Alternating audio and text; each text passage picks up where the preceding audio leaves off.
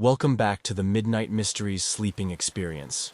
We're here to help you have the best night's sleep you've ever had. But first, like the video and comment where you're watching from as well as how late you're watching. Now get comfortable and have a nice night. The Learjet 35 is a sleek, nimble business jet, built for speed and comfort at high altitude. Often seen shuttling celebrities, executives, and professionals across the skies, it's a symbol of precision engineering and luxury. On October 25, 1999, one such Learjet, tail number N47BA, was scheduled for a short, uneventful flight from Orlando, Florida to Dallas, Texas. Its flight plan was simple, its weather clear, and its systems all checked out. What should have been a routine trip would instead unfold into one of the eeriest and most heartbreaking mysteries in modern aviation: the flight that flew itself. That morning began quietly at Orlando Sanford International Airport. The Learjet sat prepped and fueled on the tarmac, awaiting its crew and passengers. Among those on board would be professional golfer Payne Stewart, fresh off recent victories and with a bright career still ahead of him. Stewart, known for his charismatic presence on and off the green, was headed to Dallas for business, traveling with his agents and close companions. The crew, consisting of 2 experienced pilots, arrived early, conducted their inspections, and found everything in working order. No warning lights, no strange behavior. Nothing to suggest anything other than a smooth flight ahead. At 9:19 a.m. Eastern Time, the Learjet taxied down the runway and lifted effortlessly into the morning sky. Controllers noted a smooth ascent and acknowledged a routine check-in as the plane climbed through 23,000 feet. The crew confirmed their heading, received clearance for further ascent, and switched frequencies as instructed. But after that final handoff to a new air traffic controller, radio silence. Repeated calls to the aircraft went unanswered. Controllers began to suspect a simple communications issue. Perhaps the crew was just slow to tune to the new frequency. It happens. But the silence continued. Minutes turned to more than 10. Then 20. As the Learjet continued climbing to its cruising altitude of 39,000 feet, concern quietly began to spread through the radar stations watching its steady path.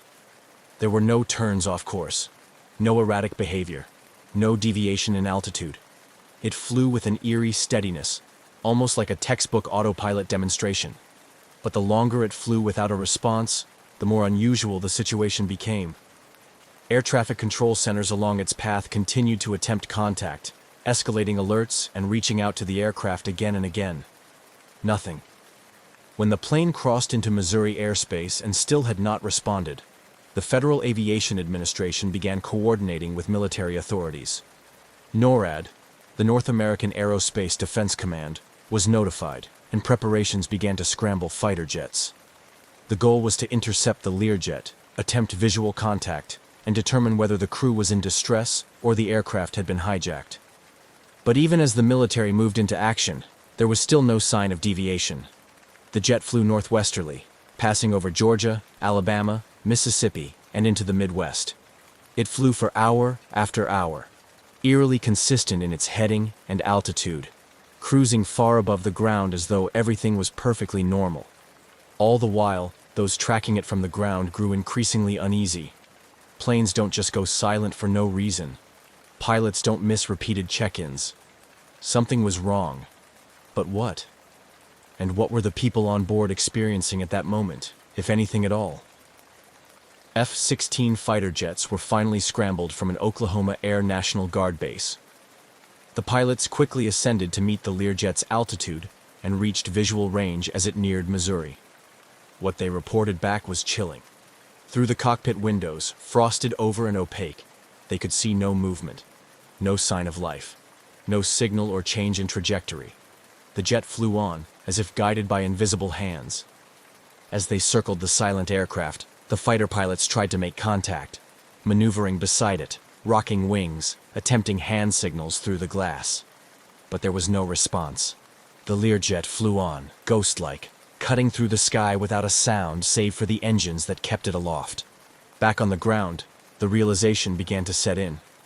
Whatever had happened on board must have happened quickly, and it had likely rendered everyone on the jet unconscious. Investigators would later suspect a loss of cabin pressure, an insidious and silent failure that could rob everyone of consciousness in just minutes, especially at high altitudes where the air is thin and time for useful action is measured in seconds. As the Learjet pushed farther into the open skies of the Great Plains, its engines still strong, it was clear the aircraft was running on autopilot, unmanned, unattended, and unable to correct course. Those watching on radar and through binoculars could only wait, powerless to alter its trajectory. The mystery, now fully underway, had moved beyond a simple communication issue. It had become something else entirely, a jet flying itself across the sky, unresponsive and unstoppable, with no one answering the call. The Learjet continued its silent course through the sky, a sleek silver arrow slicing westward at 39,000 feet, stubbornly steady, eerily perfect. Below it, the United States slowly unfurled, from the green forests of Georgia to the brown fields of Kansas, oblivious to the lifeless aircraft tracing its path across the heart of the country. From the ground, it looked like just another jet, business as usual. But from within radar rooms and military command centers, the reality was growing darker by the minute. After repeated failed attempts to contact the crew, FAA controllers initiated what's known as an INREC, an Information Request Notice, signaling concern for a flight no longer in communication. As the jet drifted into increasingly unfamiliar territory, a heightened state of alert kicked in. This was no minor radio failure. Something was seriously wrong. NORAD scrambled its fighter jets shortly after 10 a.m. Central Time. Pilots from the Oklahoma Air National Guard were directed toward the rogue aircraft. Flying at supersonic speeds, they caught up to the Learjet near Springfield, Missouri. The intercept was coordinated not only to assess the situation visually, but to act swiftly in case of hijacking or other security threats. What they found instead was more unsettling than any armed conflict they had trained for. The F-16s closed in on the Learjet's left side, approaching carefully. Through the aircraft's rounded windows, the fighter pilots tried to catch any sign of movement. Someone at the controls, a passenger shifting in their seat. But the cockpit windows were fogged or frosted, difficult to see through. At one point, one of the fighter pilots reported seeing what appeared to be condensation, or ice, coating the interior of the glass. There were no signs of a conscious crew. No response. No deviation. The plane simply continued. Communicating back to NORAD, the fighter pilots confirmed that the Learjet was behaving like it was on autopilot. It maintained altitude, speed, and heading with textbook precision, just as it had from the beginning. One pilot reported seeing what looked like the silhouette of someone slumped forward in the cockpit, still, unmoving. There was little else the military could do. They had orders not to shoot unless the aircraft was determined to pose an imminent threat to populated areas, and this one, chillingly, posed none. It was headed toward open plains, so the fighters stayed with it, shadowing its strange journey, while more jets were launched to take over escort duties further along the projected route. Back at the FAA, the focus shifted toward trying to understand what could have led to such a situation. The most immediate suspicion, hypoxia. Loss of cabin pressure at high altitude can quickly rob a person of consciousness, within 30 to 60 seconds, without supplemental oxygen. If the pressurization system had failed, and the crew didn't respond in time, the results could be tragic and quiet. In just a few short minutes, everyone on board could have slipped into unconsciousness without ever realizing the danger. The Learjet 35's pressurization system was generally reliable, but like any system, it was vulnerable to failure. Investigators already knew the dangers from previous incidents.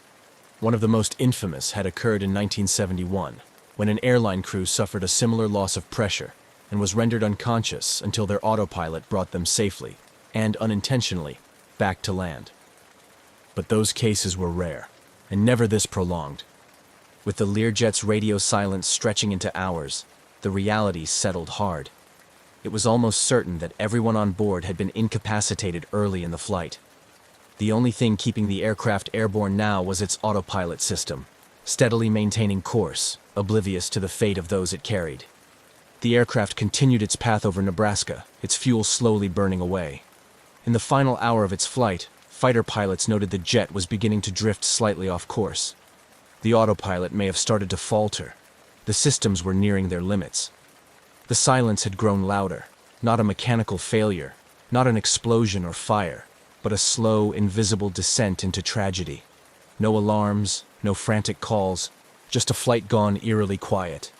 Families of the passengers and crew had begun to receive calls from authorities. The name Payne Stewart had already reached newsrooms across the country.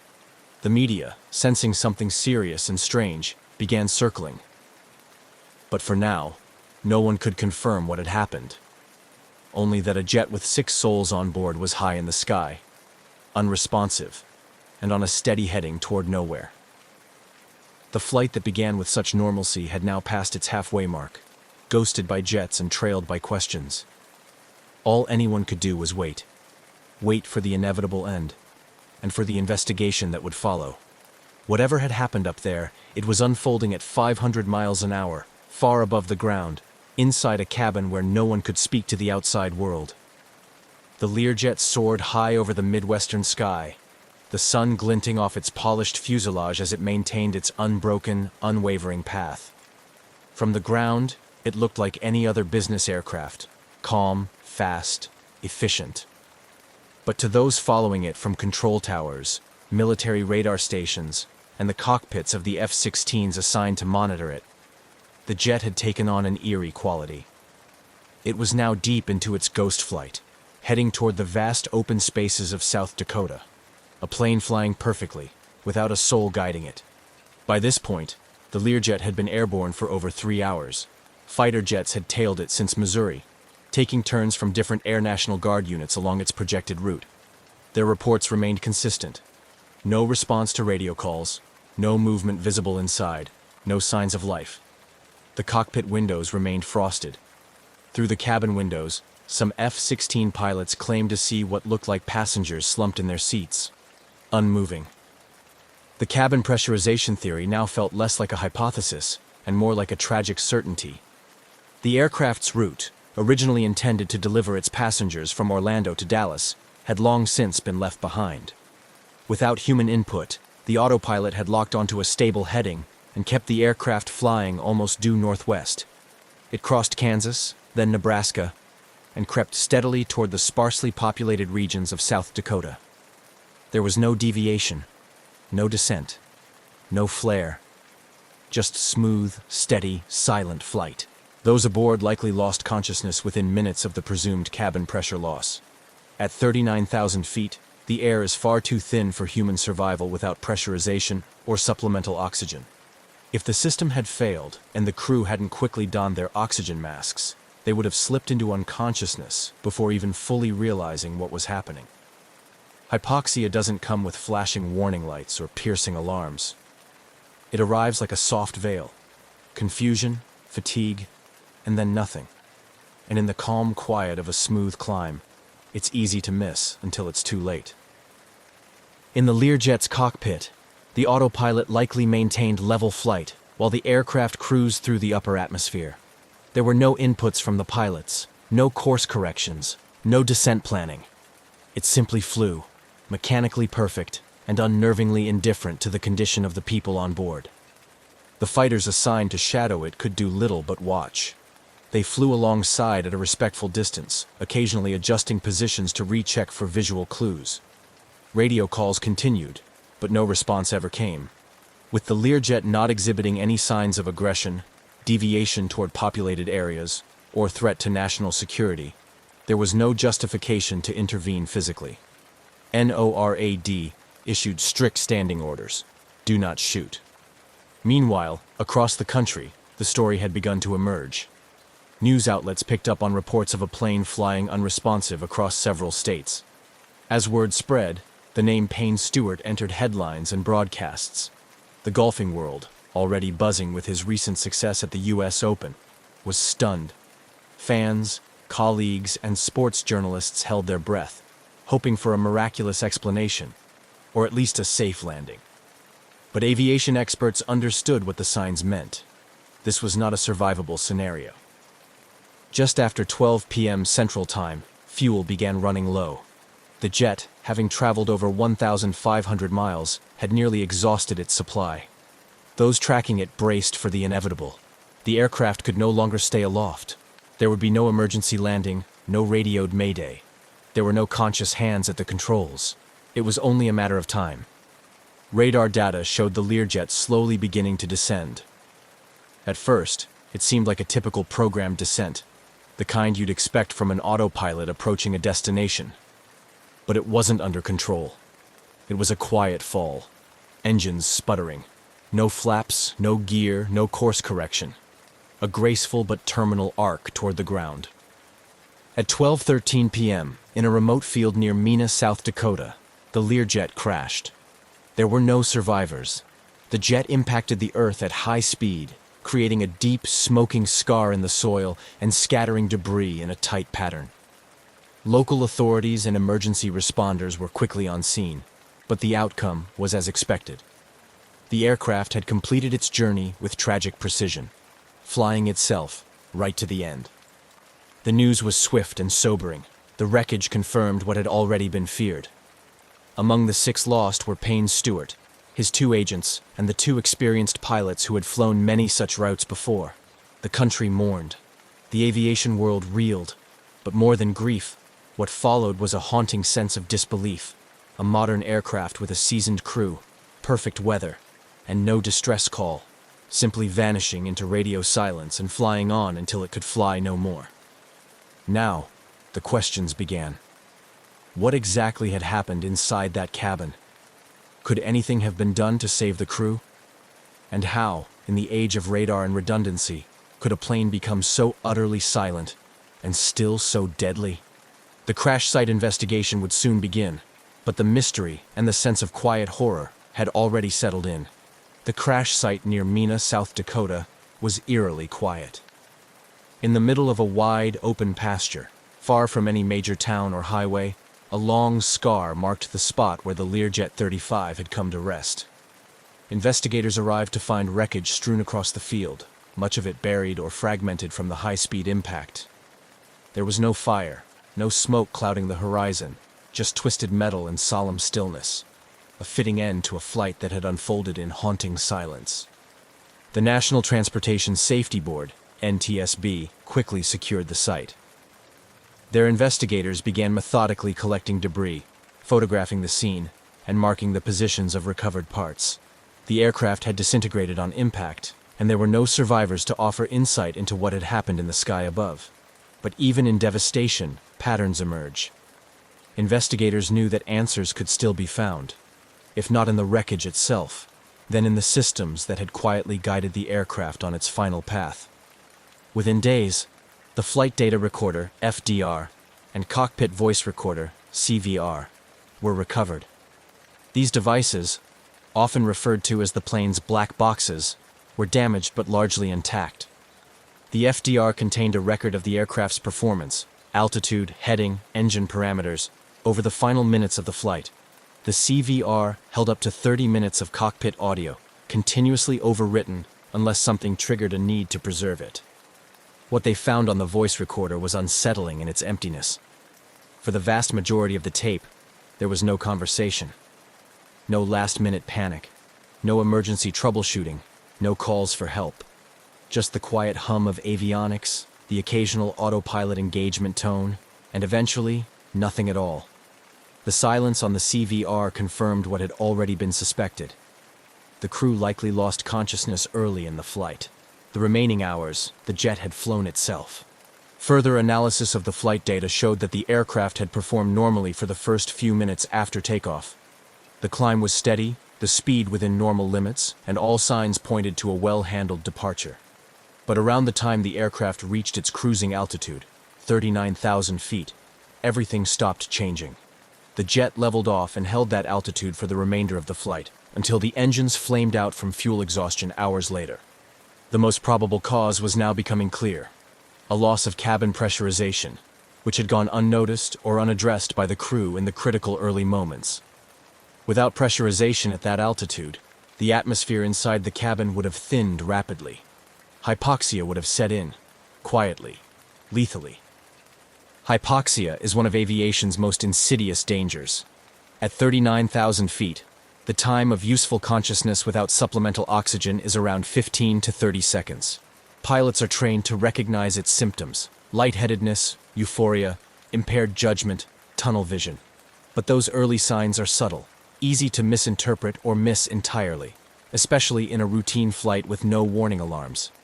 If the pressurization failure was gradual and the oxygen masks weren't deployed immediately, both pilots could have become incapacitated before they even realized what was happening. With the pilots unconscious and the passengers likely affected just as quickly, the aircraft's autopilot became the only force keeping the Learjet in the air. And it did exactly what it was programmed to do: maintain heading, altitude, and speed. For hours it executed its duties with mechanical precision, while the human presence inside faded into unawareness.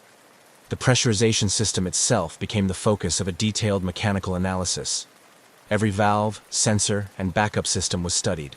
No major defects were found, but due to the nature of the crash, some components could not be recovered or tested. Investigators concluded that either the pressurization system had failed silently, or the warning indicators failed to trigger the crew's attention in time. The oxygen supply system was also inspected: tanks, lines, and masks. But again, the impact had destroyed much of the evidence. No clear malfunction was recorded. With no distress call made and no manual intervention recorded after climb-out, the NTSB's final report leaned toward a grim but logical conclusion. The crew was incapacitated by hypoxia, the aircraft continued on autopilot until fuel exhaustion, and the crash was the tragic culmination of a system working exactly as designed, but without its most important component: conscious humans. The findings were sobering. There was no singular mechanical failure to blame, no villain, just a cascade of small failures or missed moments that allowed a routine flight to become a national tragedy. The very design of the aircraft, to fly smoothly, efficiently, and without pilot input for long stretches, had become its undoing. As the investigation closed in on its final findings, the public's questions shifted. If something so silent and sudden could render an entire cabin unconscious, what could be done to prevent it from happening again? The focus would soon turn to procedure, training, and systems design. But for now, the most haunting detail remained: a jet, silent and sleek, flying flawlessly across a cloudless sky, with no one left awake to see where it was going. In the weeks following the crash, the National Transportation Safety Board worked through every angle of the case, determined to understand exactly what went wrong aboard Learjet N-47BA, and what could be done to keep it from happening again. The deeper they probed, the more chilling the reality became. This was not a case of one catastrophic failure, but a quiet chain of small, subtle oversights and missed opportunities that ultimately allowed a deadly scenario to unfold unnoticed and unchallenged. The investigation zeroed in on one element above all: cabin pressurization. At 39,000 feet, the human body cannot survive for more than a minute or two without supplemental oxygen. Commercial jets are designed to automatically pressurize the cabin as they ascend, mimicking a lower, livable altitude inside. If that system fails and the cabin pressure drops, hypoxia sets in fast, often before the symptoms are even recognized. The signs can be deceptive: dizziness, tingling, euphoria, confusion. It feels like nothing at first. That's what makes it so deadly. The Learjet's pressurization system was mechanically sound during its most recent inspections, with no known issues on record. But because the aircraft was destroyed upon impact, investigators couldn't recover every component. They couldn't confirm whether a slow leak had begun early in the flight, whether a valve had malfunctioned, or whether a system setting had been overlooked by the crew. What they did know was that at some point during or shortly after climb-out, something went wrong. Under normal procedures, a crew reaching altitude would check cabin pressure levels and confirm that the pressurization system was functioning correctly. If a warning light illuminated or an alarm sounded, pilots were trained to immediately don oxygen masks and begin emergency descent. That's the critical window. Seconds, not minutes. The crew of N-47BA didn't make a call. They didn't descend. They didn't engage emergency protocols. The only conclusion? They lost consciousness too quickly to act. The aircraft's oxygen system also came under scrutiny. Investigators wanted to know if the emergency supply, stored in high-pressure tanks and delivered through masks, had failed in some way. but there was no way to verify whether the masks had deployed or whether they had been used.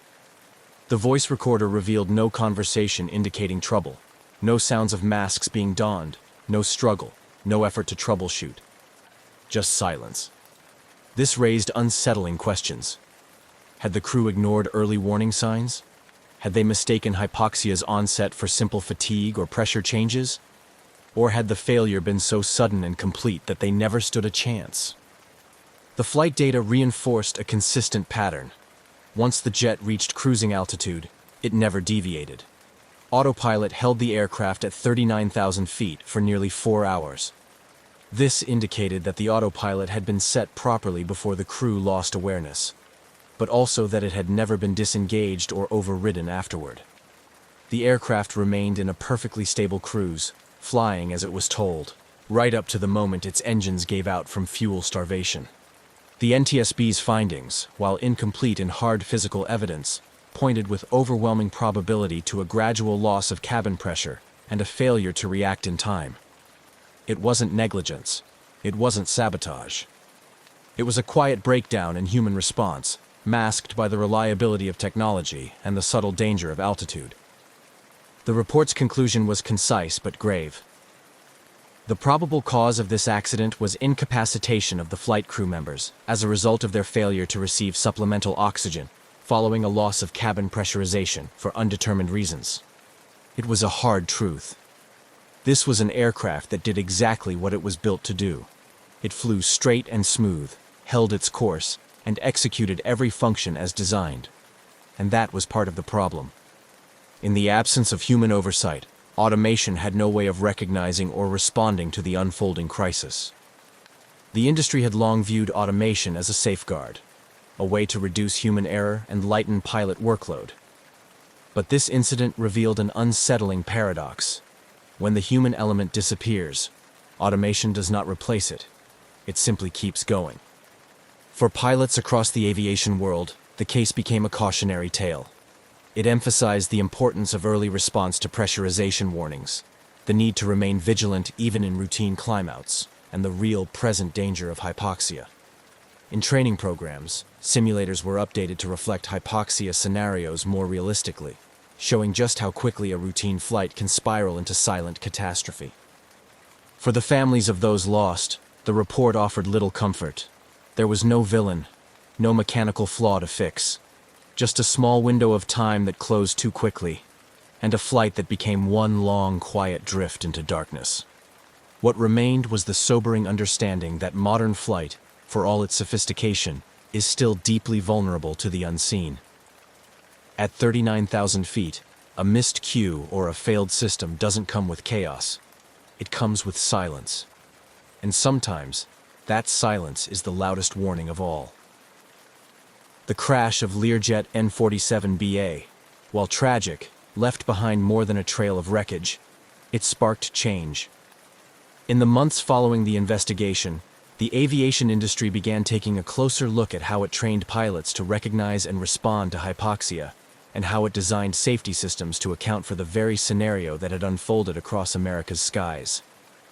Simulators were updated to emphasize rapid onset hypoxia situations, showing pilots just how subtle and dangerous the symptoms could be. Training programs stressed that reaction time is everything.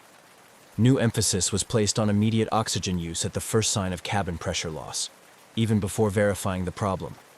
Aircraft manufacturers and regulators reviewed pressurization systems and the alarms associated with them. The aim was to create clearer, more urgent warnings, both visual and audible, so that no early sign would go unnoticed or dismissed. Some aircraft began including additional automation that could descend a plane automatically in the event of pilot incapacitation. But perhaps the most lasting impact was in the collective mindset of aviation professionals. The Learjet incident reminded the industry that high-altitude flight isn't just about navigating clear skies. It's about respecting the invisible risks that come with them. At 39,000 feet, there is no room for hesitation, no second chances. The ghost flight of October 25, 1999, became a case study, not just in system failure, but in how quickly silence can fall when vigilance slips for even a moment. It wasn't just a story of a jet that flew itself. It was a quiet call to action that rippled through the aviation world, changing how pilots prepare, how aircraft are designed, and how deeply the human element matters, even in the most advanced flying machines. News of the ghost flight spread rapidly in the hours after the crash. By the time the Learjet came to its tragic end in a South Dakota field, the story had already gripped the nation. It wasn't just that a high-profile figure like Payne Stewart was aboard. It was the deeply unsettling nature of what had occurred. A plane, flying perfectly straight for hours, with no one in control. The public response was swift, emotional, and widespread. Vigils were held across the country. Golf fans, friends, and colleagues gathered not only to honor Stewart's legacy, but to try and process the surreal nature of the event. He had been more than a champion athlete. He was a personality known for his charisma, his old-school attire, and his spirit.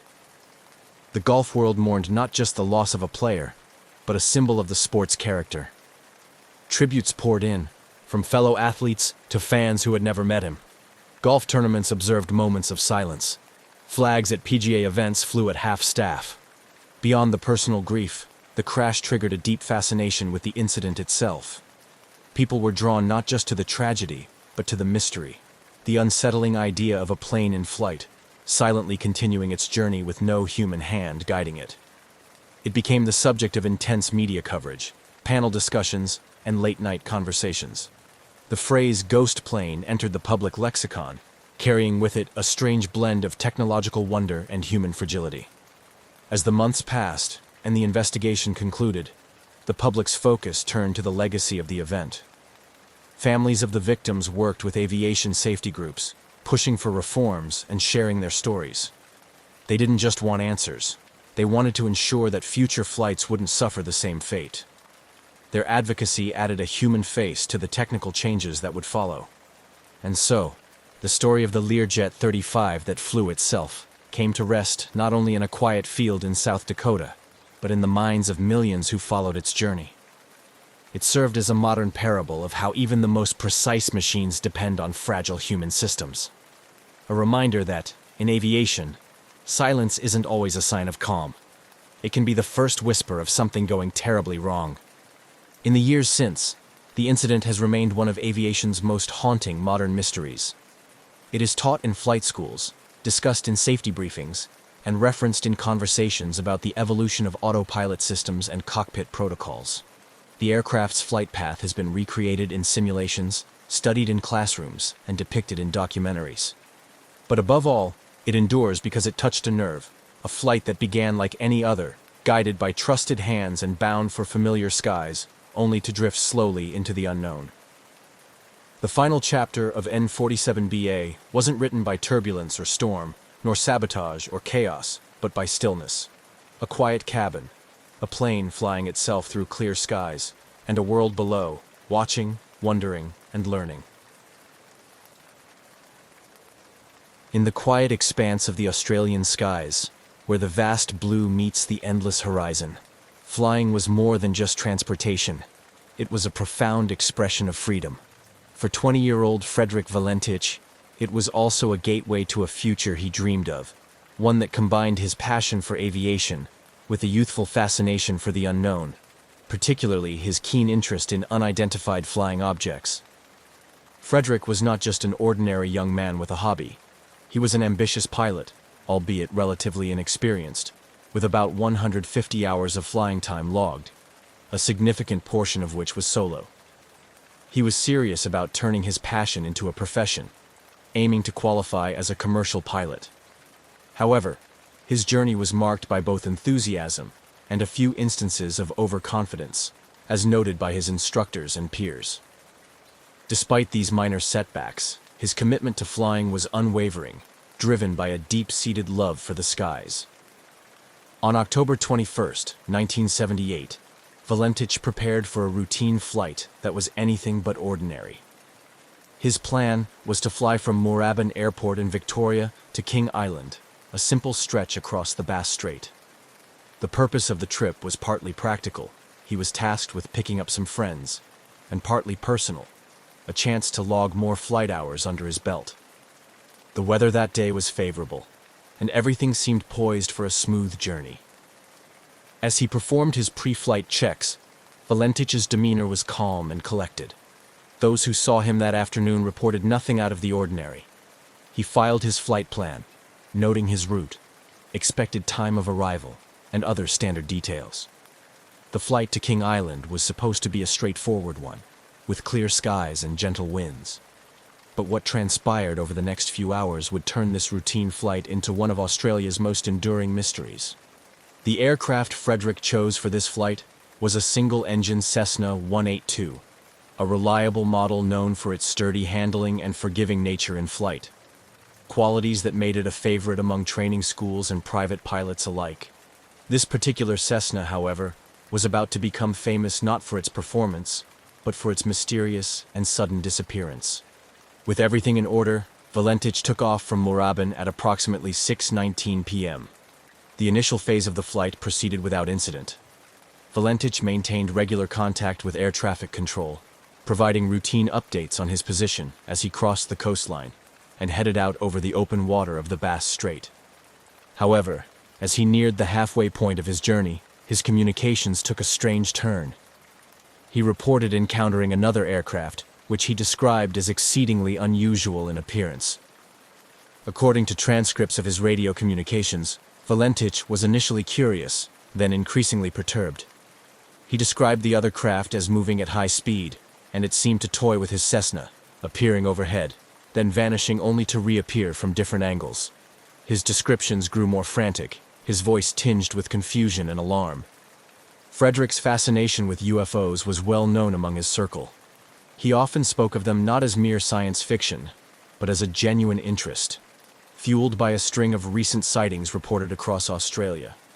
This context turned his flight into a narrative ripe for speculation and wonder, as he was now seemingly living his worst, or perhaps most thrilling, scenario. His last transmission was the most harrowing. "It is hovering, and it is not an aircraft," he reported. These words would be the last anyone would hear from Frederick Valentich. Moments later, the radio link crackled into static, and silence took over. Back at Moorabbin Airport, confusion reigned. Air traffic controllers scrambled to re-establish contact, but to no avail. As the minutes turned into hours, concern grew. Search and rescue operations were soon underway, marking the start of an extensive search that would captivate and mystify the world. Frederick Valentich's disappearance raised numerous questions. What did he see in the sky that evening? Was it a misinterpretation, or had he encountered something truly unexplainable? These questions haunted the investigation, and would soon elevate the incident from a mere missing person case to a legend discussed and debated by aviators and UFO enthusiasts alike. Frederick Valentich's departure from Moorabbin Airport had been routine. The engines of his Cessna 182 hummed smoothly as he ascended into the early evening sky, leaving the familiar landscape of Victoria behind. His flight plan was straightforward: head southwest towards King Island, a speck of land nestled in the Bass Strait between Australia and Tasmania. It was a flight path he had considered carefully, suited to his experience level and the Cessna's capabilities. As Valentich settled into the cockpit, the world below him transformed. The urban sprawl gave way to the rugged, windswept coastline, and then to the open sea. Flying over water was a different kind of piloting experience, one that demanded constant vigilance and respect for the unpredictable nature of the ocean below. The first half of the flight passed uneventfully. Valentich maintained a steady altitude, checking his instruments routinely while keeping in contact with Melbourne's air traffic control. He reported his position methodically, confirming his progress and ensuring he was on track. The communication was standard procedure, a lifeline to the ground and a record of his journey's progress. However, as Valentich approached the midway point of his flight, something changed. It began subtly. An unscripted pause in his communications, a break in the rhythm that had defined the earlier part of his journey. Then, the tone of his transmissions altered. He contacted Melbourne Air Traffic Control with an unexpected report. He was not alone in the sky. Valentich's voice, usually calm and collected, carried a note of confusion as he described the other aircraft. It was, he reported, an unusual sight, faster than his Cessna and far more agile. The aircraft appeared to be playing a strange game, moving at high speed, ascending past him only to suddenly appear on a different side. Each report Valentich made grew more alarmed. The craft seemed to toy with him, darting in and out of his field of vision with baffling ease. As he tried to make sense of what he was seeing, Valentich continued to describe the aircraft's maneuvers to air traffic control. His descriptions were punctuated with attempts to identify the type of aircraft, but none fit. It wasn't behaving like any conventional airplane he knew. It didn't seem to adhere to the physical limitations of human-made aircraft. The situation escalated as Valentich reported that the aircraft had approached much closer. It hovered overhead, its movements unlike anything he had encountered before. This proximity allowed him to provide more detail about its appearance. It seemed to be metallic, shiny, and was emitting a green light. His voice conveyed a mixture of awe and distress. The aircraft's behavior and capabilities were unlike anything he had studied or heard about. This part of the flight, marked by these bizarre encounters, was critical. Valentich's focus shifted from navigation to dealing with the unexpected presence. Each transmission to Melbourne became more urgent, his sentences clipped as he struggled to maintain composure and control over his aircraft. The exchange reached a climax when Valentich expressed something more than surprise or confusion. There was a palpable tension in his voice. "It is hovering, and it is not an aircraft," he stated firmly, the final words that painted a picture of something beyond ordinary understanding. Then, just as suddenly as it had begun, the communication cut off. The line went dead, leaving only static in its wake. Melbourne Air Traffic Control frantically called out to Valentich, seeking clarification, any response to indicate that he was still there. But there was nothing, only the haunting silence of an open channel with no reply. The disappearance of Frederick Valentich had begun as an ordinary flight, a young pilot in pursuit of hours and experience. But as the sun set over the Bass Strait that evening, it turned into something entirely different, a mystery that would echo through the annals of aviation history. After the chilling final transmission from Frederick Valentich, the atmosphere in Melbourne's Air Traffic Control Centre shifted from routine oversight to acute crisis management. The young pilot's last report, unsettling in its content and abrupt in its conclusion, spurred immediate action from the concerned controllers. Valentich had been clear, albeit deeply troubled, in his last communication. He described an object hovering above him, which he distinctly stated was not an aircraft. His words were marked by a firmness that suggested he was seeing something extraordinary, something that defied his understanding as a pilot. The silence that followed his final transmission was ominous, turning the routine tracking of a small aircraft into a potential search and rescue operation. With no further contact from Valentich, the controllers wasted no time in deploying standard emergency protocols. Initially, they attempted to re-establish communication, hoping for any sign that Valentich was still airborne and simply experiencing radio difficulties. Repeated calls were made, each unanswered, only amplifying the urgency of the situation. As minutes turned into hours without any response, the scope of the operation expanded. The Australian authorities were notified, and a full-scale search and rescue mission was launched by the evening. The operation involved multiple assets, including aircraft and sea vessels, tasked with scouring the area of Valentich's last known position over the Bass Strait. The search teams faced daunting conditions. The Bass Strait, notorious for its unpredictable weather and rough seas, posed significant challenges. The vastness of the area, coupled with the fading light of dusk, further complicated the efforts. Search planes swept over the water, looking for any sign of Valentich or his Cessna, while boats combed the waves below. Despite the extensive resources deployed and the urgency of the search, no trace of Valentich or his aircraft was found that night. The search continued over the following days, with additional teams joining the effort. The Australian Maritime Safety Authority coordinated the operation, expanding the search area and utilizing more sophisticated technology, including radar and satellite imagery. The lack of physical evidence was perplexing. No debris, oil slick, or other typical indicators of an aircraft crash were evident. The sea and air search teams reported back only the emptiness of the open water and the unyielding silence of the sky. The search efforts persisted, driven by hope and the possibility that Valentich might have landed somewhere on the water and was waiting to be rescued. But as days passed with no sign of him or his aircraft, that hope began to wane. The official search operation would eventually be called off, leaving unanswered questions and profound concern for the young pilot's fate. The disappearance of Frederick Valentich became a focal point of intrigue and speculation. It catalyzed a series of investigations, discussions, and theories, both official and among the public. The mysterious circumstances, particularly the pilot's report of an unusual object, fed into broader discussions about unidentified flying objects and their possible interactions with aviation.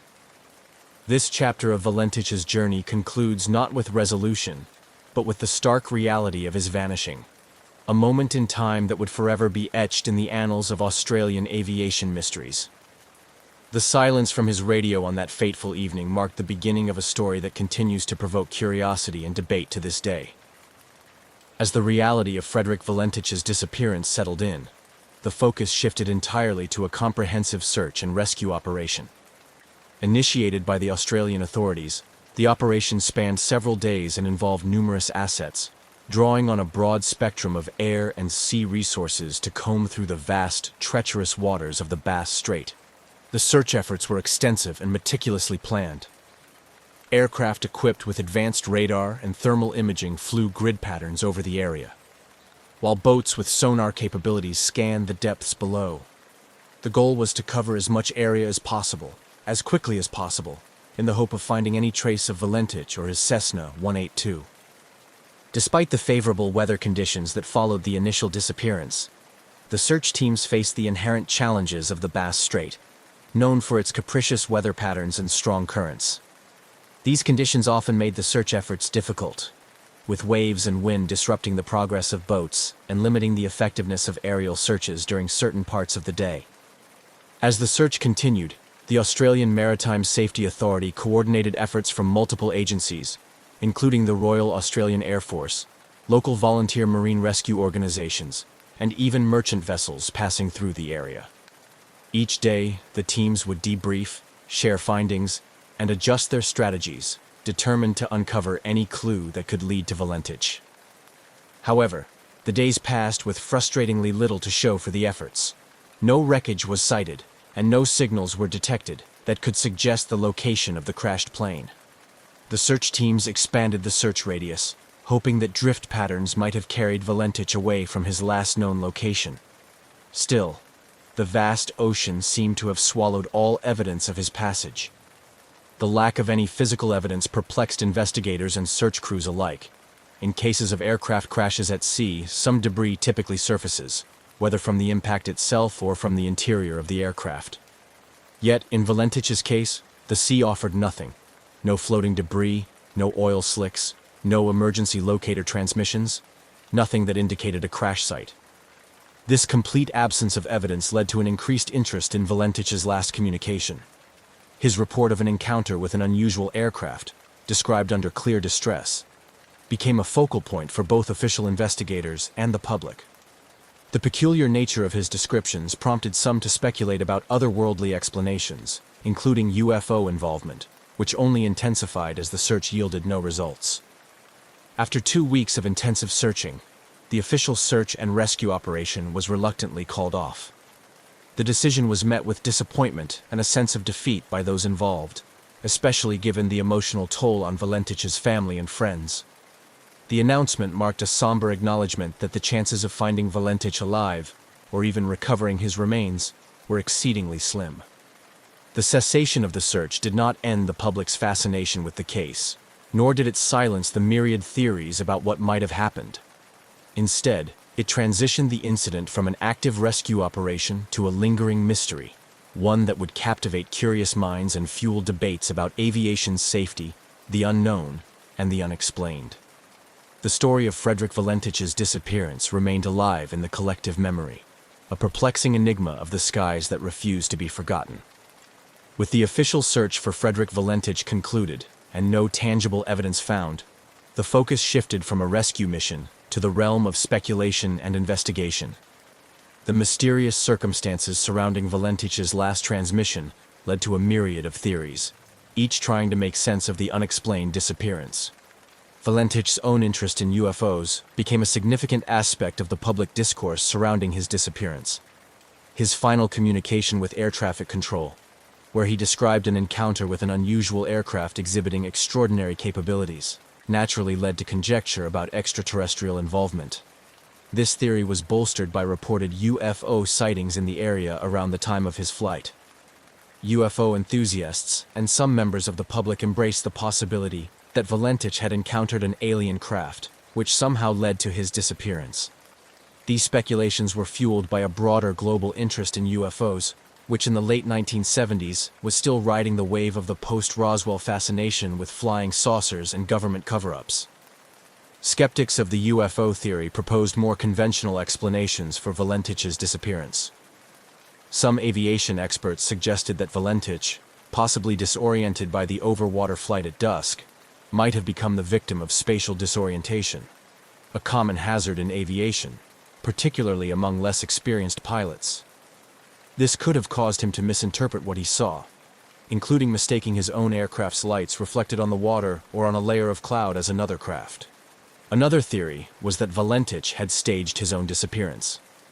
This stemmed from investigations into his background, revealing his fascination not only with UFOs, but also with stories of pilots disappearing or starting anew under a different identity.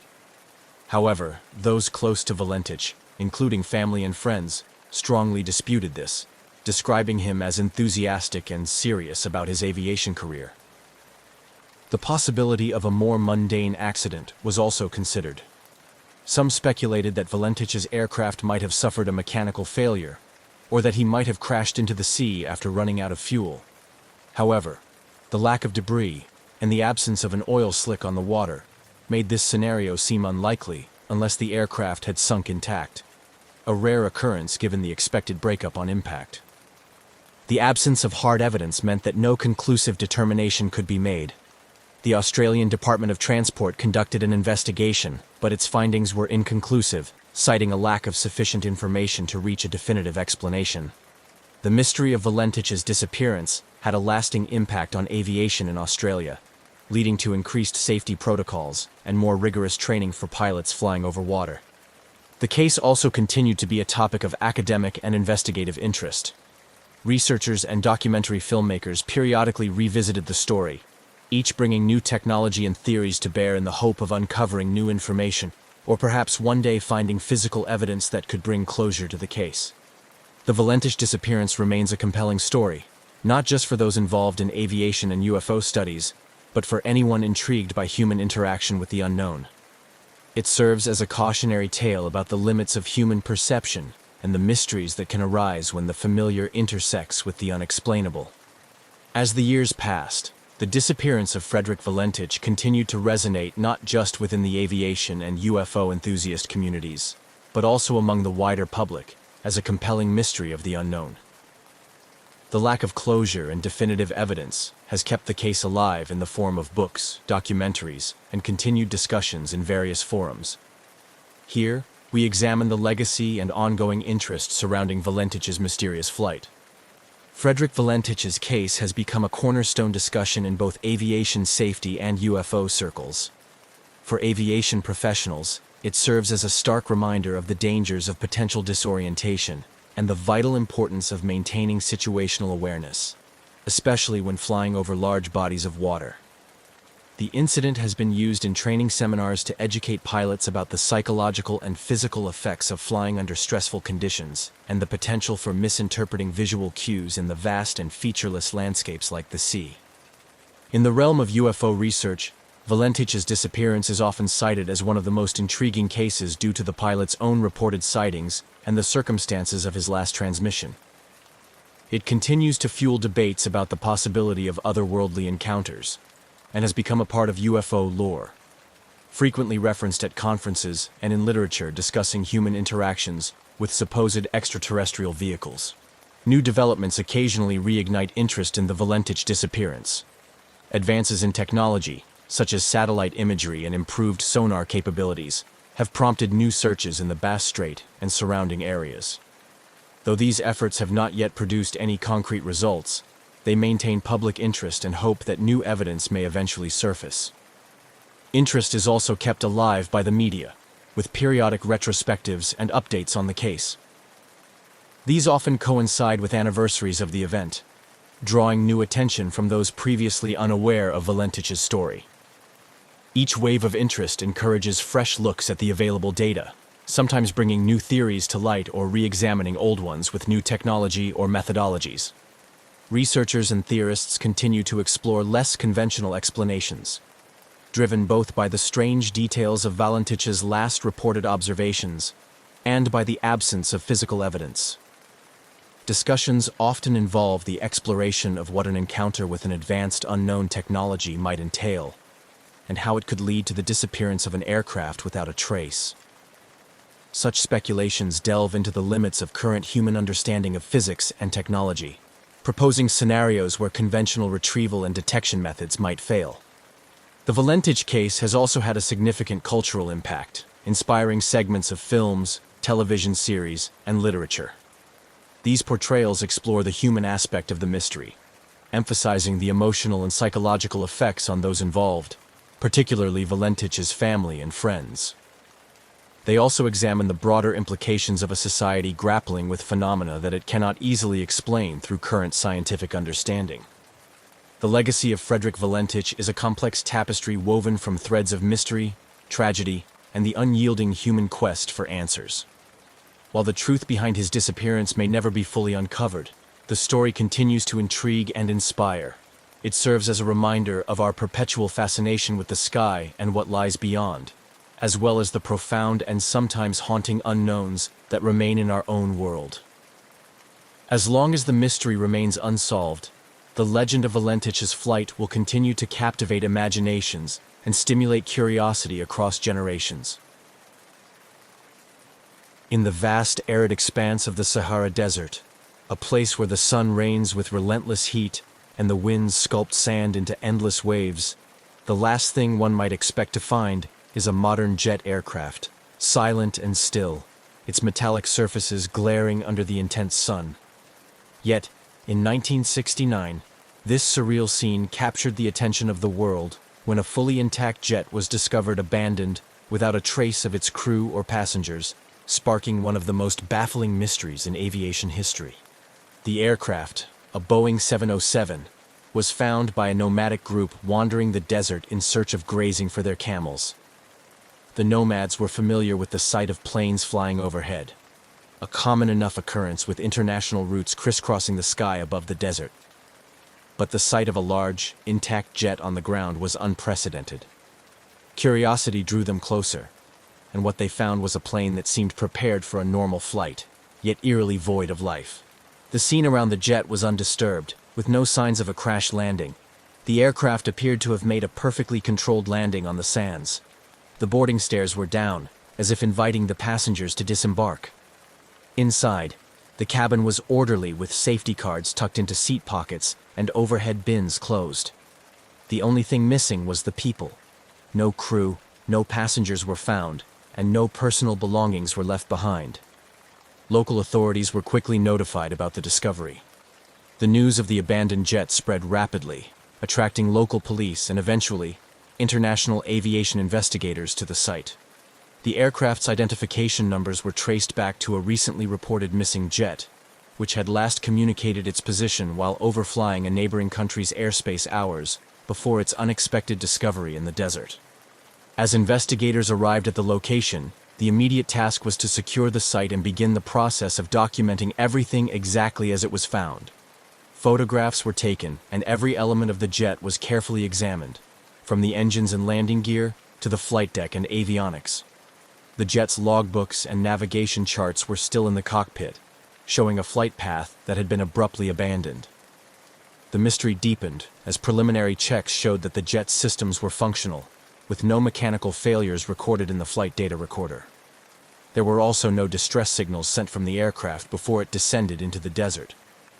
This impeccable condition of the jet, combined with the lack of any signs of struggle or emergency, baffled the investigators. Questions swirled among the investigation team. How had the jet landed here in the middle of the Sahara without any of its passengers or crew? Why were there no signs of a hasty evacuation or an emergency situation? that might have prompted such an unusual landing. Theories began to form, but each seemed as unlikely as the next. The desert, silent and watchful, offered no clues, and the jet itself, despite being equipped with the latest technology of the time, held its secrets tightly. This enigmatic discovery would come to challenge the boundaries of what was understood about aviation incidents. It also posed poignant questions about the fate of those who had been aboard. As the investigation pressed on, the task of piecing together the events leading up to the aircraft's final flight became a puzzle that captured the imagination of the world, raising this particular incident to the status of legend in the annals of unsolved aviation mysteries. The Boeing 707 that sat deserted amidst the sprawling sands of the Sahara had embarked on what was supposed to be a routine commercial flight.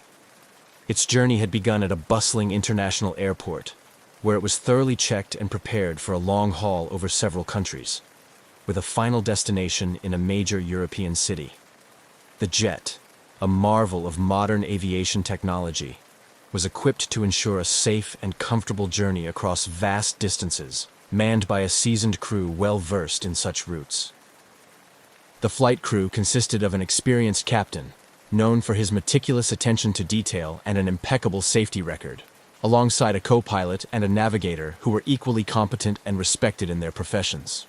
The passenger list included business travelers, a few families returning home or starting vacations, and solo travelers embarking on various personal adventures.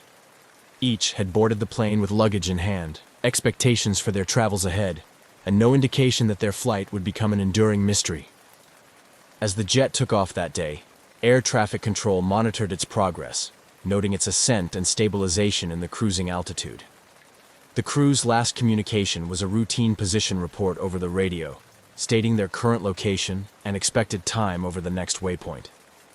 This communication was logged by air traffic control, and everything appeared normal.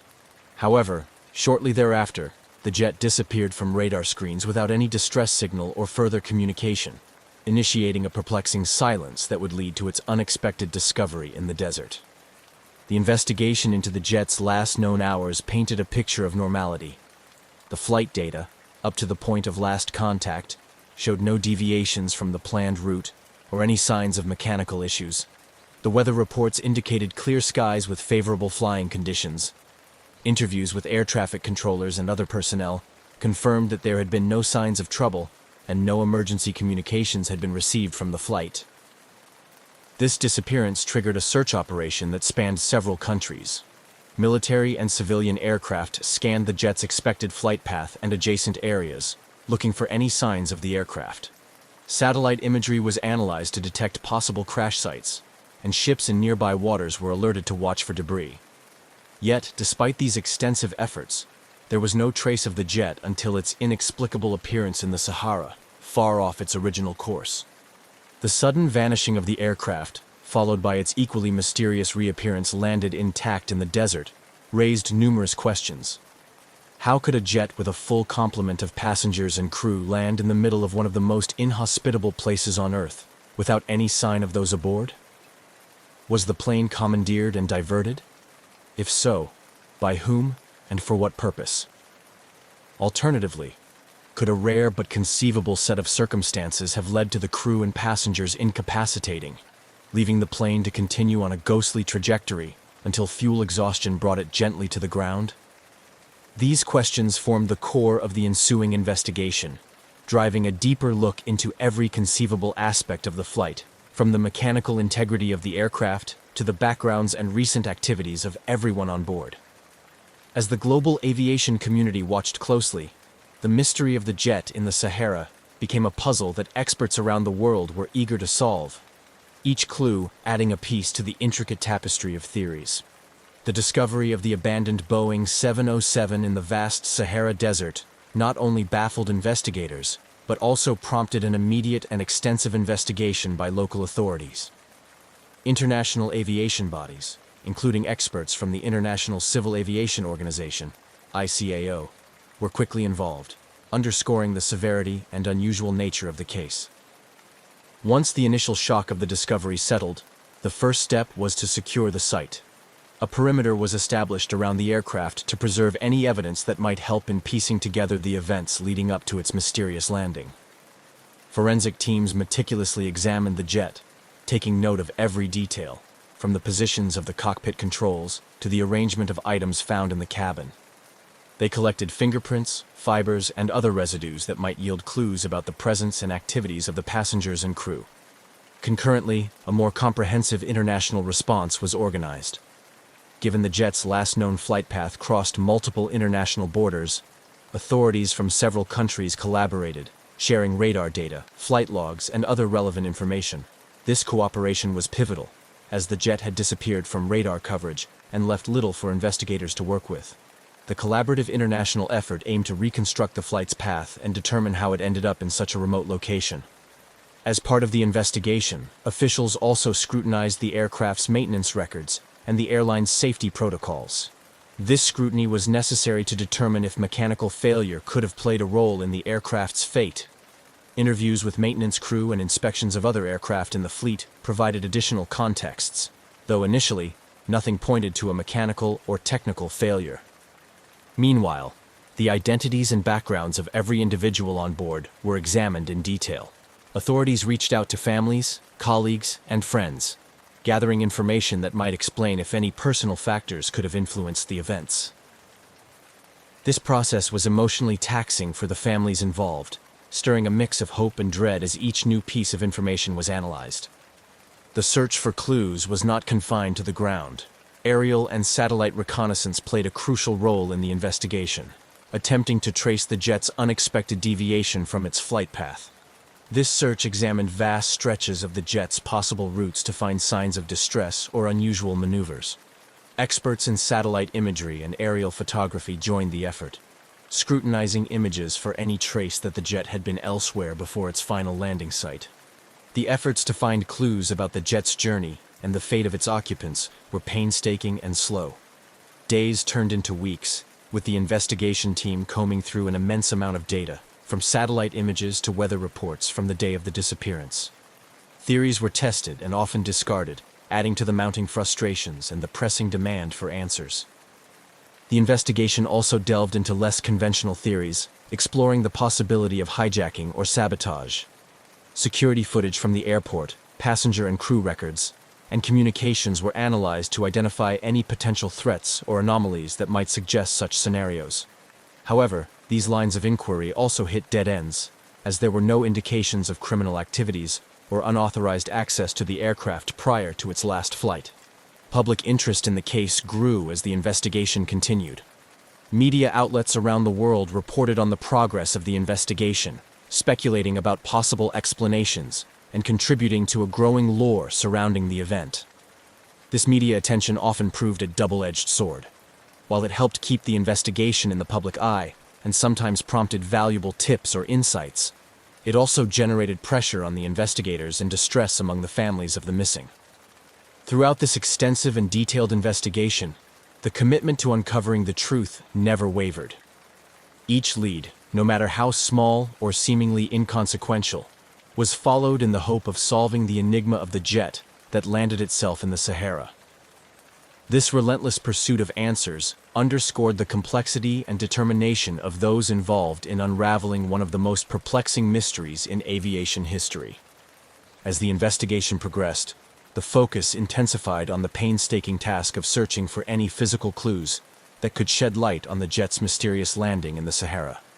The search teams, composed of experts in various fields, conducted thorough ground searches in the vast desert surrounding the found aircraft, hoping to find items that might have been ejected or lost during an unrecorded emergency landing. Ground search teams meticulously scoured the area immediately around the jet. This included combing through the sand for miles in each direction, looking for footprints, discarded items, or any other evidence that might indicate the movements of the passengers and crew after landing. Given the harsh desert environment, this task was arduous. The shifting sands and extreme temperatures posed significant challenges, often erasing what little trace might have existed. Simultaneously, aerial and satellite searches provided a broader view of the area. Advanced satellite imagery was employed to scan vast stretches of the desert, looking for any disturbances in the natural landscape that might suggest the plane had traveled over it, or that survivors had wandered away from the initial landing site. Helicopters and drones equipped with high-resolution cameras and thermal imaging technology flew over the region, expanding the search radius and providing real-time data to the teams on the ground. Despite these exhaustive efforts, the searches yielded few tangible results. The desert seemed to have swallowed any clues, leaving the investigation team grappling with more questions than answers.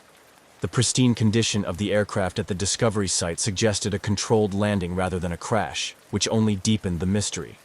How had the aircraft landed so perfectly, without any trace of the crew or passengers? With physical searches providing limited insights, the investigation expanded to include detailed analysis of radar and satellite data from the days leading up to the jet's disappearance.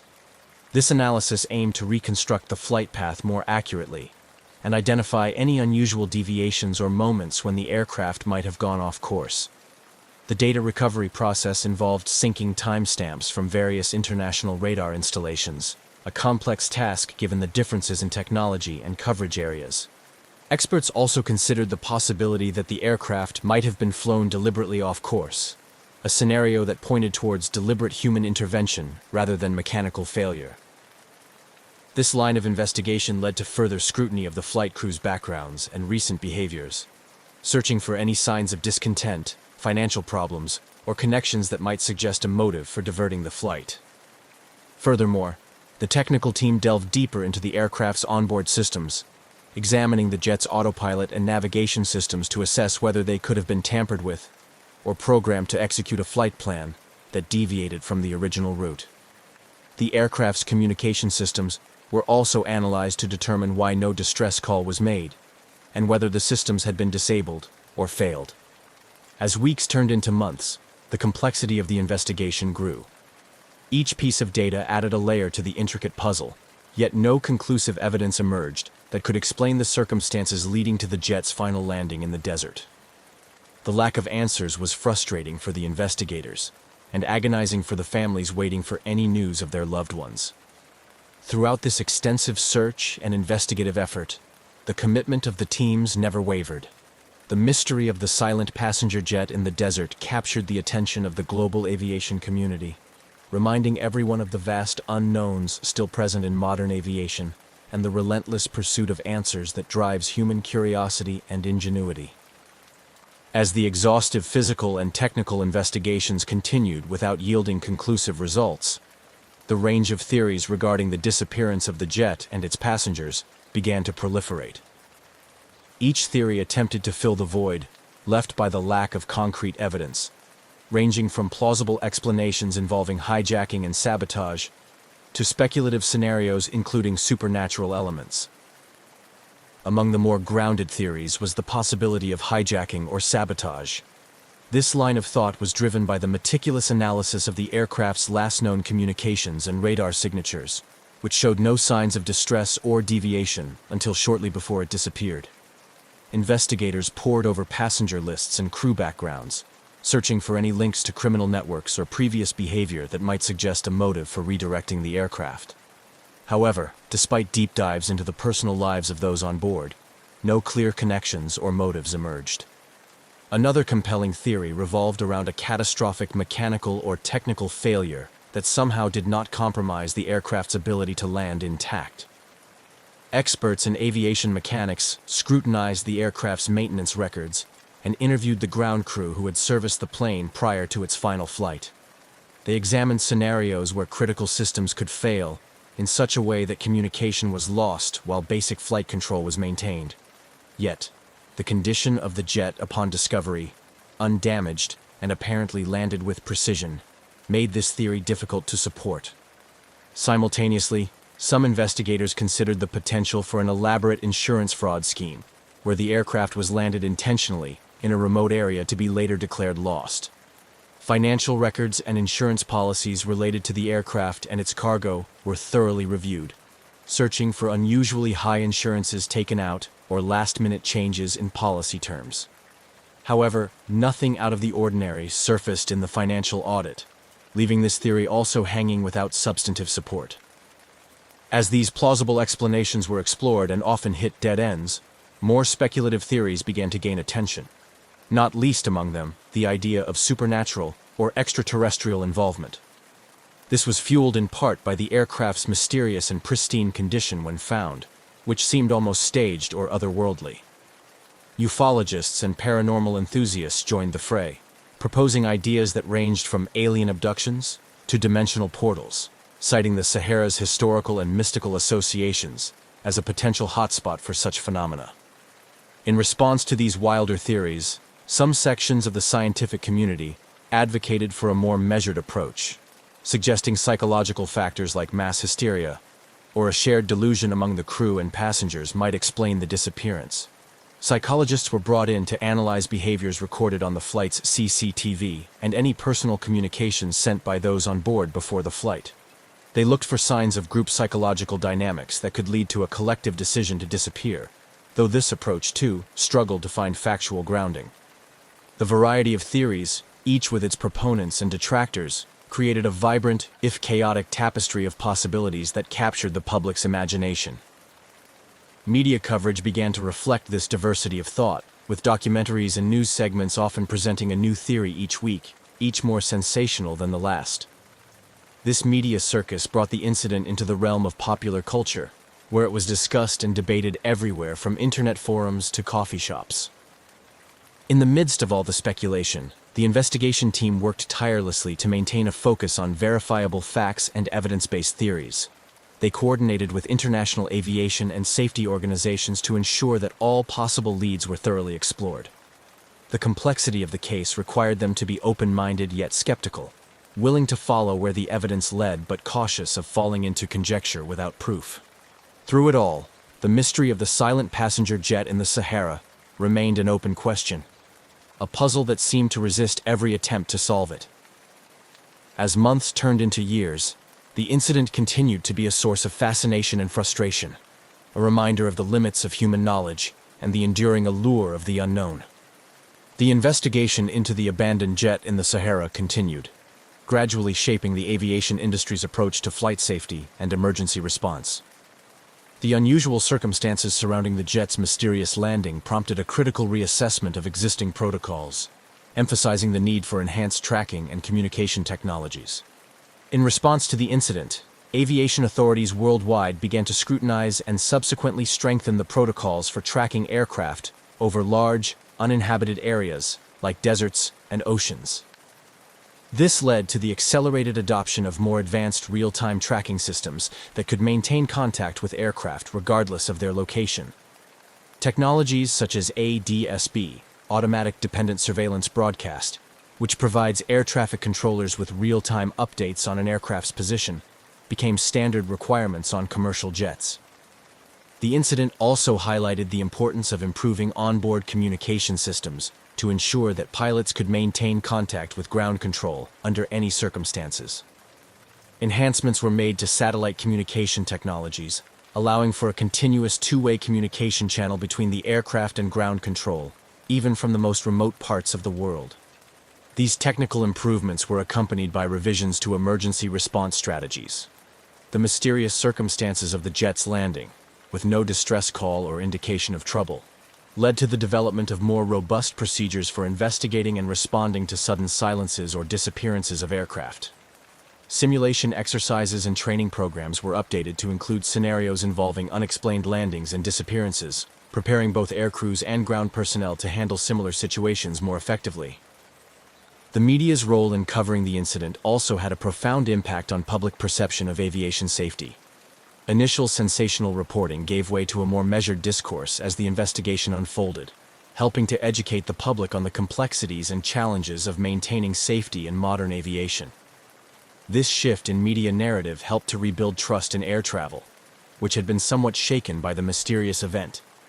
In popular culture, the incident inspired various forms of artistic expression. Filmmakers, novelists, and television producers drew upon the eerie and unresolved nature of the story, creating works that captured the public's imagination and explored themes of isolation, technology, and human courage. These cultural products contributed to a broader societal engagement with the themes of the incident, ensuring that the story remained part of the public consciousness. Additionally, The incident became a focal point for discussions about transparency and government accountability in handling unexplained events. Advocacy groups pushed for more open access to information regarding aviation anomalies, arguing that public scrutiny can play a crucial role in improving safety standards. This led to somewhat more transparent practices, with authorities becoming more forthcoming about incidents in their investigations. The legacy of the abandoned jet in the Sahara is a complex tapestry of technological advancement, cultural impact, and improved safety protocols. It serves as a poignant reminder of aviation's vulnerabilities and the constant need for vigilance, innovation, and cooperation to ensure the safety of air travel. As the industry continues to evolve, the lessons learned from this mysterious incident remain a crucial part of the dialogue on how best to navigate the skies safely and responsibly. The mysterious discovery of the abandoned jet in the Sahara not only puzzled investigators and aviation experts, but also left a significant mark on popular culture and spawned a variety of conspiracy theories. The intrigue surrounding the event permeated various media, influencing films, literature, and sparking fervent discussions among both skeptics and believers. In popular culture, the abandoned jet became the subject of numerous documentaries, each attempting to unravel the mystery from different angles. Filmmakers explored the incident, often blending factual investigation with speculative fiction to engage audiences. The enigmatic nature of the case proved to be a fertile ground for storytellers, who envisioned scenarios ranging from espionage and governmental cover-ups to paranormal activity and alien interventions. These stories, while fictional, tapped into the collective fascination with the unexplained, drawing large audiences eager to explore the boundaries of reality. Literature also mirrored this fascination. Authors of thriller and mystery genres found inspiration in the desert jet, crafting novels that delved into the psychological and societal impacts of such a bewildering event. These books often portrayed characters grappling with the unknown, using the backdrop of the mysterious jet to explore themes of isolation, human fear of abandonment, and the existential dread of the unexplained. Furthermore, the incident spurred a slew of conspiracy theories that flourished on internet forums and social media platforms. These theories ranged from the plausible to the outlandish, with some suggesting that the jet was part of a secret government experiment gone awry, while others believed it was evidence of time travel or an interdimensional portal. These discussions were not just limited to fringe groups. They occasionally made their way into mainstream debates, prompting public figures and experts to weigh in on the possibilities. The proliferation of such theories highlighted a deep-seated human need to find explanations for the inexplicable. They also underscored the distrust some segments of the public had towards official accounts of mysterious incidents, reflecting a broader skepticism of authority. This skepticism often led to vigorous debates about transparency and the need for open government investigations into unexplained phenomena. Educationally, the incident became a case study in critical thinking and media literacy within academic settings. Teachers and professors used the event to encourage students to analyze sources, differentiate between evidence-based conclusions and speculation, and understand the impact of media on public perception. This educational aspect was crucial in fostering a more discerning and questioning approach among students, preparing them for a world where distinguishing between fact and fiction is increasingly complex. The cultural impact of the mysterious jet in the Sahara extended beyond entertainment and education. It became a part of the social dialogue on mystery and exploration, a modern-day enigma that challenged our understanding of technology, human nature, and the cosmos. As such, it remained a topic of enduring interest, continuing to inspire curiosity and awe years after the initial discovery. Thus, the legacy of the silent passenger jet went far beyond its physical remnants in the desert. It became a symbol of the unknown, a catalyst for imagination, and a beacon for those who dare to question and explore the uncharted territories of human knowledge and understanding. As the years passed, the jet's mystery remained unsolved, but its impact was indelibly etched into the cultural and intellectual landscape, proving that some mysteries, whether solved or not, have the power to captivate and transform. As the years passed since the discovery of the abandoned jet in the Sahara, the mystery remained largely unsolved, continuing to puzzle experts and captivate the public imagination. The ongoing fascination with the incident has not only sustained interest in the case, but also fostered a legacy that influences various aspects of aviation, government policy, and popular culture. The enigmatic nature of the incident has ensured that it remains a topic of discussion at aviation safety conferences and symposiums around the world. Experts regularly revisit the case, using it as a benchmark to discuss improvements in flight tracking technology and emergency response protocols. The incident underscored the importance of robust communication systems and reinforced global efforts to implement real-time tracking technologies across all commercial flights to prevent such mysteries in the future. The unresolved case continues to be a significant point of reference for training programs in aviation academies. Instructors use the scenario to teach students about crisis management, decision-making under duress, and the procedures for handling unusual in-flight events. The discussions often extend beyond technical responses, delving into ethical considerations such as the responsibility of crews to passengers and the impact of decisions on the families involved. In the realm of policy and governance, the incident has prompted ongoing debates about transparency and public access to information regarding aviation anomalies. Advocacy groups have emerged, pushing for legislation that requires governments and agencies to be more forthcoming with information about such incidents. These efforts have led to some changes in policy, with several countries adopting more transparent processes for reporting and investigating unexplained aerial phenomena. The case has also continued to inspire a wide range of cultural productions. New documentaries and investigative reports emerge periodically, each bringing fresh perspectives or revisiting old theories with new information. These productions contribute to a layered narrative that combines factual investigation with creative speculation, keeping the public engaged and eager for any new developments. Moreover, the incident has permeated academic discussions, becoming a subject of study in fields as diverse as psychology, sociology, and journalism. Academics analyze the public and media responses to the incident as a case study in human behavior, the spread of misinformation, and the societal impacts of unresolved mysteries. Such studies often highlight how human beings deal with the unknown, the role of the media in shaping public perception, and the psychological effects on those directly involved in or affected by such incidents. On a more personal level, the legacy of the mystery continues to impact the families of the crew and passengers who were aboard the jet. For many, the lack of closure remains a source of ongoing grief and frustration. However, some family members have channeled their experiences into advocacy, working with aviation safety organizations to improve passenger and crew safety. Their efforts ensure that the incident, while unresolved, has a constructive impact on the future of aviation. In the broader community, the abandoned jet has become a symbol of the enduring human fascination with the unknown. It sparks the imagination of those who hear about it for the first time, and continues to intrigue those who have followed the story since the discovery. The incident serves as a reminder of the limits of human knowledge and technology, prompting both humility and a relentless drive for innovation among scientists, explorers, and theorists.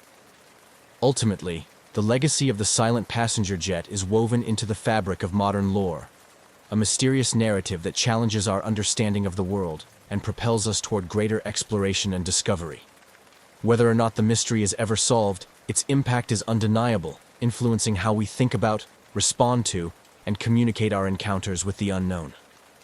As we move forward, the story of the jet in the Sahara serves as a profound lesson in the complexities of our technological age and the mysteries that still lie beyond our grasp.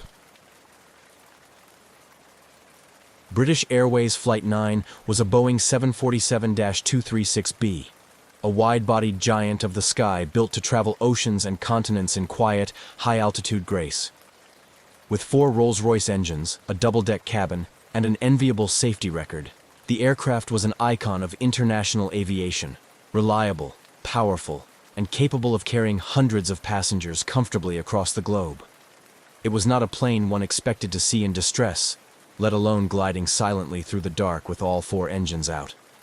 But on the night of June 24, 1982, this very aircraft, registration GBDXH, would be at the center of one of aviation's most remarkable survival stories. The flight was part of a long journey from London to Auckland, New Zealand, broken into multiple legs. That evening, Flight 9 had just completed a brief stop in Kuala Lumpur, Malaysia. Passengers had stretched their legs, grabbed snacks, or wandered through the small terminal. Most were weary but in good spirits. They were nearing the final stretch. Next stop, Perth, Australia. At the controls for this segment was Captain Eric Moody, an experienced pilot with thousands of flying hours under his belt. Alongside him in the cockpit were First Officer Roger Greaves and Flight Engineer Barry Townley Freeman. All three were seasoned, calm professionals, the kind of crew passengers rarely think about, because everything always goes to plan. As the aircraft taxied for departure, the weather was reported as good. It was a routine evening in Southeast Asia, humid but clear, and the crew saw nothing of concern on their instruments. The 747 rolled down the runway with the familiar surge of thrust, lifting into the sky just after 8:40 p.m. local time. Inside the cabin, lights dimmed to a gentle glow as the plane climbed to its cruising altitude of 37,000 feet. By now, passengers had settled into the lull of overnight flight. Cabin service was underway, soft music played over the intercom, and outside, the view was pitch black. Just the occasional flash of stars beyond the window. In the cockpit, it was quiet. The aircraft was flying smoothly, and the crew made small talk while monitoring instruments. Over Indonesia's Java Sea, the aircraft's flight path would soon arc southward toward the Indian Ocean, placing it above volcanic regions, but the skies looked clean. Then, somewhere near the halfway mark between Jakarta and Perth, subtle changes began. It started with something beautiful. Strange blue-white sparks began dancing on the cockpit windscreen. They crawled along the glass like electric tendrils, glowing at the edges of the wipers. This phenomenon, known as St. Elmo's fire, wasn't entirely unheard of. It's an atmospheric electrical effect caused by static buildup, often seen near thunderstorms. But tonight it was different. The glowing shapes were brighter, more intense, and they were being noticed not just by the flight crew, but by passengers as well. Back in the cabin, a strange haze was forming. A soft mist seemed to be drifting from the vents. Some passengers thought it was smoke, others assumed it was condensation. Flight attendants moved through the aisles calmly, checking in with passengers but noticing it too. The haze was odd, and it had a faint smell. Something slightly metallic, a little like sulfur. Nothing alarming, but strange enough to raise eyebrows. Then the cockpit received its first real surprise. Engine 4, on the far right, began to lose power. Warnings flashed briefly, and then Engine 2 began surging. Within seconds, both Engine 1 and Engine 3 began spooling down. The noise in the cabin changed from the steady hum of jet thrust to something quieter, almost unsettling. And then the unimaginable happened. All 4 engines failed. For a moment, the silence was total. No engine roar. Just the rush of wind over the fuselage and the quiet chime of alerts in the cockpit. The 747, one of the most reliable aircraft in the skies, had become a glider at 37,000 feet. The crew checked and rechecked the instruments. This wasn't a gauge failure. The engines were out, every one of them. The aircraft was descending, gliding through the darkness with no power and no clear reason why. It was then that Captain Moody did something extraordinary in its calmness. He picked up the cabin PA and addressed the 263 passengers on board with the now famous words, "Ladies and gentlemen, this is your captain speaking. We have a small problem. All 4 engines have stopped. We are doing our utmost to get them going again. I trust you are not in too much distress." It was a voice steady as steel, offering not false reassurance, but controlled clarity. Passengers looked around at each other, confused. A few gasped. Others thought it was a joke. But the flight attendants, trained for moments exactly like this, moved swiftly. They checked seatbelts. They steadied their voices. They reminded people that the plane could glide for a long distance. And up front, the crew began preparing for a descent with no engine power and no certainty about what lay ahead. Outside, the night was clear, but the sky wasn't empty. Not that anyone could see it yet. The Boeing 747 continued its silent descent through the upper atmosphere, gliding with nothing but inertia and altitude to guide it. In the cockpit, Captain Eric Moody and his crew worked through emergency checklists with quiet urgency, their training sharp, but their situation unprecedented. 4 engines out, no power, no warning, and no clear explanation. They had prepared for engine failures before. Every commercial pilot is, but never all 4. It was the sort of scenario that wasn't supposed to happen. And yet, here they were, in the middle of the night sky over Indonesia, coasting downwards in an aircraft that now resembled a 350-ton sailplane. Inside the cabin, time seemed to slow. Flight attendants, despite their own uncertainty, moved efficiently through the aisles. Passengers clutched armrests and exchanged nervous glances. Some whispered prayers. Others stared out the windows into the black void. There was no screaming, no chaos, just a steady hum of confusion and unease. The mist in the cabin was still there, faintly glowing in the dim lighting. A few passengers noted an unusual brightness around the wings, like a soft, unearthly halo. This was no ordinary turbulence. Something had happened, something environmental, and completely unexpected. The crew still didn't know the source, but they were beginning to suspect it wasn't mechanical in the usual sense. As the aircraft descended past 30,000 feet, a critical clock began ticking. Oxygen. At cruising altitudes, passengers and crew need supplemental oxygen to stay conscious. The aircraft had deployed emergency oxygen masks automatically when the engines failed, but they were only designed to function for a limited time, about 15 minutes, long enough to get the plane down to breathable altitudes. Captain Moody and First Officer Greaves performed glide calculations quickly. The 747 could descend at roughly 2,000 feet per minute with no power. That gave them maybe 20 minutes before they'd be near sea level. If they couldn't restart the engines by then, they'd need a plan B. Jakarta was the nearest viable airport, but reaching it depended on distance, descent rate, and a heavy dose of luck. They began trying to restart the engines, first in sequence, then out of sequence. Fuel valves were adjusted, ignition switches recycled, airflow was monitored. Nothing. The engines refused to respond. At this point, the crew made the difficult decision to declare an emergency with Jakarta Air Traffic Control. The transmission was calm but urgent. Total engine failure. Initiating descent. Requesting immediate vectors for possible landing. The controllers, stunned, began relaying instructions, advising vectors to Halim Perdanakusuma International Airport, Jakarta's primary field. What no one in the aircraft knew was that they were flying directly through a dense, invisible ash cloud, part of a massive plume released hours earlier by Mount Galunggung, a volcano in West Java that had erupted without warning. Volcanic ash doesn't show up on traditional weather radar, and it doesn't look like a thunderstorm cloud from the outside. It's dry, fine, and composed of glass-like particles that can sandblast a windshield and choke jet engines. The volcanic ash had entered all 4 of the 747's engines, melting internally at high temperature, coating turbine blades, and then solidifying as it cooled. The engines had essentially suffocated, starved of clean air and jammed by glass dust. And because this phenomenon was not widely understood at the time, the crew had no idea what they were up against.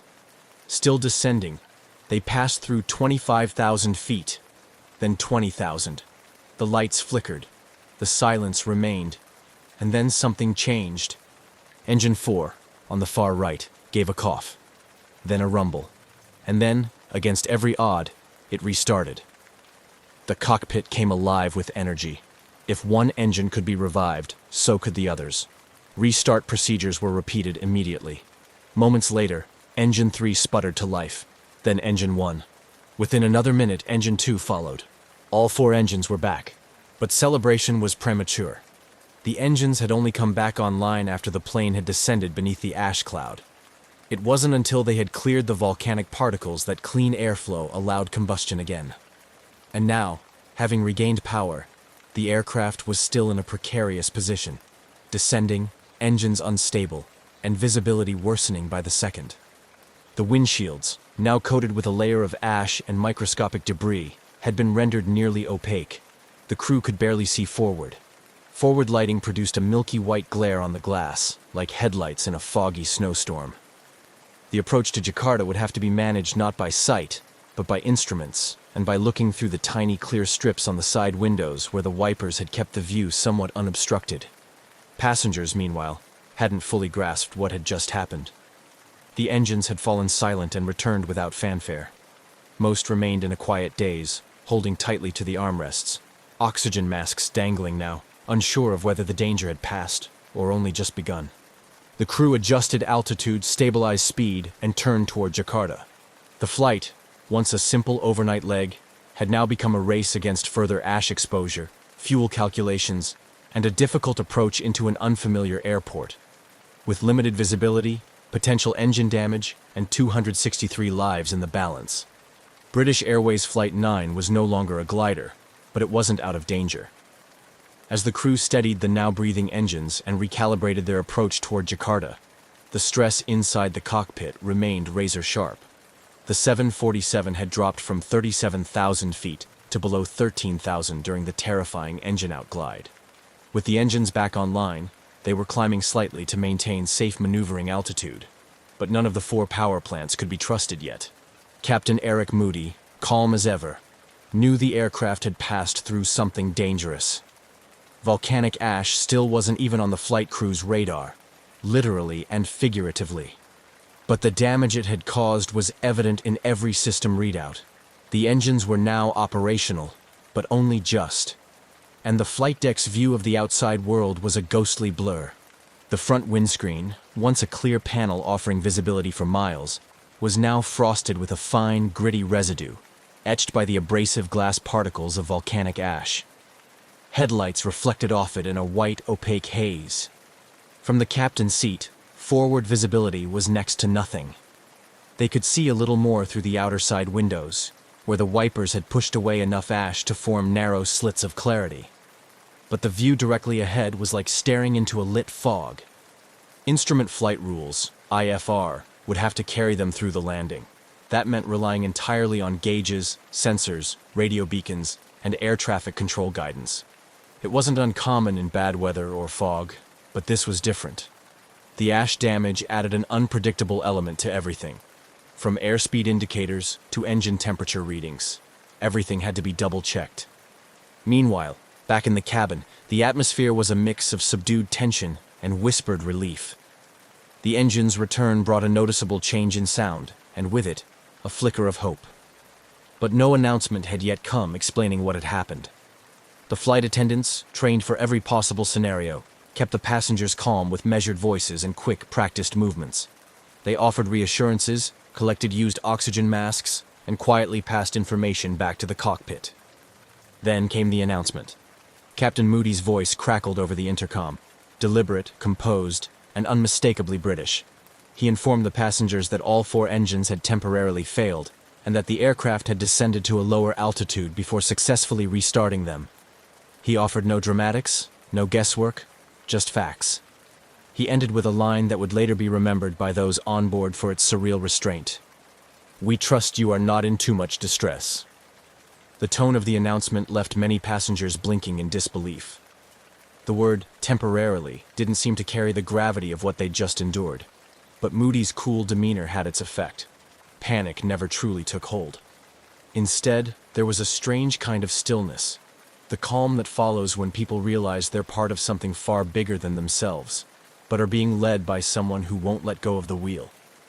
Below them, the lights of Jakarta began to come into view, dim through the smeared glass of the side windows. The aircraft had been cleared for approach to Halim Perdanakusuma International Airport, a military civilian facility with a long enough runway for a wide-bodied 747. But this was no ordinary landing. With forward vision compromised and concerns still hanging over the engine's reliability, the crew approached the descent with surgical precision. The autopilot assisted in keeping their trajectory clean, while instruments guided them along the glide path. They flew almost blind, save for those narrow bands of semi-clear vision and the glowing instruments inside the flight deck. As they neared 6,000 feet, small sparks danced along the wing edges again. St. Elmo's fire, the same eerie electrical phenomenon from earlier. It was a reminder they might not be entirely clear of the ash cloud yet. The atmosphere remained unpredictable. Any moment, An engine could surge or fail again. The crew made final landing checks. Landing gear down, flaps extended, speed adjusted, altitude descending. Through the side window, Moody could just make out the lights of the runway, but he would need help lining up. First Officer Greaves leaned to his side to aid with visuals, while Flight Engineer Townley Freeman monitored the engine's delicate parameters. It was a cockpit ballet, each man doing his part, trusting the others, moving in rhythm through one of the most demanding approaches in their flying careers. As the runway drew closer, there was no drama in the cabin, no countdown, no fanfare. Just the familiar pitch change as the aircraft flared, then the heavy thud of wheels touching down. The landing was firm, but smooth. The crowd of flight attendants, quietly gripping seatbacks, began to breathe again. On the tarmac, emergency vehicles rolled forward, unsure of what to expect from this wounded aircraft from the sky. But what they found was extraordinary. The engines were still running. The aircraft was structurally intact, and every one of the 263 passengers had survived. They had done it. They had landed a 747, blind and battered, after gliding through a full engine failure at cruising altitude, and no one on board had been lost. The mystery of what had nearly taken them down was still unresolved, but for now there was ground beneath their feet. The nightmare at 37,000 feet was over. When British Airways Flight 9 came to a complete stop on the runway at Jakarta's Halim Perdanakusuma International Airport, a stillness fell over the aircraft, unlike any other moment in the journey. After hours of tension, a powerless glide from 37,000 feet, and a descent through an obscured sky, the sound of engines idling on solid ground felt surreal. Passengers looked around, as if waiting for someone to tell them what had really happened. There was no cheering, no clapping. Just quiet exhalation, a shared disbelief that they had made it. Outside, emergency vehicles swarmed toward the aircraft. Fire crews, medics, and ground personnel moved into position, anticipating anything from engine fires to evacuation procedures. But there were no flames, no smoke, no injuries. The only unusual sight was the state of the 747 itself. The once shining paint on the leading edges of the wings was dulled and scorched. The nose cone was frosted over in an eerie gray film, and the cockpit windows were so sandblasted they looked like frosted bathroom glass, completely opaque from nose to crown. Captain Moody and his crew powered down the engines one by one. The aircraft's long flight had ended not in disaster, but in an emergency landing pulled off with remarkable composure and precision. And yet, none of them fully understood what they had just flown through. As maintenance crews swarmed the aircraft, the extent of the damage began to reveal itself. The engine interiors were lined with ash. Turbine blades had melted and resolidified. Tiny shards of glassy material coated the intakes and ventilation systems. On closer inspection, engineers noticed that the ash wasn't just dust. It was volcanic in nature, composed of sharp, abrasive particles. It had scoured the fuselage, dulled the landing lights, and, more alarmingly, interfered with the engines at a level no one had thought possible. British Airways immediately launched an internal investigation. But as data trickled in from Jakarta, it was clear that the source of the crisis wasn't the aircraft itself. It was the sky. Only after Flight 9 was safely on the ground did word reach the crew about the eruption of Mount Galunggung, a volcano roughly 110 miles southeast of Jakarta. The eruption had occurred earlier that day and sent a massive ash cloud soaring into the upper atmosphere.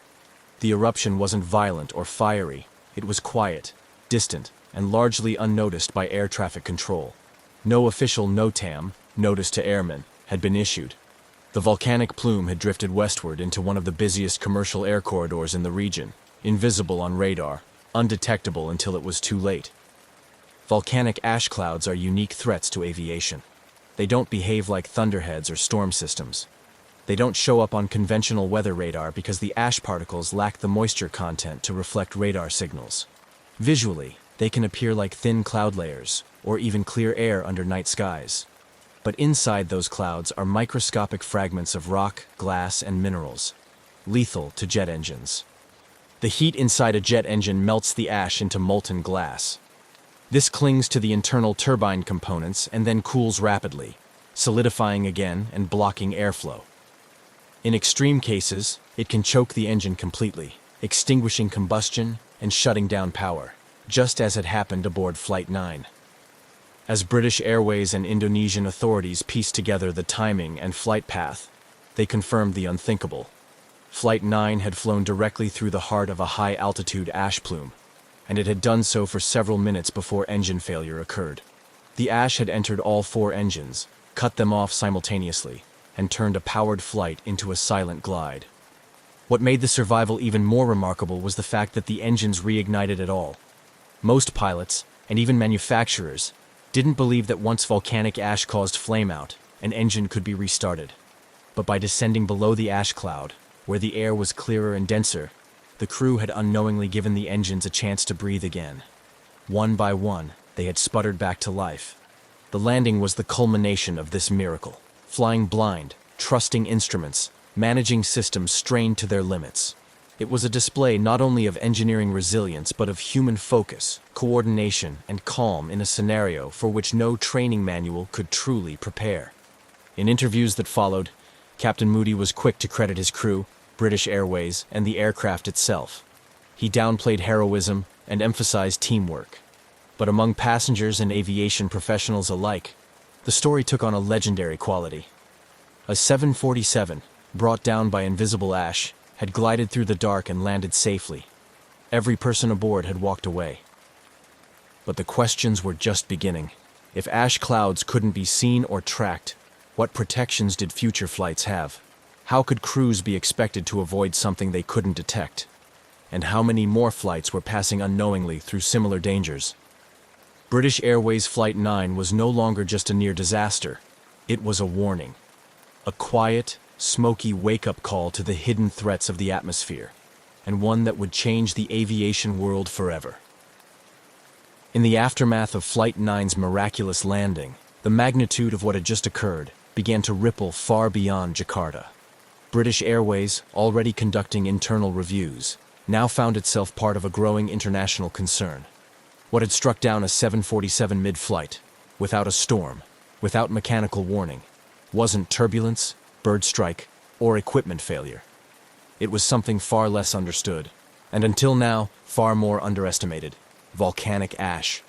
The crew of Flight 9, particularly Captain Eric Moody, quickly became the focus of attention.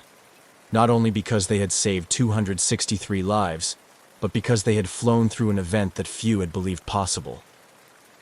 In press interviews, Moody remained characteristically calm and humble.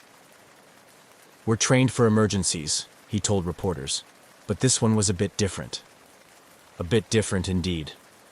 Volcanic ash had long been known to pose some threat to aircraft, particularly propeller-driven ones at lower altitudes. But what Flight 9 experienced rewrote the narrative entirely.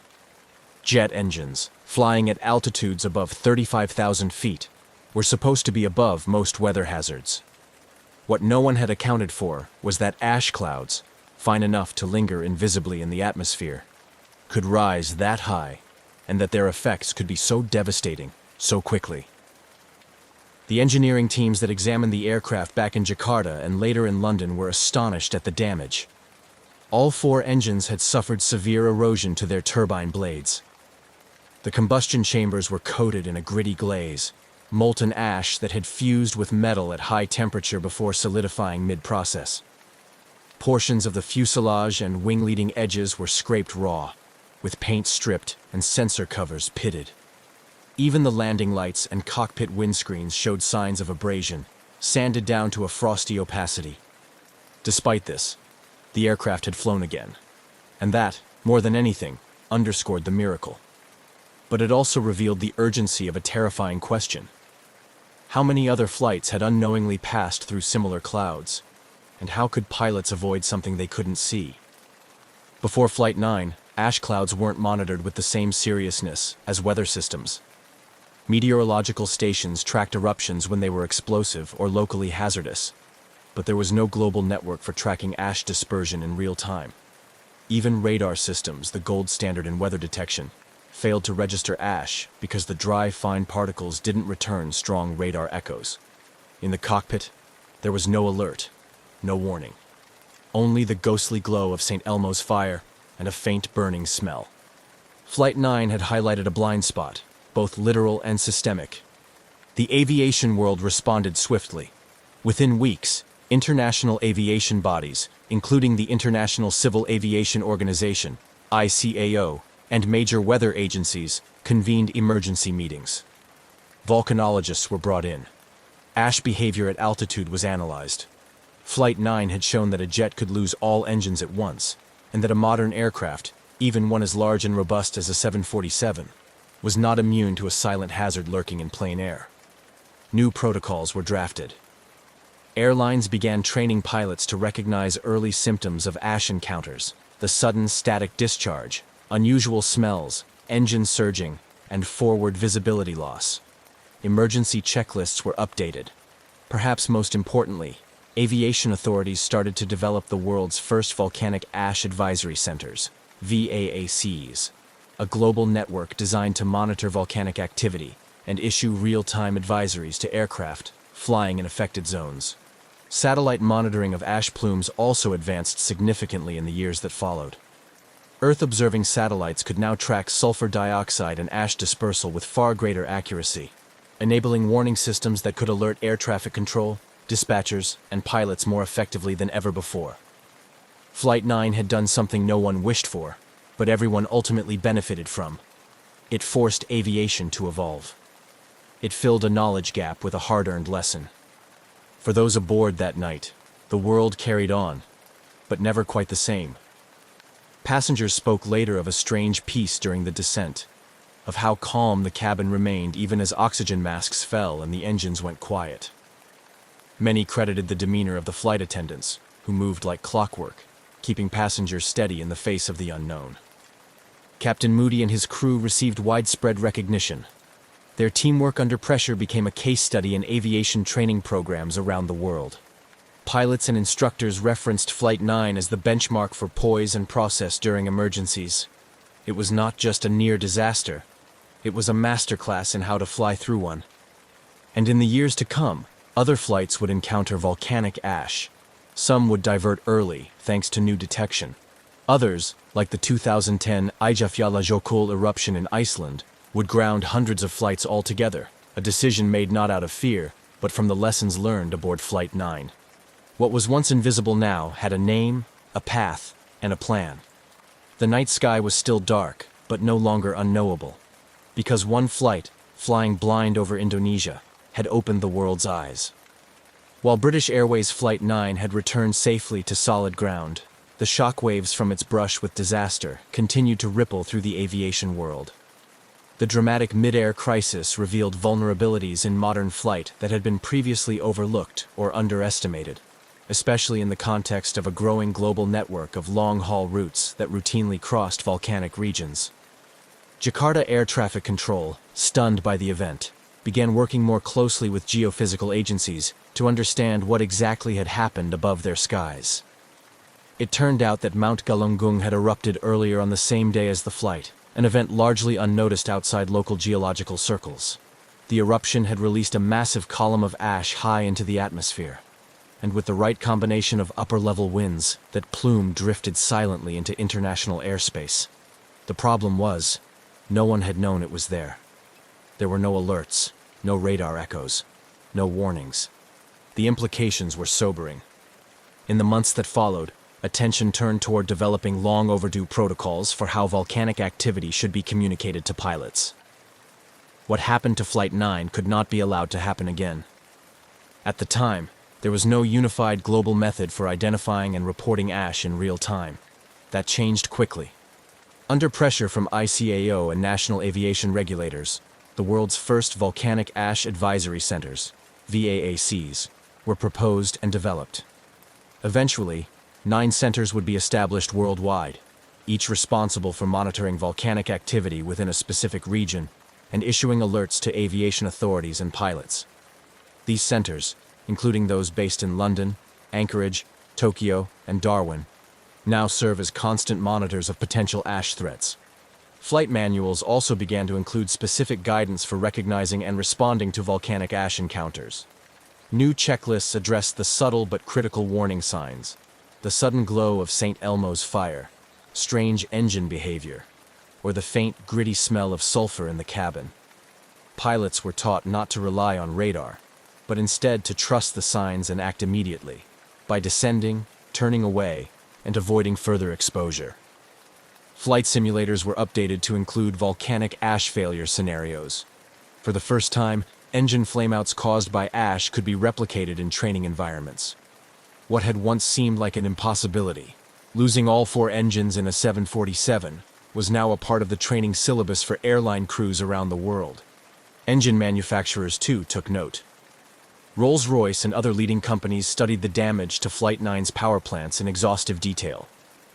The molten ash had entered the combustion chamber, fused onto blades, then cooled into glass.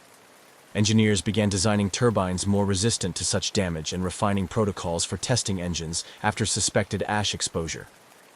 But perhaps the most lasting change was psychological. The illusion of complete control in modern aviation had been fractured. Pilots and passengers alike had been reminded that the sky, so vast, so seemingly predictable, still held secrets. And while the industry had grown more advanced, more redundant, more secure, it was not invincible. Nature, when unmonitored or misunderstood, could still outmaneuver the best of machines. For the passengers of Flight 9, life resumed, albeit with a deeper appreciation for its fragility. Many kept in touch long after the flight, bound by a shared memory of quiet terror and miraculous survival. Some described it as life-changing. Others said they didn't fully understand the gravity of the incident until they saw the headlines afterward. As for Captain Moody and his crew, they returned to flying after a period of review and rest.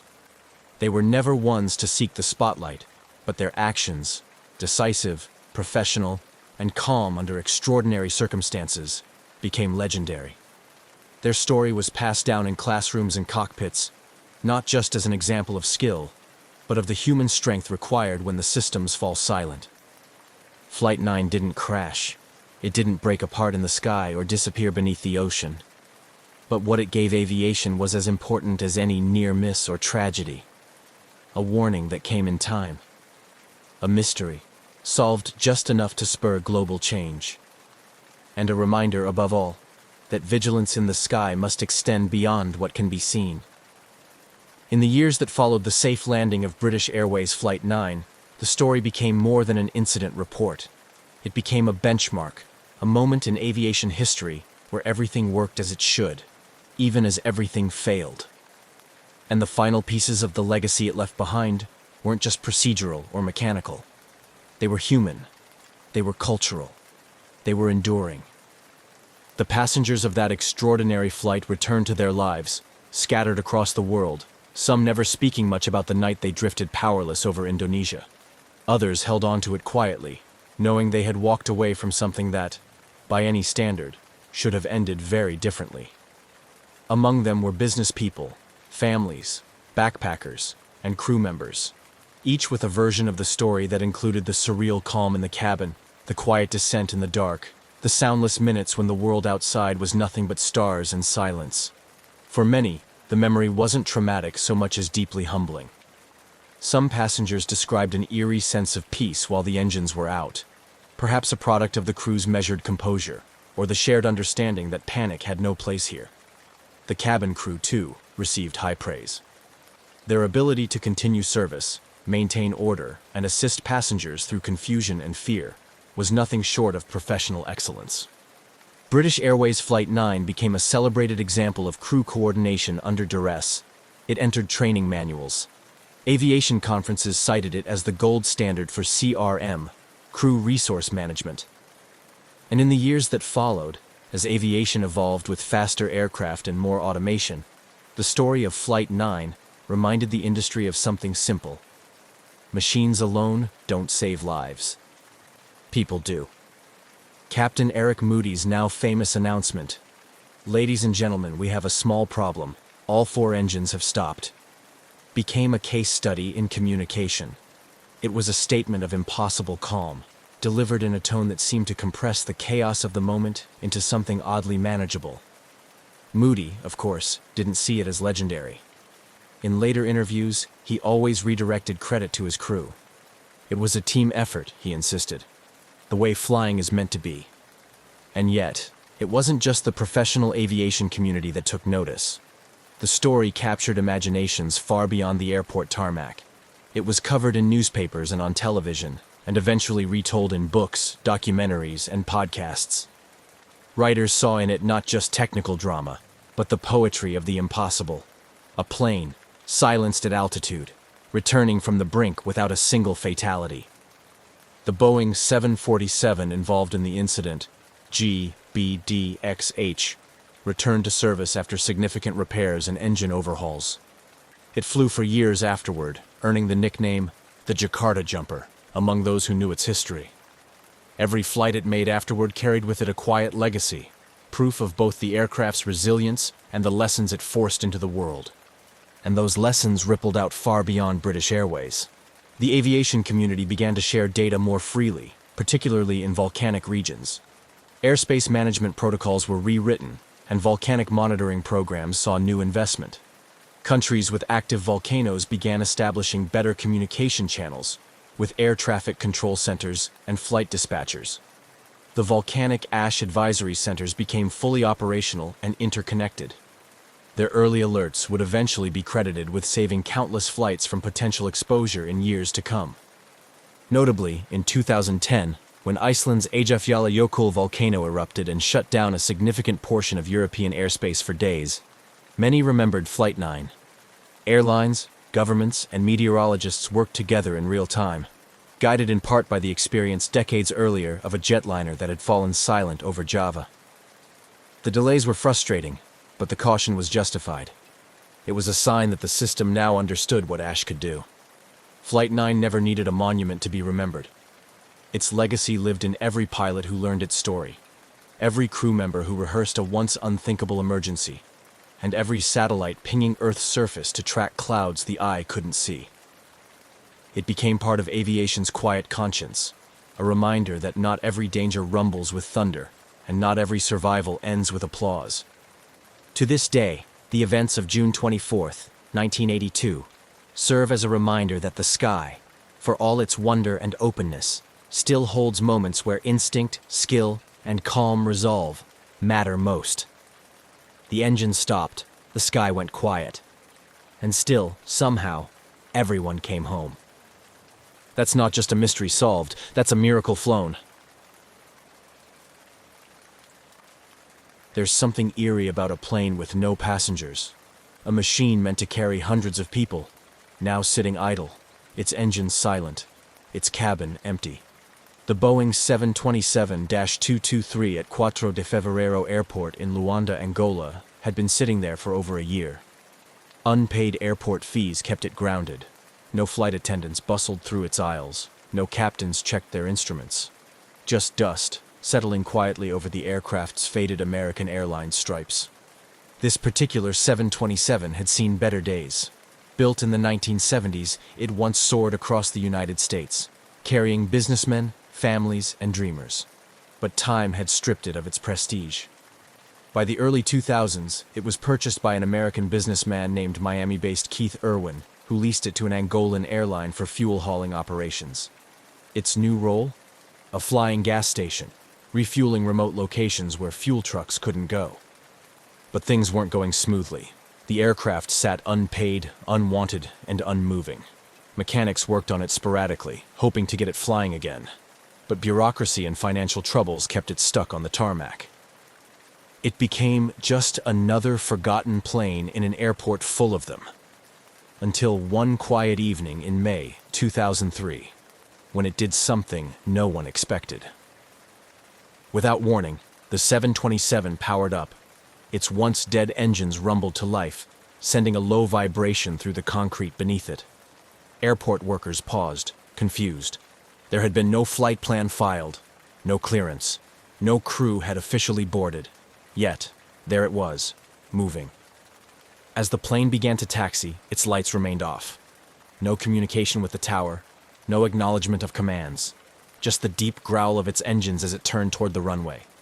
By the time air traffic control realized what was happening, the Boeing 727 was already accelerating. Within seconds, its wheels left the ground, and the massive aircraft soared into the darkening sky. No distress calls, no transponder signals, just silence. One of the world's largest commercial jets had just vanished into thin air, and no one knew why. At least not yet. The sky was beginning to darken over Luanda, the air thick with the lingering warmth of an African evening.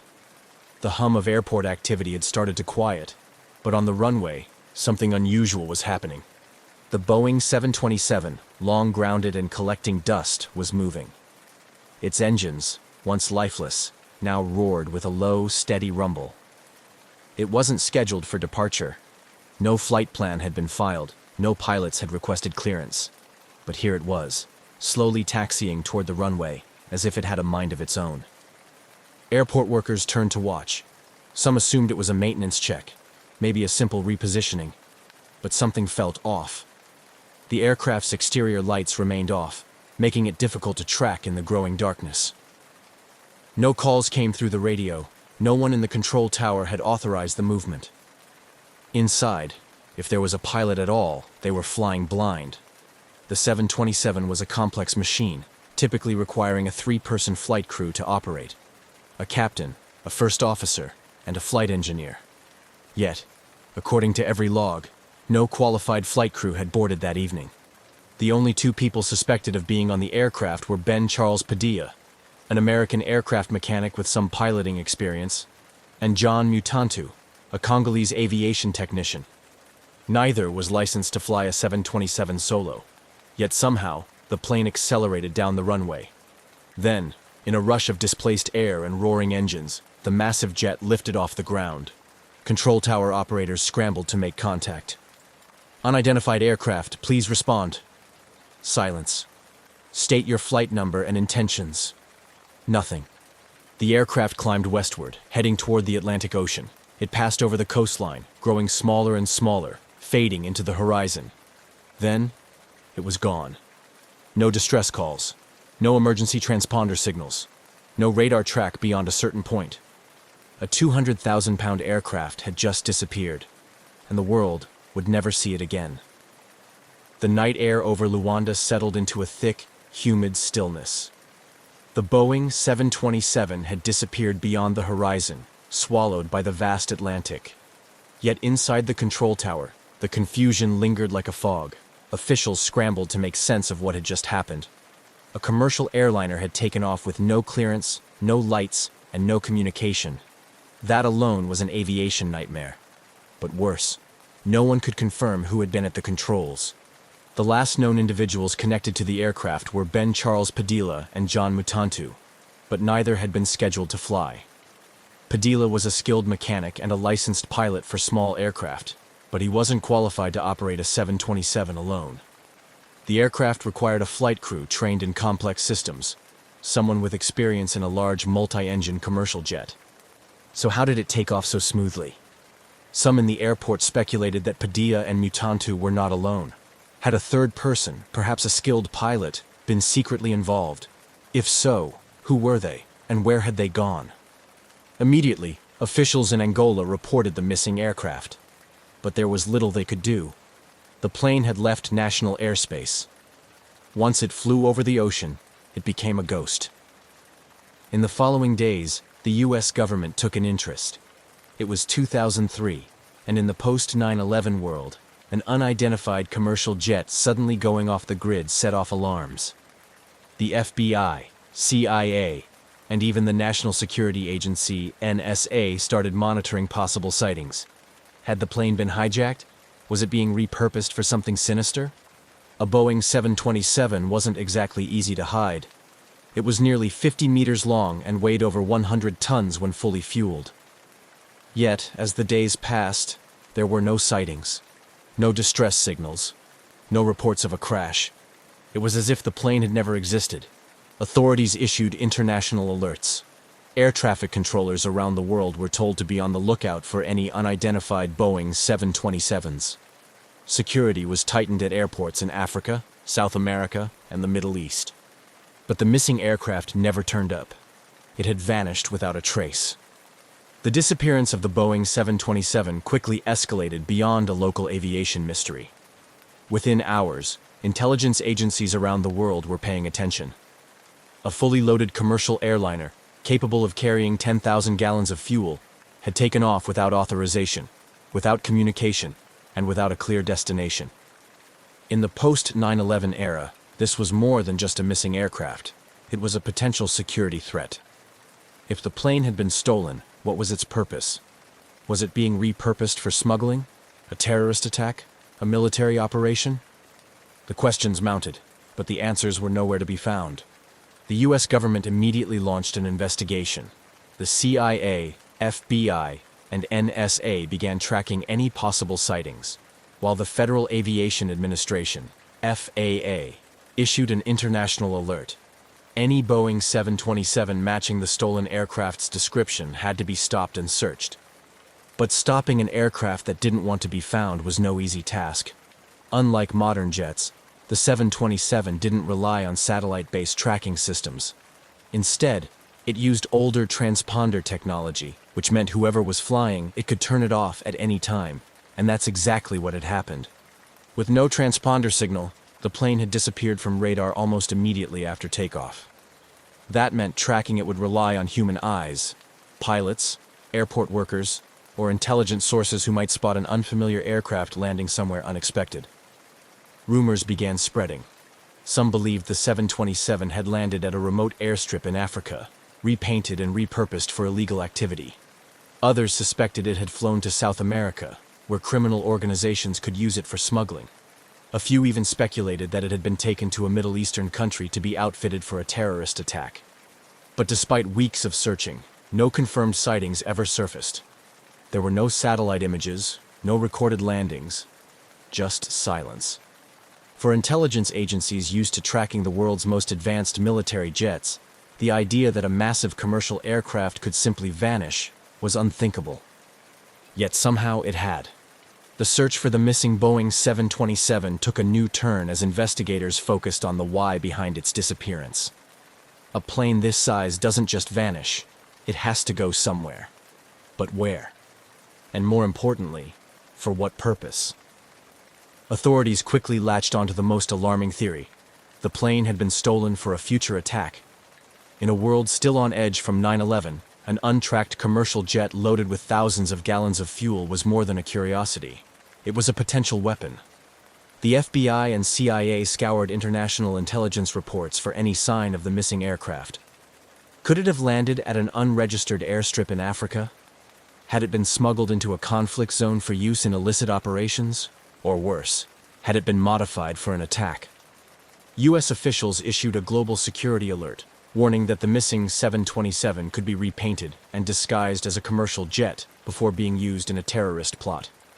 Every airport from South America to the Middle East was ordered to report any unusual, unregistered Boeing 727s. But there was another possibility, one less dramatic but just as puzzling. What if the plane had been stolen for profit? In the early 2000s, Africa's aviation industry was riddled with corruption.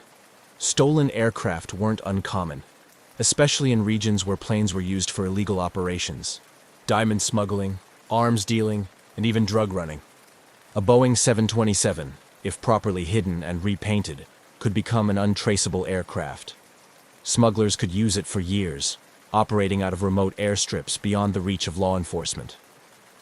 Intelligence agencies turned their focus toward known criminal networks in Angola, the Democratic Republic of Congo, and South America. Was the plane hidden in a jungle airstrip, making illicit runs between continents? Or had it been dismantled for parts, piece by piece? Leads came in, but none led to the missing plane. No verified sightings, no satellite images, no answers. The idea that a massive, fuel-hungry commercial aircraft could operate in secrecy for this long seemed impossible. Yet, months passed, and still, nothing. It was as if the Boeing had simply ceased to exist. The deeper investigators looked, the stranger the case became. The theories about terrorism or smuggling made sense, but something wasn't adding up. How do you keep a Boeing 727, a plane nearly 50 meters long, hidden for so long? Some believed the aircraft had crashed into the Atlantic shortly after takeoff, possibly due to fuel mismanagement or pilot error. After all, Neither Padilla nor Mutantu were certified to fly a 727 alone. If they had tried, the flight could have gone horribly wrong. But if the plane had crashed, where was the wreckage? In aviation history, even deep-sea crashes leave behind something. Floating debris, an oil slick, radio transmissions, something. But in this case, there was nothing. No emergency beacons, no reports of wreckage washing up along the coast. Just silence. Then there was the idea that the plane had been dismantled for parts. A Boeing 727 was valuable, even if it wasn't in prime condition. Its engines alone were worth millions on the black market. If criminals wanted to strip it down and sell it piece by piece, they could. But where? Investigators searched for a hidden airstrip or facility where a 727 could be disassembled. Remote airports in Africa, illegal smuggling hubs in South America, anywhere a plane could be secretly torn apart. But again, nothing. No missing aircraft parts matching the plane's serial numbers ever surfaced. Then came the most bizarre theory. The plane was still flying. Some experts believed the 727 had been repainted and given a fake identity, allowing it to blend into international air traffic. In less regulated parts of the world, paperwork could be forged, flight plans fabricated, and an aircraft's past erased. Reports surfaced of suspicious Boeing 727s spotted in Guinea, Colombia, and even the Middle East. But every lead hit a dead end. None of them could be confirmed as the missing Angola aircraft. The lack of evidence only deepened the mystery. If the aircraft had been stolen for profit, why had it disappeared so completely? If it had crashed, why wasn't there a single trace of it? And if it was still out there, flying under a new identity, who was using it, and for what purpose? Months turned into years, and the missing Boeing 727 became something more than just a stolen plane. It became a legend. The case never truly went cold. There were always whispers, rumors of sightings, and theories that refused to die. A plane of that size couldn't just vanish. Someone, somewhere, had to know something. Then, in 2005, 2 years after the disappearance, an unregistered Boeing 727 was spotted in Guinea, West Africa. The sighting came from a private intelligence source, someone who had been tracking illegal aircraft movements in the region. The plane matched the description of the missing Angola jet. Same model, same modifications, but there was no way to confirm if it was the same aircraft. By the time authorities arrived, the plane was gone. Not long after, a second suspicious 727 was reported, this time in Colombia, a known hub for drug cartels and smuggling operations. Again, the details were vague. The aircraft had no verifiable records, and its ownership was a mystery. Could the missing plane have been repurposed for illegal operations? If so, who was flying it? Some former intelligence officers suggested that criminal networks had rebranded the 727, changing its tail number, repainting it, and using it for untraceable flights. A plane that didn't officially exist could be used to move drugs, weapons, or even people without detection. But these theories were just that, theories. No concrete evidence ever surfaced.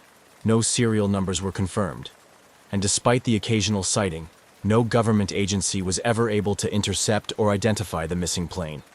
At one point, aviation enthusiasts, conspiracy theorists, and even former pilots started forming their own networks, trying to track the aircraft. Online forums buzzed with speculation. Had the plane been hidden in a hangar, waiting to be used? Was it flying in a war zone, running supplies or weapons? Or had it been quietly destroyed, its parts scattered beyond recognition? Every time a new sighting emerged, hope flickered, but just as quickly, it faded. The Boeing remained a ghost, appearing and disappearing in whispers, but never in reality. The missing Boeing 727 wasn't just a plane anymore. It was a riddle with no answer. For years, aviation experts, intelligence agencies, and amateur sleuths chased rumors, hoping for a break in the case. But despite fleeting sightings and scattered theories, the real question remained. What happened to the two men suspected to be on board? The last known individuals connected to the stolen aircraft were Ben Charles Padilla, an American aircraft mechanic, and John Mutantu, a Congolese aviation technician. Neither was an experienced commercial pilot. and certainly neither was qualified to fly a 100-ton jet alone. So where did they go? Ben Padilla, the man at the center of the mystery. Of the two men, Ben Charles Padilla was the bigger mystery. A Florida-based aircraft mechanic, Padilla had been in Angola working on the Boeing 727 for months. He was hired to help restore the aircraft to flying condition, which meant he had intimate knowledge of its systems. He wasn't just a mechanic, though. He had some flight experience, though far below what was needed to operate the 727 safely. Padilla's family refused to believe he had stolen the plane on his own. His sister, Benita Padilla Kirkland, insisted that he was not a criminal and had no reason to steal the aircraft. In her eyes, something had gone terribly wrong. Ben had either been forced to take off or had been taken against his will. She believed he was dead. According to Padilla's family, the most plausible scenario was that someone else hijacked the plane, forcing Padilla to fly it before eventually disposing of him. But if that was the case, where was the wreckage? Where was the aircraft? The Mutantu enigma. Less was known about John Mutantu, the Congolese aviation technician also believed to be on board. Mutantu had no piloting experience and had only been working on the aircraft in a maintenance capacity. Unlike Padilla, Mutantu had no family or contacts advocating for him in the search. His name faded from most reports, and it seemed that whatever had happened to him was an afterthought in the larger mystery of the missing aircraft. If Mutantu had been involved, what was his role? Was he simply in the wrong place at the wrong time, or did he know more than anyone suspected? What if they never took off alone? There was always another possibility, that neither man had anything to do with the disappearance. Some theorists believed that a third party had been involved. Could a group of trained pilots have hijacked the aircraft, forcing Padilla and Mutantu to cooperate? Some details seem to support this idea. The aircraft took off smoothly, with no signs of struggle. It climbed westward into the Atlantic as if following a planned flight path. No distress signals or mayday calls were made. If Padilla had been piloting against his will, why hadn't he found a way to communicate with the tower? Was he already dead before takeoff? Others speculated that the aircraft had already been prepped for theft, and Padilla and Mutantu were mere pawns in a larger operation. If this was an organized crime effort, the true pilots could have been waiting nearby, taking control at the last moment. No bank activity, no calls, no traces. For months, investigators kept tabs on Padilla's finances, phone records, and personal connections. If he had stolen the plane, wouldn't he need money, new documentation, or a way to survive? Yet, nothing surfaced. No bank activity. No communication with his family. No confirmed sightings. If he was alive, he had vanished just as completely as the plane itself. This deepened the mystery even further. If he had stolen the aircraft willingly, where did he go? If he had been killed, where was the body? For all the governments, intelligence agencies, and independent researchers involved in the search, not a single solid clue led to his whereabouts. A pattern in aviation. Mysteries? Strangely, this wasn't the first time an aircraft had disappeared so completely. Amelia Earhart's disappearance in 1937 had left the world wondering for decades. Flight 19's loss in the Bermuda Triangle, 1945, still defied explanation. Even Malaysia Airlines Flight MH370, 2014, which vanished in modern times with all the world's tracking technology, still had major unanswered questions. Could the Boeing 727 disappearance be part of this long history of unsolved aviation mysteries? Or was it something entirely different? A theft or hijacking that simply succeeded? A final dead end. By 2004, the case had all but stalled. No governments reported the 727 landing in their jurisdiction. No wreckage surfaced. No black market parts were linked back to the missing aircraft. And most unsettling of all, Padilla and Mutantu were never heard from again. Their families never received closure. No remains were found. No records indicated they had started new lives under different identities. It was as if they had been erased. Even today, aviation experts still debate what happened that night in Angola.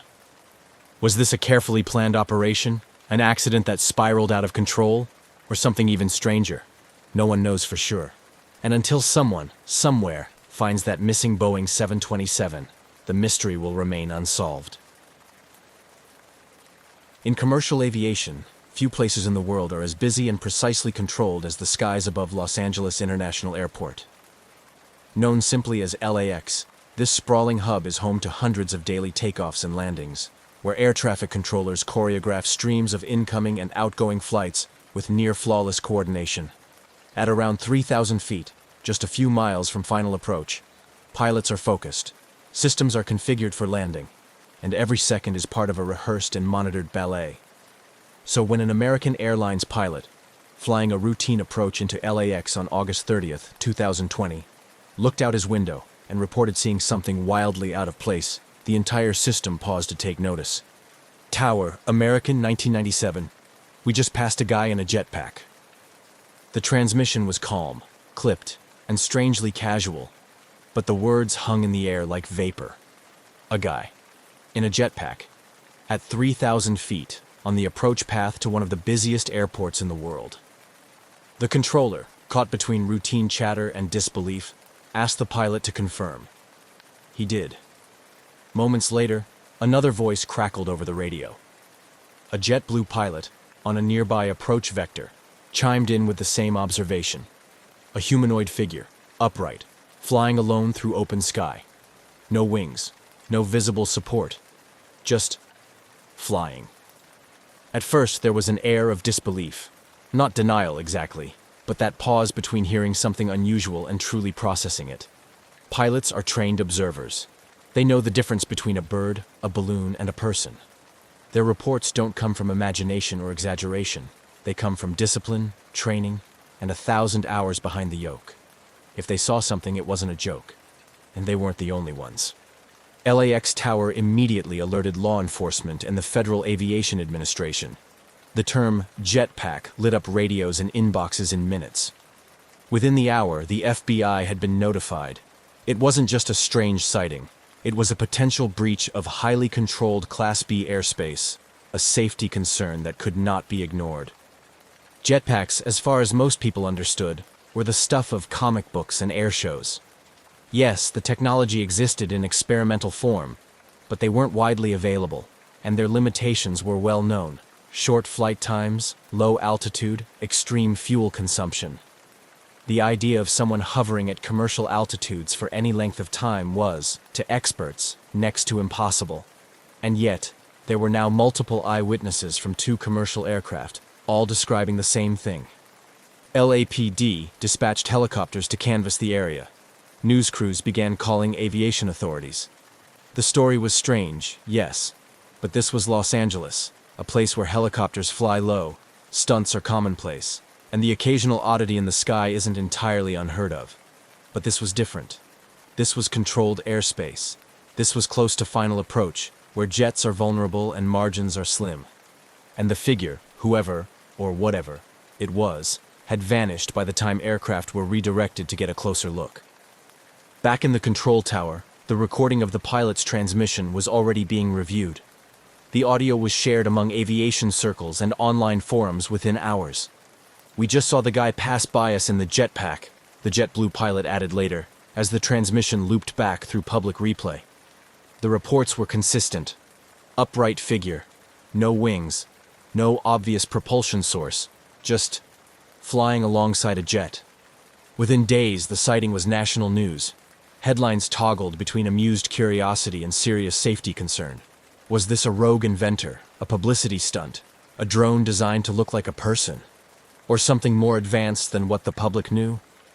The FAA launched an investigation, as did the FBI, citing potential violations of airspace regulations and serious risks to flight safety. But no individual came forward. No known jetpack test flight had been scheduled or cleared in the region, and no wreckage, equipment, or follow-up sighting was found that day. The skies above LAX returned to normal, but the radar logs now included a gap, a moment when something unexplainable shared airspace with a Boeing 737. For the pilots involved, it was a brief moment, an odd blip in an otherwise standard descent. But for investigators, it was the beginning of a deeper mystery, one that would repeat itself in the months to come. Because this wasn't the last time Jetpack Guy would appear over Los Angeles.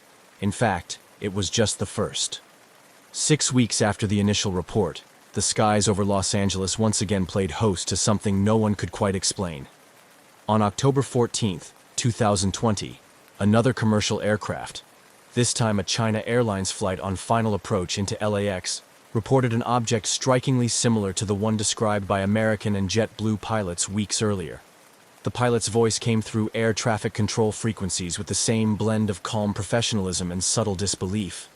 "We just saw a flying object. Looked like a person in a jetpack." Once again, the figure had been spotted thousands of feet above the ground, dangerously close to the descent path into one of the busiest airports in the world. The timing, the location, and the description all echoed the earlier sighting. But despite an expanded response and active surveillance by the LAPD, no trace of the jetpack-like figure was found.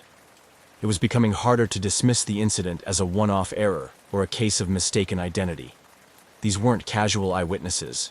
These were commercial airline pilots with thousands of flight hours logged, trained to recognize potential hazards, and required to report them with accuracy and clarity. And now, there were more of them, saying the same thing. The FAA confirmed both sightings had been officially logged. Investigators reviewed radar data, flight paths, and local air traffic activity. Still, nothing showed up on radar. No transponders were active. No known aircraft, manned or unmanned, were authorized in the area at those altitudes. If someone was truly flying a jetpack near LAX, they were doing so without coordination or clearance, a major violation of U.S. airspace regulations. Jetpack manufacturers were quick to comment, some with interest, others with frustration. The consensus among industry experts was simple: this shouldn't be possible. The technology to fly solo with a jetpack does exist, but it comes with sharp limitations. Current jetpacks can fly for only 30 seconds to a few minutes, rarely above 1,500 feet, and require highly controlled conditions to remain airborne safely, and certainly not at the altitudes and distances described by pilots in controlled airspace, above dense urban sprawl and near passenger aircraft. David Mayman, CEO of Jetpack Aviation, a Los Angeles-based company developing jetpack technology, openly stated that if someone had built a device capable of flying for extended periods at commercial altitudes, it would represent a leap beyond the current state of the art, and he would know. His company's jetpacks, while impressive, are not capable of the range, altitude, or stealth described in these incidents. As aviation authorities scrambled for explanations, the general public latched onto the mystery. News outlets began calling the figure Jetpack Guy. It became a social media curiosity. Memes and mock videos popped up, some humorous, others speculative. But behind the levity was a growing concern. Whoever, or whatever, was in the skies near LAX wasn't just turning heads. They were entering protected airspace, putting aircraft, passengers, and crews at risk. By November, the FAA and FBI had launched a joint investigation. Every agency with a stake in aviation safety was now watching closely. They reviewed reports, canvassed local airports, questioned operators of experimental aircraft, and scanned satellite imagery. Helicopters were deployed in the area with infrared and high-resolution cameras. Still, no definitive source. Then came a new lead. Around the same time as the second sighting, a video surfaced online showing what appeared to be a human-like figure drifting along the coast near Palos Verdes, south of LAX. Captured by a local flight school during a training exercise, the video showed a floating object, dark in shape and upright in posture, slowly moving through the air at around 3,000 feet. It didn't behave like a balloon, but it also didn't appear to have visible propulsion. It hovered, it drifted, and then disappeared into the haze. The footage deepened the mystery. Was this the same entity spotted by commercial pilots? Was it a drone made to resemble a person, perhaps even with a mannequin attached? Or was this simply a case of optical illusion, a stray object caught in the right light, seen from the wrong angle? Speculation began to stretch. Some experts suggested a sophisticated drone, possibly a hobbyist project gone too far. Others floated the idea of an elaborate hoax, though how such a prank could evade multiple radar systems and fly alongside aircraft without consequence remained unanswered. What was certain, however, was that this wasn't going away. LAX controllers continued to warn pilots to report any unusual aerial activity, and pilots, now aware of the prior sightings, were watching more closely. It wasn't a question of whether the jetpack guy would return. It was a question of when, and what, if anything, would be waiting for him on the ground. By early 2021, the jetpack guy had evolved from an aviation oddity into a full-blown mystery. With 3 pilot sightings logged near LAX and a growing archive of videos and speculation, the phenomenon was no longer a fleeting curiosity. It was a potential threat to flight safety. And still, there were no answers. No individual had come forward, no jetpack had been recovered, and no government agency could confirm what, exactly, was moving through controlled airspace, undetected and untraced. The Federal Aviation Administration and the FBI remained at the helm of the investigation, but their updates became increasingly scarce. The absence of solid leads was baffling. In an age of constant surveillance, radar coverage, and drone regulation, how could something, whether manned or unmanned, appear and disappear with such precision? The question wasn't rhetorical. It was one investigators were asking behind closed doors. Meanwhile, the Los Angeles Police Department, which had initially treated the sightings as a potential airspace violation, began taking a more active role. Helicopter patrols were deployed intermittently through the LAX approach corridor, particularly during peak travel times when traffic converged into tight formations on descent. LAPD air support teams flew grid searches, scanning for signs of jetpack activity using thermal cameras and long-range lenses. Nothing turned up. Not a blip. Not a trail. The airspace remained quiet until the next report came in. On July 28, 2021, the mystery returned. A Boeing 747 pilot, again descending into LAX, radioed air traffic control. "We just passed a guy in a jetpack."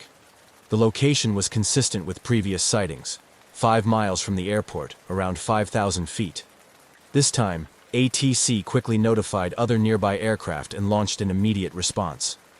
Helicopters were dispatched. Airspace data was reviewed in real time. Still, nothing. What made this 4th sighting more alarming was its consistency. The reports were no longer isolated. They followed a pattern. Similar altitudes, locations, and descriptions. Each time, the figure was seen hovering upright, traveling at a steady speed. No wings, no rotors, and no visible means of lift other than what could only be described as a jetpack. Yet, jetpack experts continued to raise doubts. While several companies around the world were actively developing personal flight systems, some of them quite advanced, the physics didn't align with what pilots were describing. Real jetpacks, even those powered by miniature turbines, couldn't sustain flight at 3,000 or 5,000 feet for long periods. They used enormous amounts of fuel. They generated intense heat and noise. They were notoriously difficult to control at high altitudes or in congested airspace. The idea that someone could fly repeatedly near one of the world's busiest airports with that level of precision and remain unidentified, it just didn't compute. One working theory began to gain traction. Perhaps the sightings weren't of a human at all. Perhaps what the pilots were seeing was a drone, highly customized to look like a person in flight. Drone technology had advanced rapidly in recent years, and high-performance platforms could now mimic humanoid shapes. A mannequin or foam figure, paired with a sophisticated propulsion system, might appear from a distance to be a person flying upright. It was a plausible explanation, at least more plausible than a lone jetpack pilot defying altitude limits and FAA regulations undetected. But if it was a drone, it was being flown far beyond the line-of-sight rules required by law, with flight durations and range capabilities not available to the average hobbyist. That suggested either a high-budget operation, a reckless daredevil, or someone intentionally trying to provoke a response. The fact that it had happened repeatedly, and always near LAX, implied planning. Despite all this, authorities remained cagey. Official statements confirmed that investigations were ongoing, but declined to share technical details. Internally, FAA analysts were reviewing radar logs and ADS-B tracking data from the time of the sightings. Military radar inputs were also considered, though it was unclear whether the figure had ever registered on any system. That alone raised even more questions. Was the object simply too small to reflect radar? Or was something else interfering? Journalists covering the story began to dig deeper. They contacted jetpack companies, aerospace experts, and drone hobbyists. Most agreed. This wasn't likely to be a prank. Whoever was doing this had access to advanced equipment, knowledge of aviation corridors, and a clear sense of timing. And still, nothing concrete emerged. The media narrative oscillated between playful headlines and serious concerns. The FAA reiterated its warnings. Entering controlled airspace without clearance, especially in proximity to commercial aircraft, could result in severe penalties or prosecution. But no suspect was named. No arrests were made. No footage, beyond the now famous Palos Verdes video, had captured the figure up close. By mid-2021, the jetpack guy had become aviation's high-altitude phantom, real enough to be seen, but elusive enough to vanish without a trace. Pilots were instructed to continue reporting any sightings. Radar techs kept their eyes on unusual returns. And overhead, the descent into Los Angeles continued, one jet at a time, gliding through the sky where something unknown had passed not long before. By the end of 2021, the mystery of the so-called jetpack guy had transformed from an odd aviation anecdote into an unsolved case drawing attention from pilots, investigators, and even intelligence analysts. Despite 4 confirmed pilot reports, ground searches, and a viral video, there was still no definitive explanation. And then came something new. A clue, but of a different kind. In December 2020, a video began circulating on aviation forums and social media. It had been captured several months earlier by flight instructors near Palos Verdes, south of LAX. In the grainy footage, a humanoid-shaped figure appears to hover motionless at high altitude over the ocean. There were no wings, no contrail, no visible propulsion. It simply floated. The figure's legs dangled loosely, as if from a mannequin, and it drifted with the wind, eerily steady in its upright posture. Some experts quickly pointed to the possibility that the object wasn't a person at all, but a balloon. A very specific kind of balloon. Perhaps a novelty inflatable shaped like a human or superhero. Others weren't convinced. The object's stability and behavior in the air suggested more than passive drifting. Still, the theory gained ground. Could this explain the pilot sightings? Could a life-sized balloon, caught in a thermal or carried by upper-level winds, be the entire mystery? The FBI quietly acknowledged the theory in early 2021, noting that one working theory was that the sightings involved a balloon made to resemble a jetpack-equipped figure. But they didn't confirm that this explained everything. The locations didn't quite match. The altitudes reported by pilots seemed high for a standard inflatable, and the behavior, floating alongside jets on approach, didn't fully add up. The Palos Verdes footage complicated rather than clarified things. If it was a balloon, who launched it? Why? And why hadn't it been recovered? Investigators were left with another piece of the puzzle, but no corner pieces to frame the bigger picture. For many, the mystery only deepened.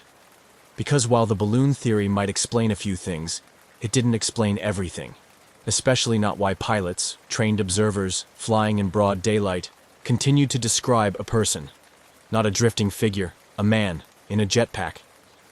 By mid-2022, the jetpack guy phenomenon had settled into a strange limbo, unresolved, unconfirmed, but still very much alive in the minds of those who followed it. The mystery refused to fade, in part because it touched something deeper than aviation protocol.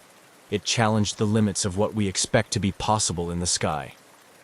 At the heart of the growing concern was a simple fact. If a person, drone, or balloon was routinely entering restricted airspace near one of the busiest airports in the world, it posed a real safety risk. Airliners approaching LAX travel at high speeds in dense air traffic. A collision, even with a small object, could be catastrophic. This wasn't just a curiosity, it was a vulnerability.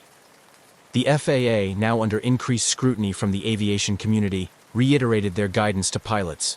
Report any unusual aerial activity immediately. Air traffic controllers near LAX kept a closer watch. But with no new confirmed sightings since mid-2021, the skies remained uneventful. Still, interest continued to grow behind the scenes. Private drone operators and engineers began analyzing the case, offering their own theories. Some suggested that the sightings could have been a drone platform equipped with a lightweight mannequin or dummy, built specifically to resemble a flying person. Such a craft could, in theory, be operated remotely with high precision, especially with modern GPS stabilization. It wouldn't require a pilot on board, just a skilled technician on the ground. But that theory, too, had holes.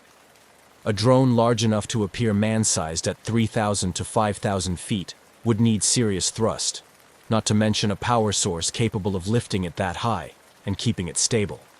Regulations on drone flight make such an operation illegal without special waivers, and even then, not in a commercial corridor. So if it wasn't a man, and it wasn't a drone, what was it? Even among the most grounded investigators, the question remained open. Every technical explanation seemed to solve one part of the puzzle, but created new questions elsewhere. And through it all, the mystery persisted. A silent figure in the sky, appearing where no one should be, then vanishing without a trace. As the investigation into the jetpack guy sightings dragged on without resolution, a quiet frustration began to set in. Aviation authorities were running out of conventional explanations.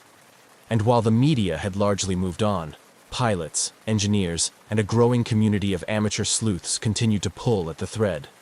By now, two dominant theories had emerged, each compelling, each flawed.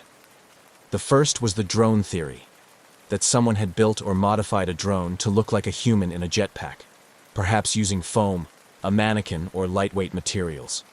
It would explain the upright posture, the lack of wings, and the controlled movement. But it didn't account for the altitude or the extended flight time.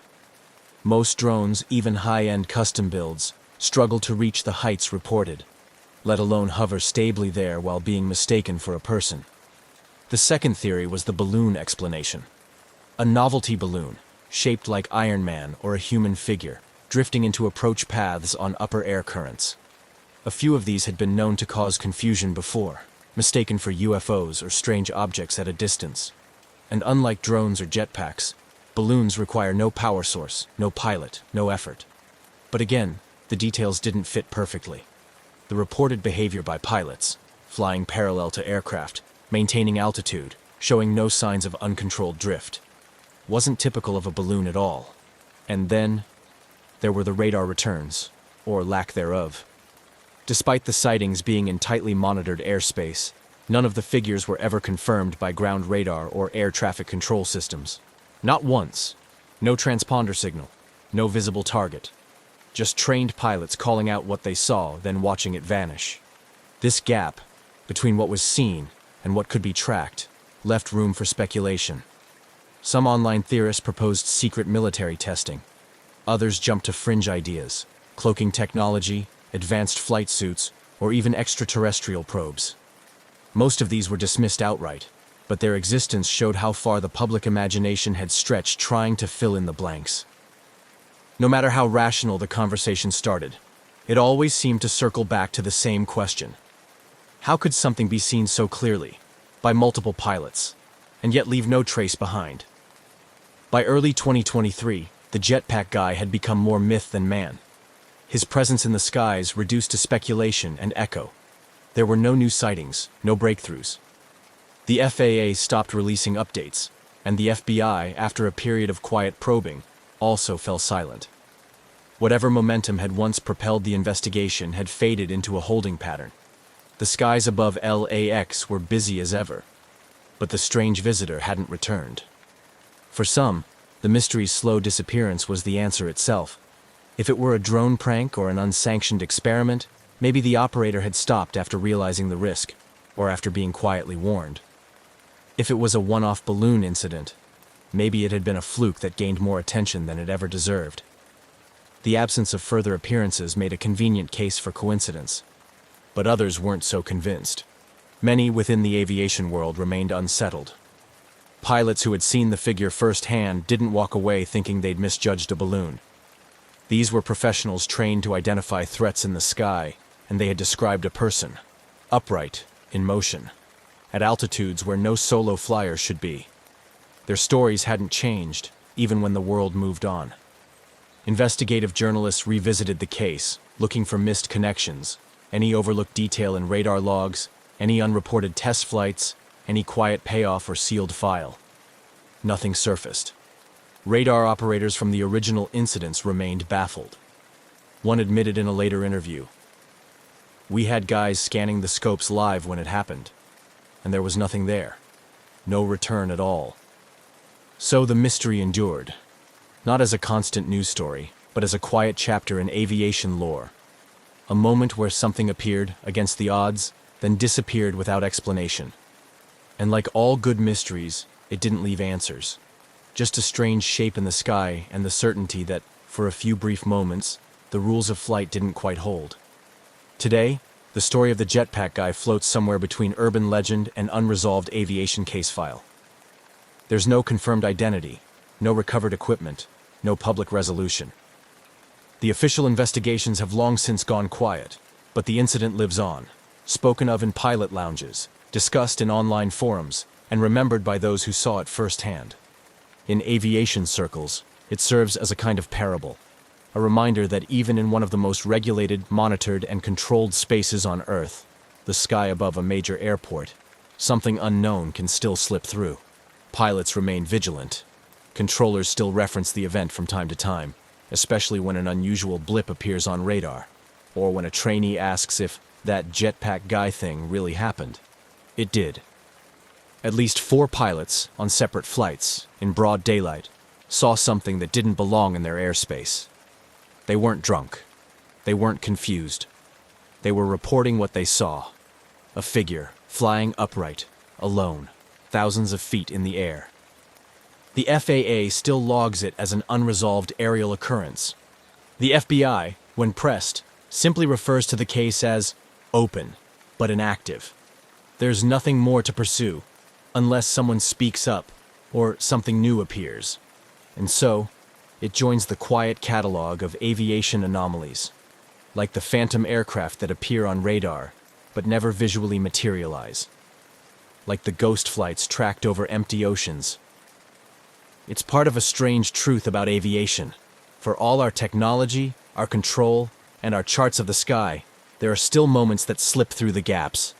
Jetpack Guy may never return, but if he does, if another voice crackles through the radio to say, "We just passed someone in a jetpack," pilots will believe it. They've seen it before. And the sky, for all its predictability, still has room for a little mystery. On a warm summer morning in August 2005, the island of Cyprus was bustling with the usual tourist activity, its sunny beaches promising relaxation, and the azure waters inviting a refreshing dip. At Larnaca Airport, the atmosphere was charged with the typical rush of international travel. Amidst the hustle, Helios Airways Flight 522 was preparing for its routine journey to Prague, with a scheduled stopover in Athens. The Boeing 737, a workhorse of the skies, stood ready on the tarmac, its engines quiet before the day's flight. The flight crew of Flight 522 arrived at the aircraft carrying their customary pre-flight checklists and personal effects. The captain, an experienced pilot with years of service under his belt, was known for his meticulous attention to procedure. Alongside him, the first officer, younger but equally competent, shared duties that ranged from checking the flight instruments to reviewing the weather conditions. Both men had flown this route numerous times, each trip uneventful, each landing routine. As passengers began boarding, the cabin crew, led by a seasoned flight attendant, welcomed them with practiced smiles and polite greetings. Families settling into their seats with young children in tow, business travelers opening laptops to catch up on emails, and vacationers eagerly discussing their plans, all formed the tapestry of the day's passengers. The boarding process proceeded smoothly, with the gentle hum of conversations filling the cabin, and overhead bins being carefully packed with carry-on luggage. While the passengers adjusted to their surroundings, the ground crew was busy with the final preparations. Fuel levels were checked and rechecked, luggage was loaded and secured, and the catering services stocked the galleys with meals for the journey. Outside, the hustle continued as ground operators signaled to each other, orchestrating the ballet of airport ground traffic. Back in the cockpit, the captain and first officer went through the pre-flight checklist with precision. They confirmed the flight path with air traffic control, set the aircraft's navigational systems, and conducted a final review of the plane's mechanical status. All systems were reported as functioning within normal parameters. With everything appearing in order, the captain made a routine announcement to the cabin, his voice calm and reassuring, informing passengers of the expected flight time and weather conditions en route. As the final checks were completed, the doors were sealed, and the cabin crew performed the last head count. The flight attendant briefed the passengers on safety procedures, demonstrating the use of seatbelts, emergency exits, and oxygen masks, a standard precautionary measure that passengers listened to with varying degrees of attention. With clearance from the tower, the engines roared to life, breaking the morning calm. The aircraft vibrated gently as it began to taxi, the familiar sensations reassuring to frequent flyers and thrilling to those less accustomed to air travel. The Boeing 737 maneuvered towards the runway, its pace steady, the turn onto the runway smooth and practiced. Lined up with the runway, the aircraft paused for a final moment before the captain applied the throttles. The engines responded with a powerful surge, propelling the aircraft forward. As speed gathered, the familiar pull of gravity felt by every passenger marked the moment of takeoff. The landscape below shrank rapidly as the plane ascended into the clear morning sky, the coastline of Cyprus waving a silent goodbye. Helios Airways. Flight 522 was now airborne, climbing to its cruising altitude. The seatbelt signs flicked off, inviting passengers to move about the cabin. The flight attendants began their service, offering refreshments and attending to passenger needs. For everyone on board, the flight promised nothing out of the ordinary. A few hours in the air, a brief stop in Athens, and then onward to Prague. Yet, as the aircraft settled into its path across the Mediterranean, an unforeseen issue began to develop. One that would transform what should have been a routine flight into one of aviation's most puzzling mysteries. Unknown to those on board, a critical problem was emerging, one that involved the very air they breathed.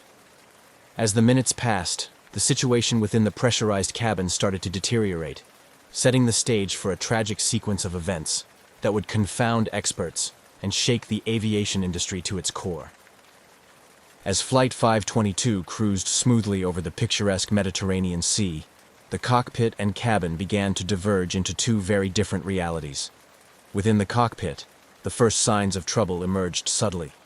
The pilots noticed discrepancies in the cabin pressure warning system, a crucial system that ensures the air inside the aircraft remains breathable as it ascends into thinner atmospheres. A light flickered on the control panel, suggesting a potential malfunction in the pressurization system, but it was not immediately alarming to the experienced pilots. Assuming it might be a sensor error, a not uncommon issue, they attempted a reset of the system. Meanwhile, their conversation remained professional and calm, focused on troubleshooting the potential issue without undue concern. The reset appeared successful, and the warning light extinguished.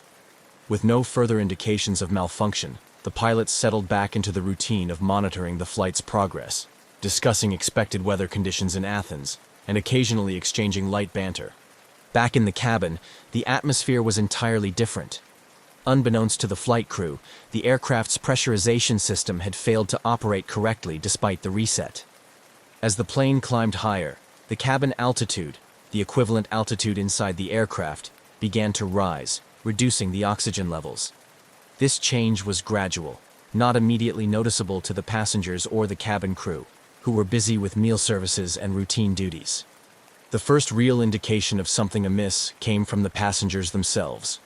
Some began to feel symptoms of hypoxia, although they may not have recognized them as such. Hypoxia, a deficiency in the amount of oxygen reaching the tissues, starts with subtle symptoms like headache, dizziness, and fatigue. Symptoms easy to attribute to the normal stresses of air travel or a lack of sleep. Meanwhile, in the cockpit, the flight continued as planned. The aircraft had reached its cruising altitude and was now on autopilot, heading towards Athens.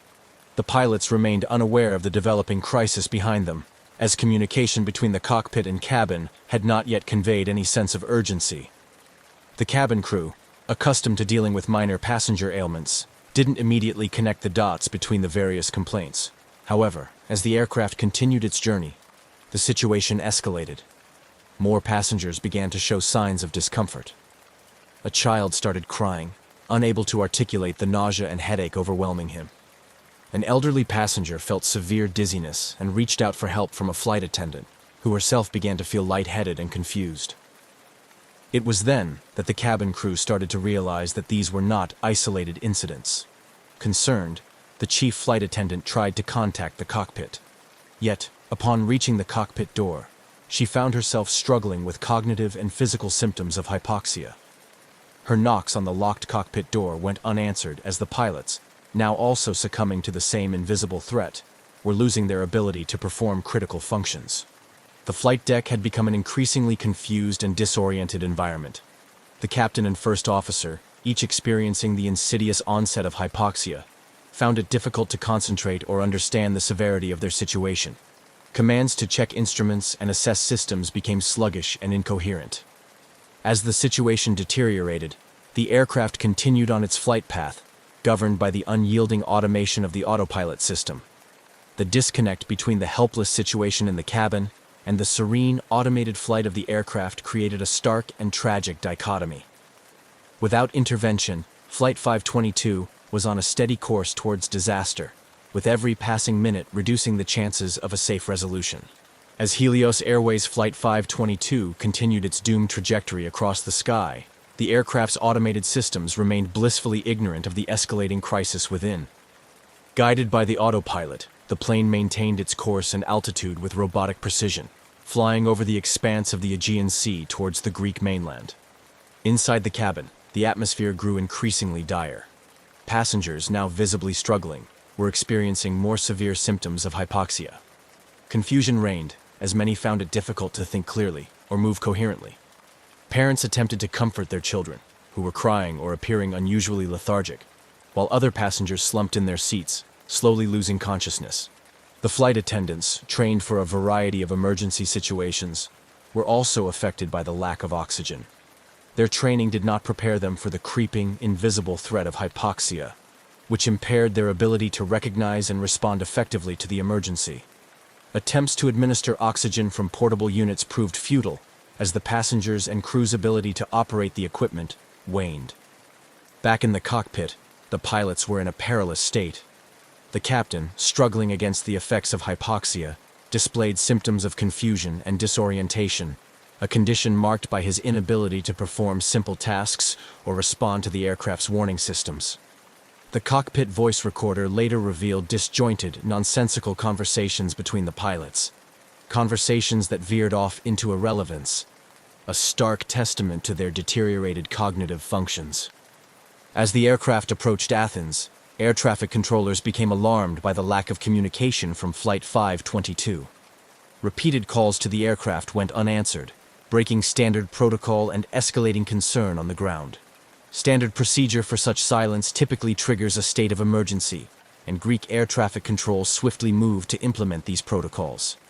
At this juncture, the Greek military was alerted to the potential threat of an unresponsive aircraft entering Athens' airspace, a scenario fraught with post-9/11 security implications. Fighter jets were scrambled from a nearby airbase, tasked with intercepting the Boeing 737 to assess the situation from a closer vantage point. The fighter pilots quickly located Flight 522, observing it from their cockpits. What they saw was chilling. Through the Boeing's cockpit windows, they noted the pilots' seats empty, or the pilots themselves seemingly incapacitated. This visual confirmation of the crew's condition heightened the urgency of the situation, transforming the mission from a simple intercept to a potential rescue operation.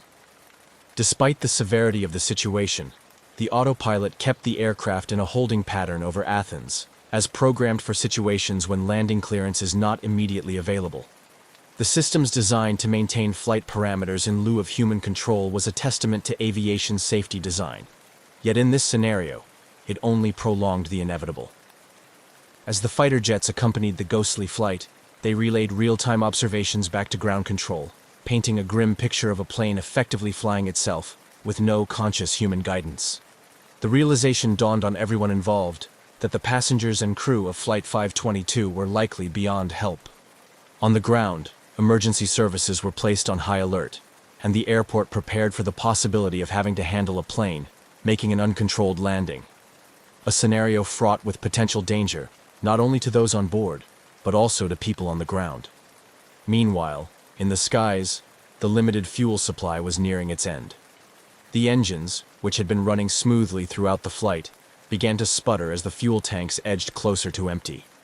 This change marked the beginning of the end for Flight 522. As fuel depletion became imminent, the aircraft's engines started to fail, one by one. This loss of power finally disengaged the autopilot, shifting the aircraft from its steady holding pattern to an uncontrolled descent. The ghost flight, now in its final moments, was about to meet its tragic end. This sudden descent marked a catastrophic turn in the flight's narrative. A plane full of incapacitated passengers and crew, doomed to crash. The descent was rapid, the aircraft spiraling downward, pulled inexorably by gravity as it headed toward the rugged terrain north of Athens. The situation, which had started as a series of manageable anomalies, had spiraled into an uncontrollable disaster, highlighting the fine line between technological reliance and the critical need for human oversight in the complex domain of aviation. As Helios Airways Flight 522 descended uncontrollably toward the mountains north of Athens, the situation on the ground shifted into high gear. Greek military had already scrambled F-16 fighter jets to intercept the unresponsive airliner, providing essential visual confirmation that the crew appeared incapacitated. This stark revelation intensified the efforts of all involved, transitioning from a potential hijack or technical failure scenario to an imminent disaster management operation. At the military base, the control room buzzed with activity. Senior officers coordinated closely with civil aviation authorities and emergency response teams, mapping out potential crash zones and strategizing the best immediate response. The military's primary concern was to monitor the aircraft's path and communicate any sudden changes to air traffic control, which was simultaneously trying to clear airspace and manage inbound and outbound flights with heightened security protocols. The F-16 pilots maintained a visual on the Boeing 737, observing its erratic flight path.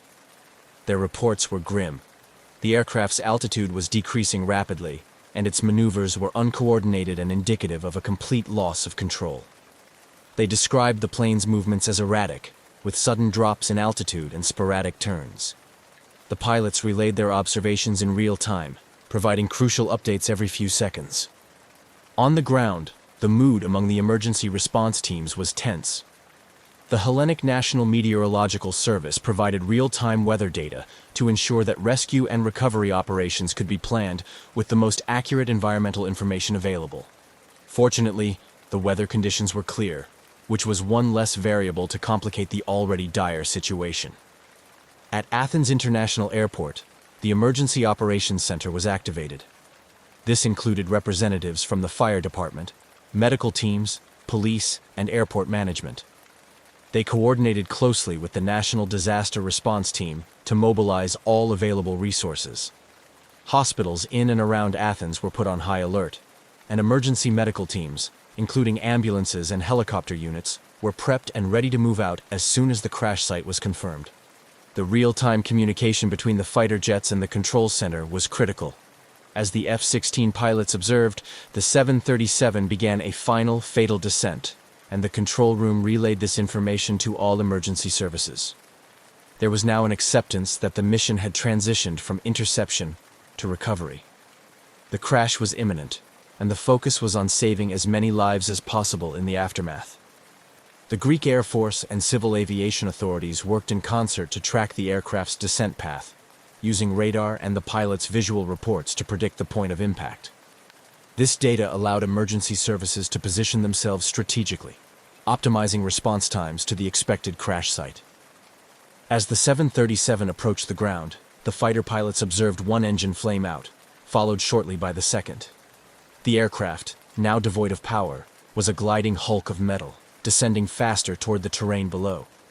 The pilots relayed these observations, their voices tense but controlled. Understanding their report carried grave implications. With every passing moment, the aircraft lost altitude, and the mountains north of Athens loomed closer. The fighter pilots could only watch in despair as the airliner they had been escorting, now silent and ghostly, dipped below the ridgeline and disappeared from sight. The impact was not seen, but the sudden silence on the radar confirmed the crash. The impact site was in a rugged area, difficult to access by road, which complicated the initial response. Helicopters were dispatched immediately, carrying search and rescue teams equipped with medical supplies, extraction tools, and first aid equipment. The response teams knew the chances of finding survivors were slim, given the nature of the crash and the condition of the passengers as last observed, but they remained resolute in their duty to provide any possible aid. Ground teams mobilized in all-terrain vehicles, navigating the challenging landscape to reach the site. Coordination was maintained via radio, with updates on their progress relayed back to the control center.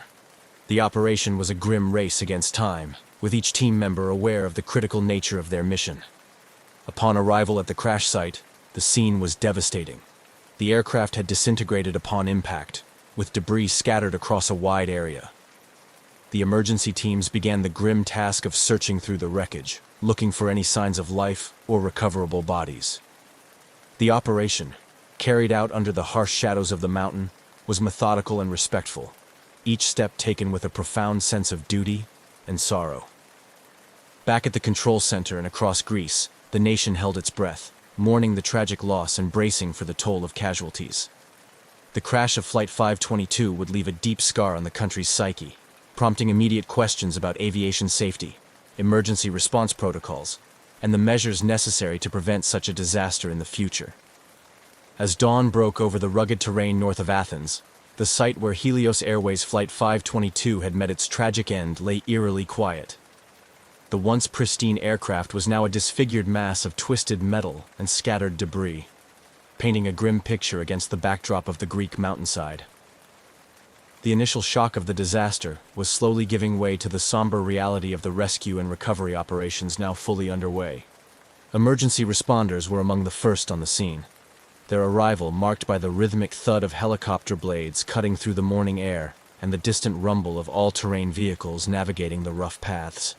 These teams, composed of seasoned rescue personnel, medical staff, and fire and safety officers, were met with a scene of devastation. The aircraft had impacted with such force that it was immediately clear the chances of finding survivors were slim.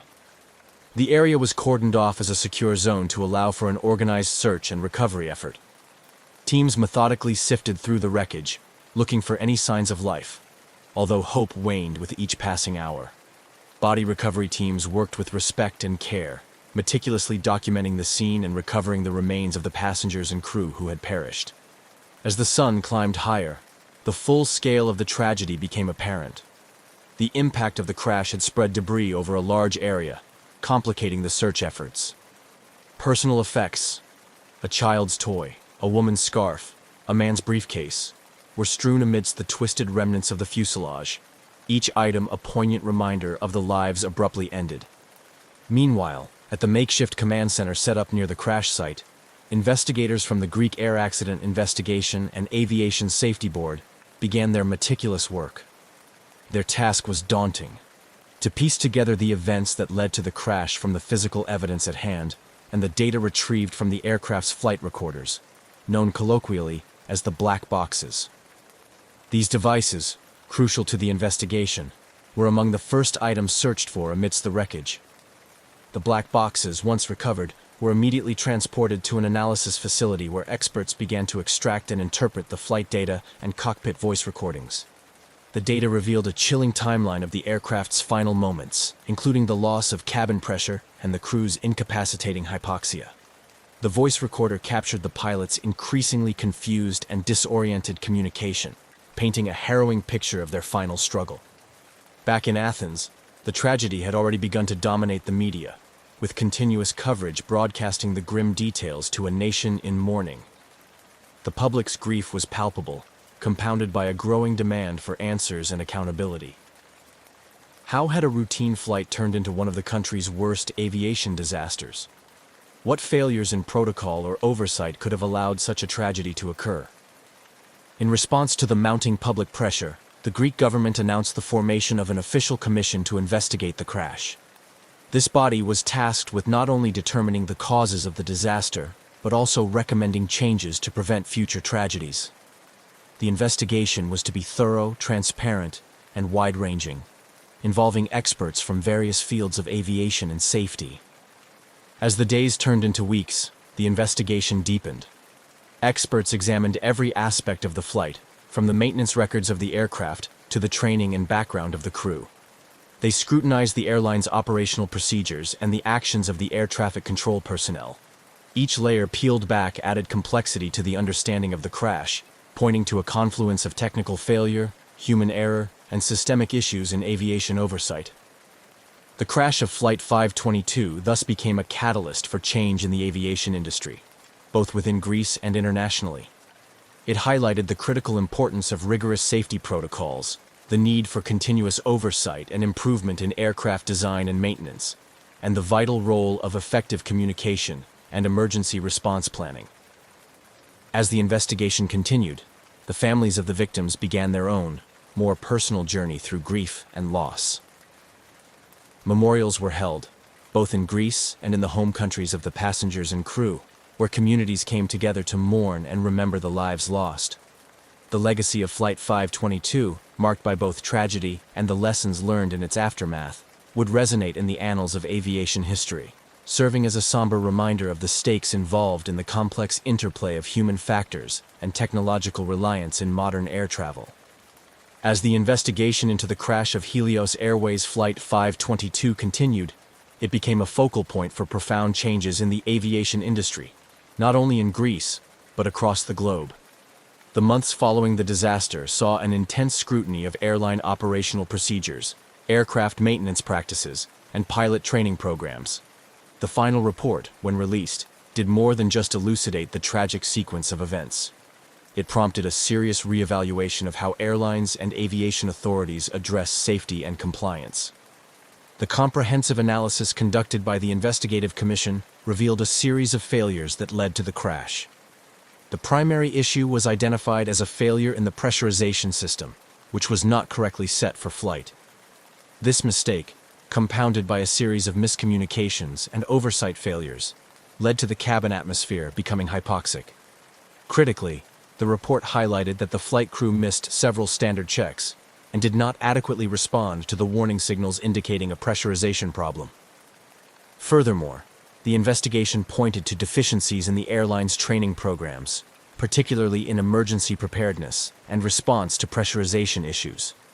It became evident that the crew's incapacitation was due to a lack of oxygen, something that could potentially have been mitigated with better training and adherence to protocol. The findings led to immediate actions by aviation authorities in Greece and beyond. Regulatory bodies intensified their oversight of airline operational procedures, placing greater emphasis on compliance checks and safety audits. Training programs for cabin and flight crews were overhauled to include more rigorous simulations of emergency scenarios, including pressurization failures.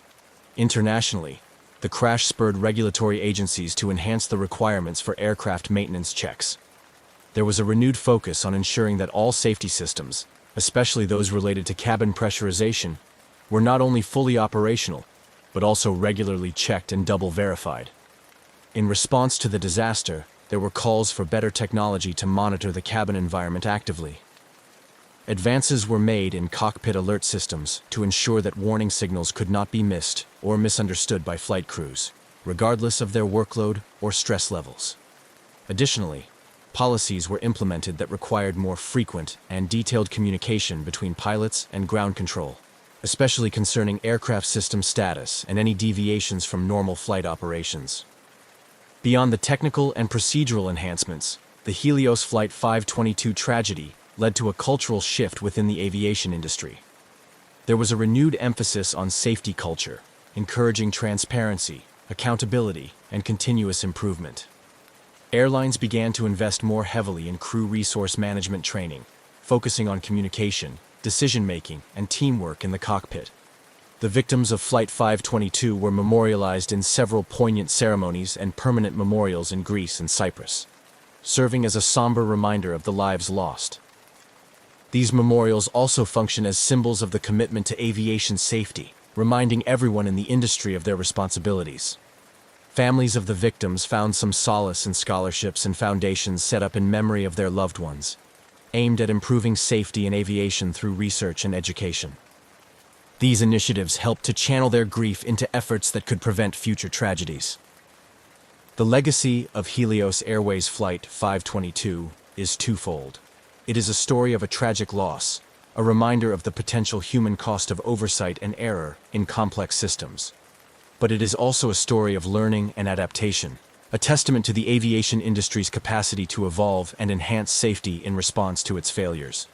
The changes implemented in the wake of the crash have undoubtedly saved lives, making air travel safer for millions of passengers around the world.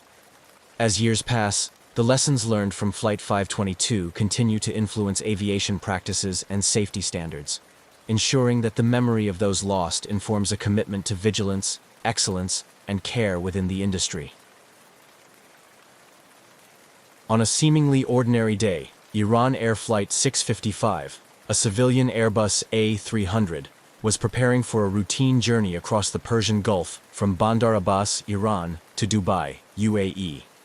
The aircraft, a symbol of modern civilian aviation, was equipped to carry a significant number of passengers in comfort and safety.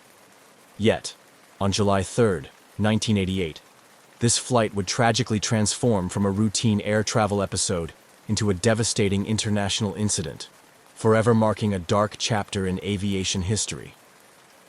The geopolitical climate of the late 1980s was fraught with tension, particularly in regions like the Persian Gulf, where strategic interests and political conflicts intersected dramatically. The backdrop of this tension set the stage for the catastrophic downing of Flight 655, a tragedy that escalated existing hostilities between the United States and Iran, and raised critical questions about military rules of engagement and the safety of civilian aircraft in conflict zones. At the heart of these tensions was the USS Vincennes, a United States Navy guided missile cruiser stationed in the Persian Gulf as part of Operation Earnest Will. This operation was aimed at protecting oil tankers and international shipping routes from attacks amid the ongoing Iran-Iraq war, highlighting the region's global economic significance and the high stakes involved in maintaining control over it. The USS Vincennes, equipped with some of the most advanced naval technology of the time, including sophisticated weaponry and an Aegis combat system, was under the command of Captain William C. Rogers III. The ship was a floating fortress, capable of tracking and engaging multiple targets with precision. Yet, the complexities and pressures of operating in such a volatile environment would soon lead to a grave misjudgment. On that fateful morning, the Vincennes was already on high alert due to earlier skirmishes with Iranian forces.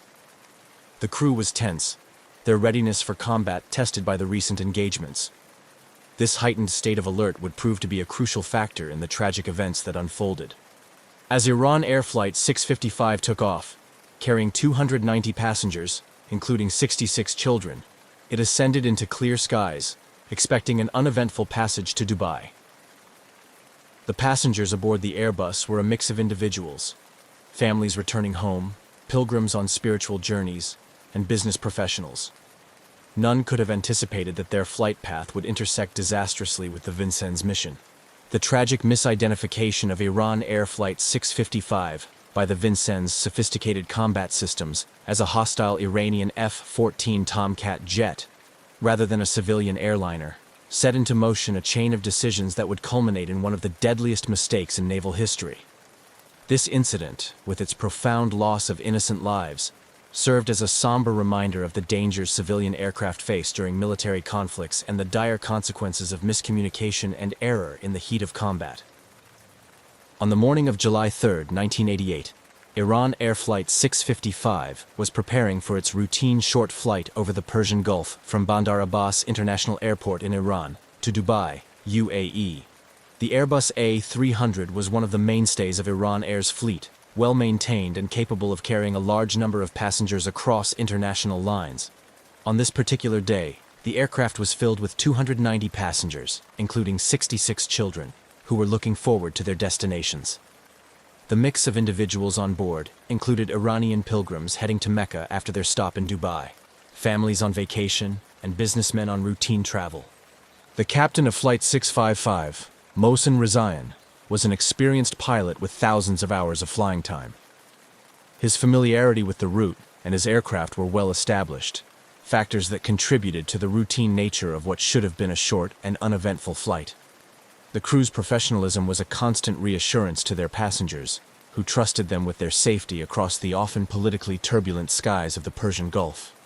The flight crew completed their pre-flight checks with the practiced ease of seasoned professionals. The atmosphere inside the cabin was calm as passengers settled into their seats, stowed their carry-on items, and listened to the flight attendant's safety briefing. Outside, the weather conditions were ideal for flying, with clear skies and mild winds. At 10:17 a.m. local time, Flight 655 was cleared for takeoff. Meanwhile, the USS Vincennes, under the command of Captain William C. Rogers III, was on high alert. The ship, part of the United States Navy's Fifth Fleet, was armed with advanced weaponry and a sophisticated combat system designed to track and engage enemy targets efficiently. It was stationed in the Persian Gulf as part of Operation Earnest Will, which aimed to protect neutral oil tankers and international shipping lanes from attacks during the ongoing Iran-Iraq War. The Vincennes had been involved in several tense encounters with Iranian military forces in the weeks leading up to July 3rd. Earlier that day, the ship had exchanged fire with Iranian speedboats, heightening the crew's readiness and sensitivity to potential threats. The psychological pressure of continuous engagement and the perceived constant threat from Iranian forces colored the crew's judgment, setting the stage for the tragic events that would unfold. As Flight 655 ascended into the international air corridor, known as the Amber Route, it entered a region heavily monitored by military radars, including those of the USS Vincennes. The standard commercial flight path of Flight 655 would take it within proximity of where the Vincennes was operating. However, in the tense atmosphere of military engagement and the heightened state of alert, the approaching civilian airliner was misidentified by the Vincennes combat systems as a potential military threat. The crew of the Vincennes observed the aircraft ascending and, due to a catastrophic series of misinterpretations and misinformation, identified it as an Iranian F-14 Tomcat fighter jet, a type previously encountered in the region. This misidentification was due primarily to the psychological and situational stress factors affecting the Vincennes crew, compounded by the lack of effective communication between the ship and the aircraft. Attempts to contact the approaching plane were unsuccessful. In part, this was due to frequency discrepancies. Military vessels and civilian aircraft often operate on different communication channels. Moreover, the crew of the Vincennes, operating under the belief that they were dealing with a military jet, may have expected a different type of response than a civilian airliner could provide. In the critical moments that followed, the decision to engage was rapidly made. Believing they were acting in defense against an imminent threat, the Vincennes fired 2 surface-to-air missiles at Flight 655. Within minutes, the Airbus A300 was struck, causing it to explode and plummet into the waters of the Persian Gulf. The aftermath of the explosion was catastrophic. All 290 people aboard were killed instantly, their lives claimed by a tragic misinterpretation in a high-stakes environment. The debris of Flight 655 scattered across the water, marking the spot where the aircraft met its tragic end, and where the intersection of a routine commercial flight and a military operation in a conflict zone resulted in one of the deadliest incidents of its kind in the history of aviation. On that fateful day, July 3, 1988, as the radar officer aboard the USS Vincennes saw the blip of Iran Air Flight 655 appear on his screen, the standard operating environment quickly escalated to a crisis situation. Situated in the strategic yet volatile Strait of Hormuz, the crew was acutely aware of the potential for encounters with Iranian military forces. The intense pressure and rapid pace required for decision-making aboard the Vincennes set the stage for what would become a tragic misunderstanding. The sequence of events leading up to the tragedy was both swift and disastrous. The Vincennes was already engaged in a tense confrontation with Iranian gunboats, and the atmosphere was charged with the urgency of defense. When the Airbus A300 appeared on the radar, the Vincennes' advanced Aegis combat system tagged the plane as a potential threat. This system, designed to track and engage under extreme conditions, did not differentiate between military and civilian aircraft without specific input to do so. Captain William C. Rogers III faced the critical decision of how to respond. The standard identification protocols called for confirming the aircraft's identity before taking any aggressive action. However, amid the chaos and under the impression that they were dealing with a potential Iranian military threat, the crew attempted to contact the approaching aircraft.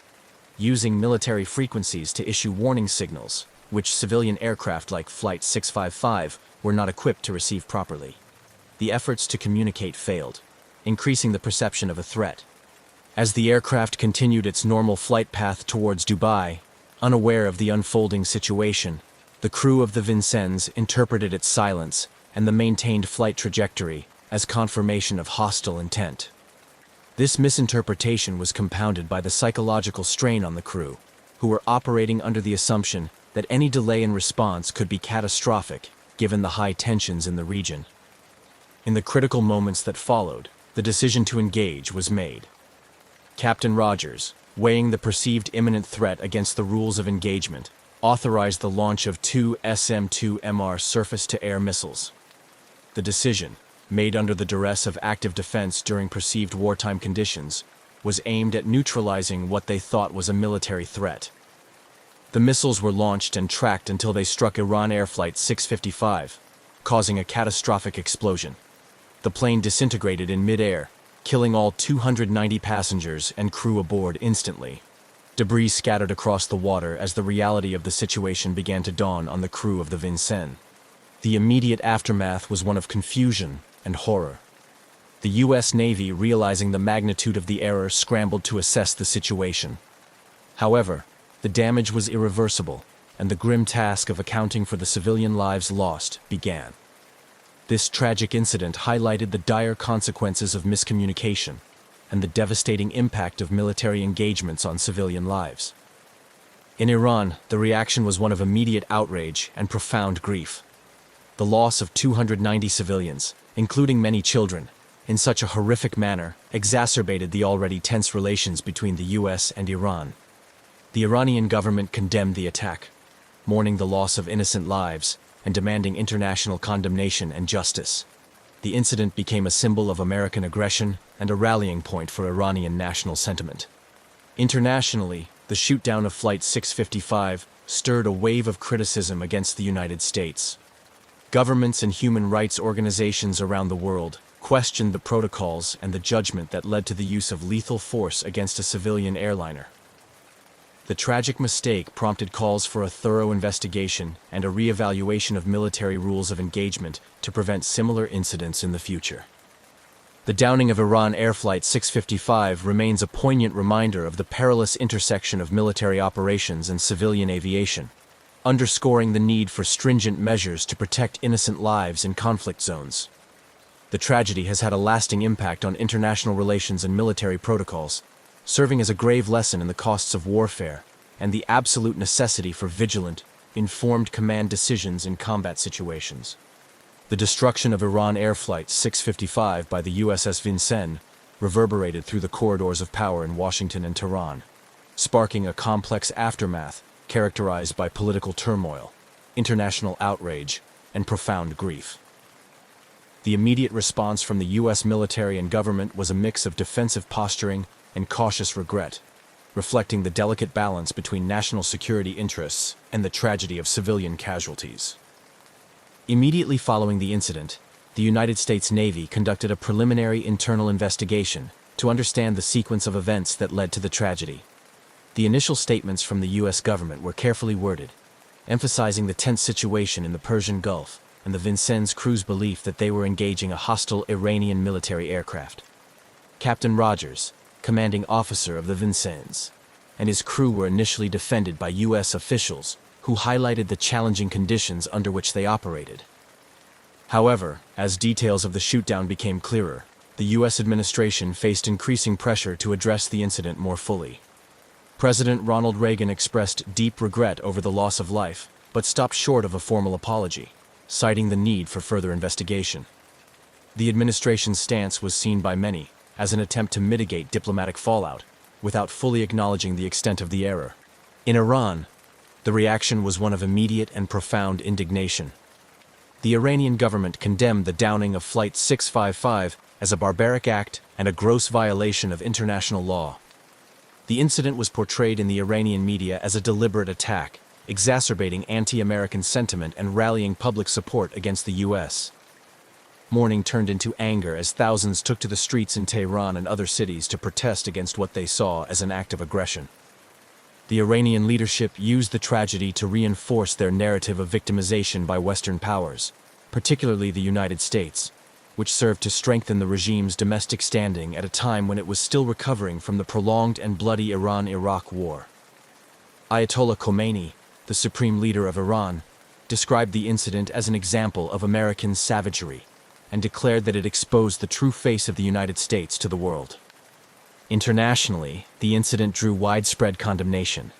The United Nations Security Council convened to discuss the shootdown, and while a resolution explicitly condemning the United States was not passed due to diplomatic maneuverings, the incident led to a series of debates about military engagement and the protection of civilian lives in conflict zones.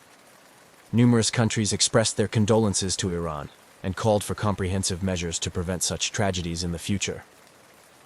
In the months following the disaster, the International Civil Aviation Organization, ICAO, and other international bodies scrutinized the incident, leading to discussions about improving communication channels between military and civilian aircraft.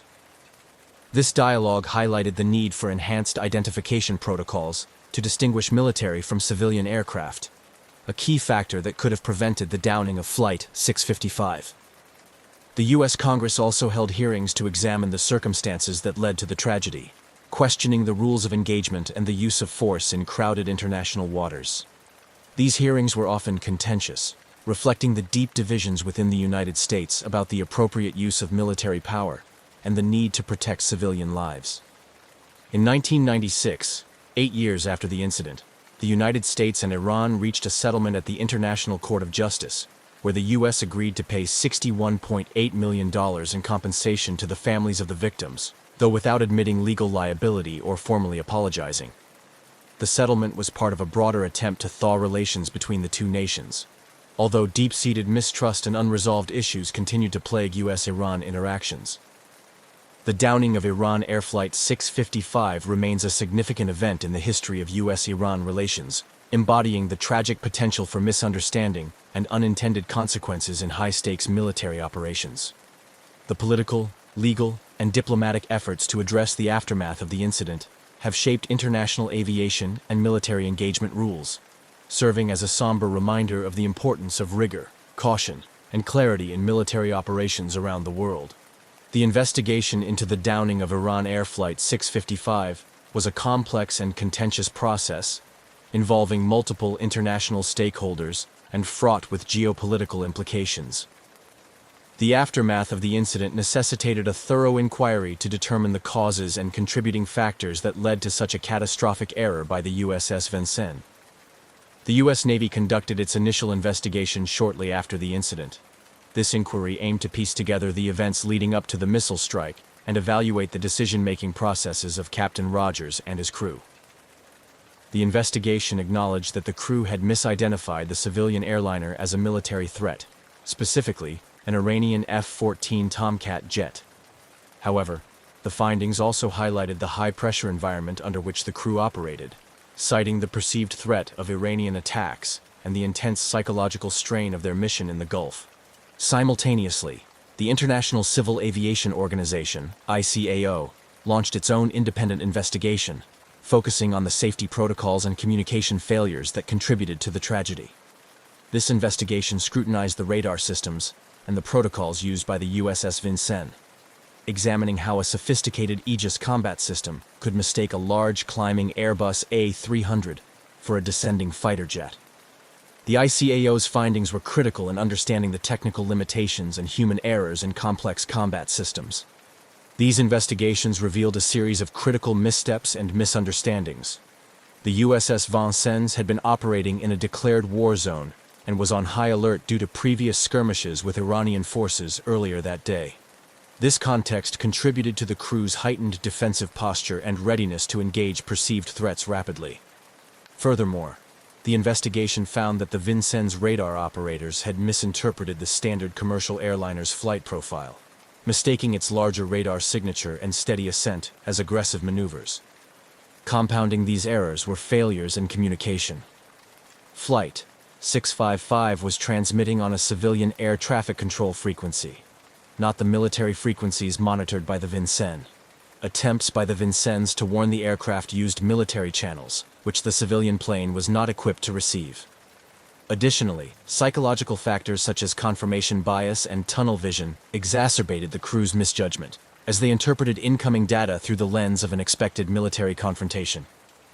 The findings of these investigations led to significant controversies and debates.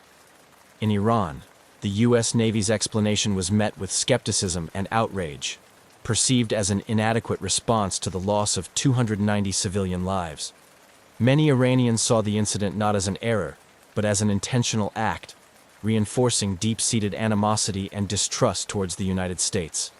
Internationally, the incident sparked a broader discussion about the rules of engagement and the protection of civilian lives in conflict zones. The tragedy highlighted the need for clearer differentiation between military and civilian air traffic, leading to calls for enhanced identification protocols and improved communication systems to prevent similar incidents in the future. In response to the global outcry and the internal reviews suggesting procedural failures, the U.S. military took steps to revise its rules of engagement and bolster the training of its personnel, especially in the identification and engagement of air targets. These changes aim to reduce the likelihood of such tragic errors in future conflicts, emphasizing the importance of verifying targets before engagement. The U.S. government also faced legal and diplomatic repercussions. Iran filed a case against the United States at the International Court of Justice, ICJ, claiming that the shootdown was not only unlawful but also a deliberate act of aggression. The proceedings at the ICJ were closely watched worldwide as they dealt with critical issues of international law and state responsibility. In 1996, the United States agreed to settle the case by compensating the families of the victims, though it continued to avoid admitting legal liability or formally apologizing, maintaining that the incident was a tragic mistake. The settlement, while providing some financial compensation to the bereaved families, did little to heal the deep wounds inflicted by the tragedy. The legacy of Flight 655 continues to influence U.S.-Iran relations and serves as a grim reminder of the dangers of military escalation and the essential need for rigorous safeguards in military operations to protect innocent lives in times of conflict. The ongoing discourse around this incident underscores the enduring challenge of balancing security concerns with the imperatives of human rights and international law. The political and military implications of the downing of Iran Air Flight 655 were profound, shaping the dynamics of U.S.-Iran relations for years and influencing global military and aviation policies. The incident became a significant point of contention, affecting diplomatic interactions and international perceptions of military engagement rules. In the immediate aftermath, the incident drastically exacerbated the already strained relations between the United States and Iran. It deepened the chasm of mistrust and hostility, complicating any efforts toward rapprochement. For Iran, the incident was perceived not just as a tragedy, but as a deliberate attack, reinforcing its narrative of victimization by Western powers. The Iranian government leveraged this event to unify public opinion and garner international sympathy, portraying the United States as an aggressive and imperialist power. On the American side, the incident prompted a re-evaluation of military engagement rules, particularly concerning the identification and engagement of non-combatant aircraft in conflict zones. The U.S. military faced intense scrutiny both domestically and internationally, prompting discussions about the safeguards needed to prevent such incidents.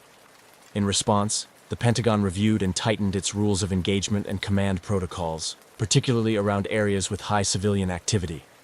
One of the significant changes was the enhancement of the military's identification processes to distinguish between civilian and military aircraft more effectively. This involved improving radar systems capabilities and ensuring that personnel were better trained in interpreting radar data under pressure. The military also increased its emphasis on using multiple sources of information to confirm the identities of potential targets before engaging them. These changes were partly influenced by the broader shift towards more stringent standards for accountability within military operations worldwide. The incident underscored the necessity for robust checks and balances in military decision-making processes, especially in scenarios where the risk of civilian casualties is high. Internationally, the shootdown had ramifications for global aviation safety. It highlighted the vulnerability of civilian aircraft flying in or near conflict zones, and led to calls for improved communication between civilian and military entities. This led to increased cooperation between the International Civil Aviation Organization, ICAO, and various military organizations to enhance civilian aircraft safety during military conflicts. Procedures and technologies for better tracking and communication were developed, aimed at preventing similar tragedies. Moreover, the incident influenced international law regarding military engagements and the protection of civilians in armed conflict zones. It became a case study in numerous international law programs and military academies discussed for its legal, ethical, and procedural implications. The discussions often focused on the balance between national security interests and the need to protect civilian lives, shaping future legal frameworks and conventions. The diplomatic fallout from the incident continued to linger, impacting U.S.-Iran relations for decades. The lack of a formal apology from the U.S. government was particularly contentious, seen by many in Iran as an indicator of insincerity in addressing the consequences of the shootdown. This perception hindered diplomatic dialogue and contributed to the cyclical escalation and de-escalation of tensions between the two countries. Despite the passage of time, the legacy of Iran Air Flight 655 remains a poignant reminder of the catastrophic consequences of military miscalculations. The incident continues to be referenced in discussions about military ethics, the rules of engagement, and the importance of safeguarding civilian lives in times of conflict. It serves as a somber lesson in the importance of vigilance, precision, and accountability in military operations, ensuring that the memory of those lost continues to inform and guide future military and diplomatic endeavors. The legal and ethical ramifications of the downing of Iran Air Flight 655 are as complex as they are profound. In the years following the incident, a series of legal actions and diplomatic negotiations highlighted the challenges of addressing such a tragedy within the frameworks of international law and bilateral relations. These proceedings also raised significant ethical questions about accountability and reparations in cases involving military mistakes with civilian casualties. In the aftermath of the tragedy, Iran sought justice and compensation through international legal avenues, claiming that the downing was not only a tragic accident, but a gross violation of international law. Iran filed a case against the United States at the International Court of Justice, ICJ, demanding accountability and reparations for the victims' families. This legal move was part of Tehran's broader strategy to internationalize the issue, seeking global condemnation of the United States and reinforcing its narrative of victimization by Western powers. The United States, while expressing regret over the loss of innocent lives, maintained that the incident was a tragic mistake during a complex combat situation. Initially, the U.S. government resisted admitting legal liability, framing the event as an unfortunate consequence of wartime operations in a high-threat environment. This stance was heavily criticized, both domestically and internationally, as it seemed to sidestep the broader issues of military accountability and the importance of safeguarding civilian lives. In 1996, after years of legal and diplomatic wrangling, a settlement was reached at the ICJ, where the United States agreed to pay $61.8 million, equivalent to $213,103.45 per passenger, as compensation to the families of the victims. This settlement, while significant, did not include an admission of legal liability or a formal apology from the U.S. government, which continued to impact the perception of the U.S. response both in Iran and among the international community. This resolution raised numerous ethical questions about the value of human life and the extent to which monetary compensation can serve as reparation for the loss of loved ones. It also highlighted the limitations of international law in dealing with incidents where military actions lead to civilian casualties.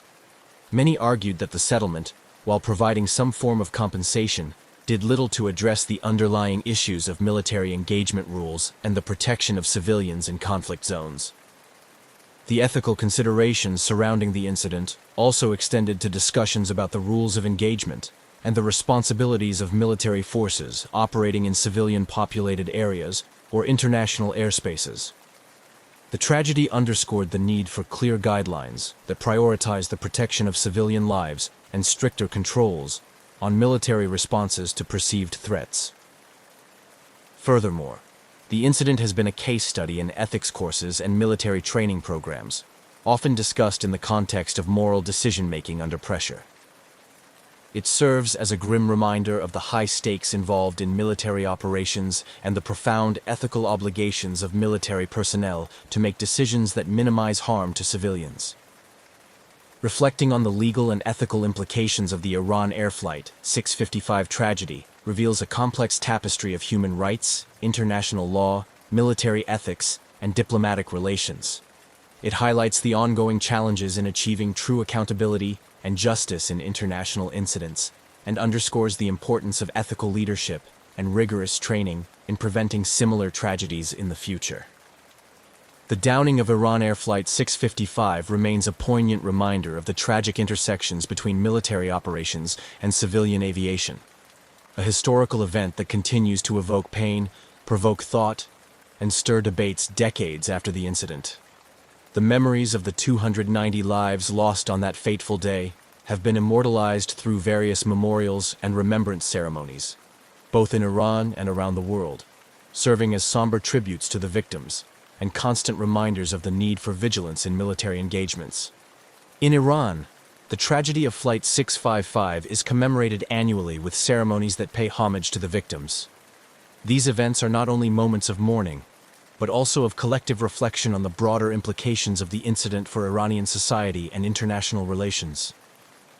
The crash site in the Persian Gulf has become a sacred space, marked by memorials that stand as a testament to the lives lost. Families of the victims and political leaders often gather here to honor the memory of those who perished, reiterating calls for peace and the protection of civilian lives in conflict zones. The legacy of Flight 655 also extends into ongoing diplomatic tensions between the United States and Iran.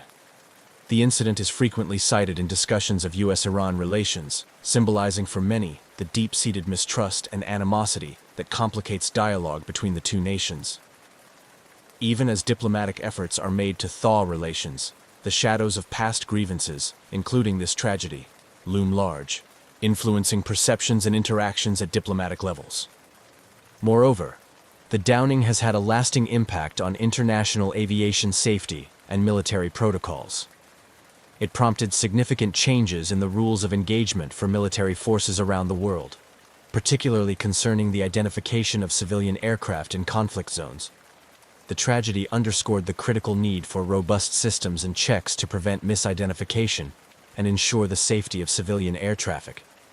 These improvements have been crucial in preventing similar incidents, contributing to safer skies for international air travel. Academically and in policy-making circles, the incident is studied as a case of what can go wrong when high-stakes military decision-making intersects with civilian life. It serves as a crucial case study in international relations and military ethics courses, helping to educate new generations of military officers, diplomats, and international lawyers about the complexities of engagement in globalized contexts. The lessons learned from the incident continue to influence policies aimed at enhancing the accountability of armed forces and reinforcing the norms of international humanitarian law. Legal frameworks and international conventions have also been influenced by the fallout from the Flight 655 tragedy. The incident has played a role in shaping international legal standards regarding state responsibility and compensation for wrongful acts, reinforcing the principles that govern state actions in international airspace and the treatment of civilians during military operations. These legal precedents continue to be relevant in contemporary conflicts, where the distinction between combatants and non-combatants can often be blurred. In sum, the legacy of Iran Air Flight 655 is multifaceted. It is remembered as a painful incident that resulted in unnecessary loss of life, but also as a catalyst for change in international military and aviation protocols. The tragedy remains a critical reference point in discussions about the moral and legal dimensions of military actions, serving as a somber reminder of the need for perpetual vigilance, rigorous training, and the moral courage to make decisions that prioritize human life. As such, the story of Flight 655 is not just a historical footnote, but a continuing influence on how military and civilian interactions are managed in an increasingly complex global landscape. High above the rugged coastline of Chile, the steady hum of a Chilean Air Force helicopter sliced through the sky. The aircraft, a well-equipped Cougar AS-532, was on a routine patrol mission, its crew trained to maintain vigilance over the vast expanse of ocean and land beneath them. It was a clear day in November 2014, with visibility perfect for the task at hand.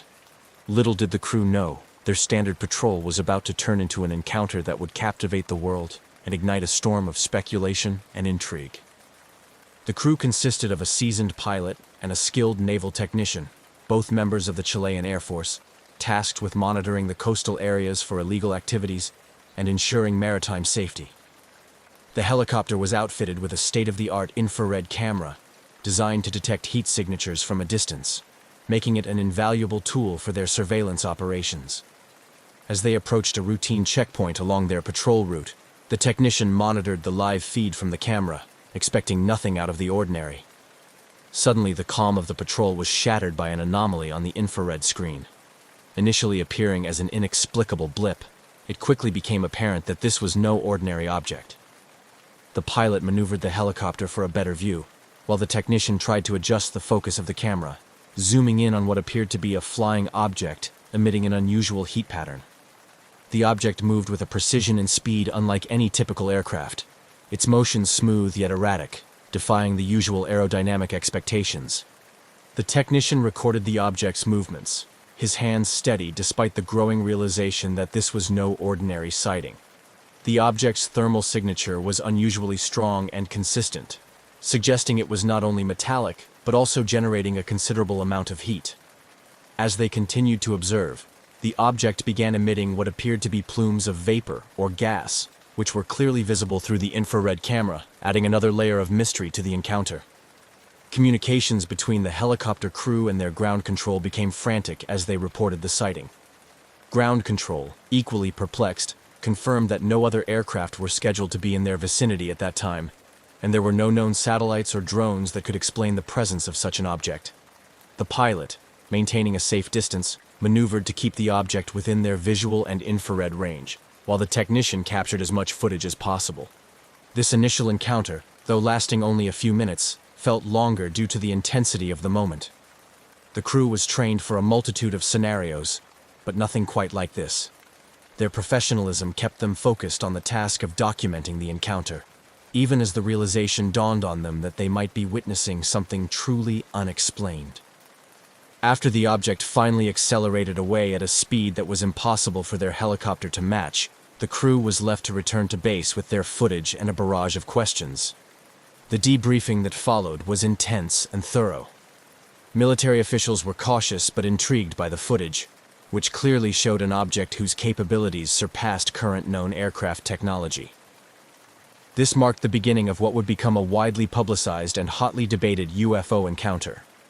The Chilean government, known for its transparency in dealing with unidentified aerial phenomena, took the unusual step of releasing the footage to the public and seeking help from both national and international experts to try to explain the mysterious encounter.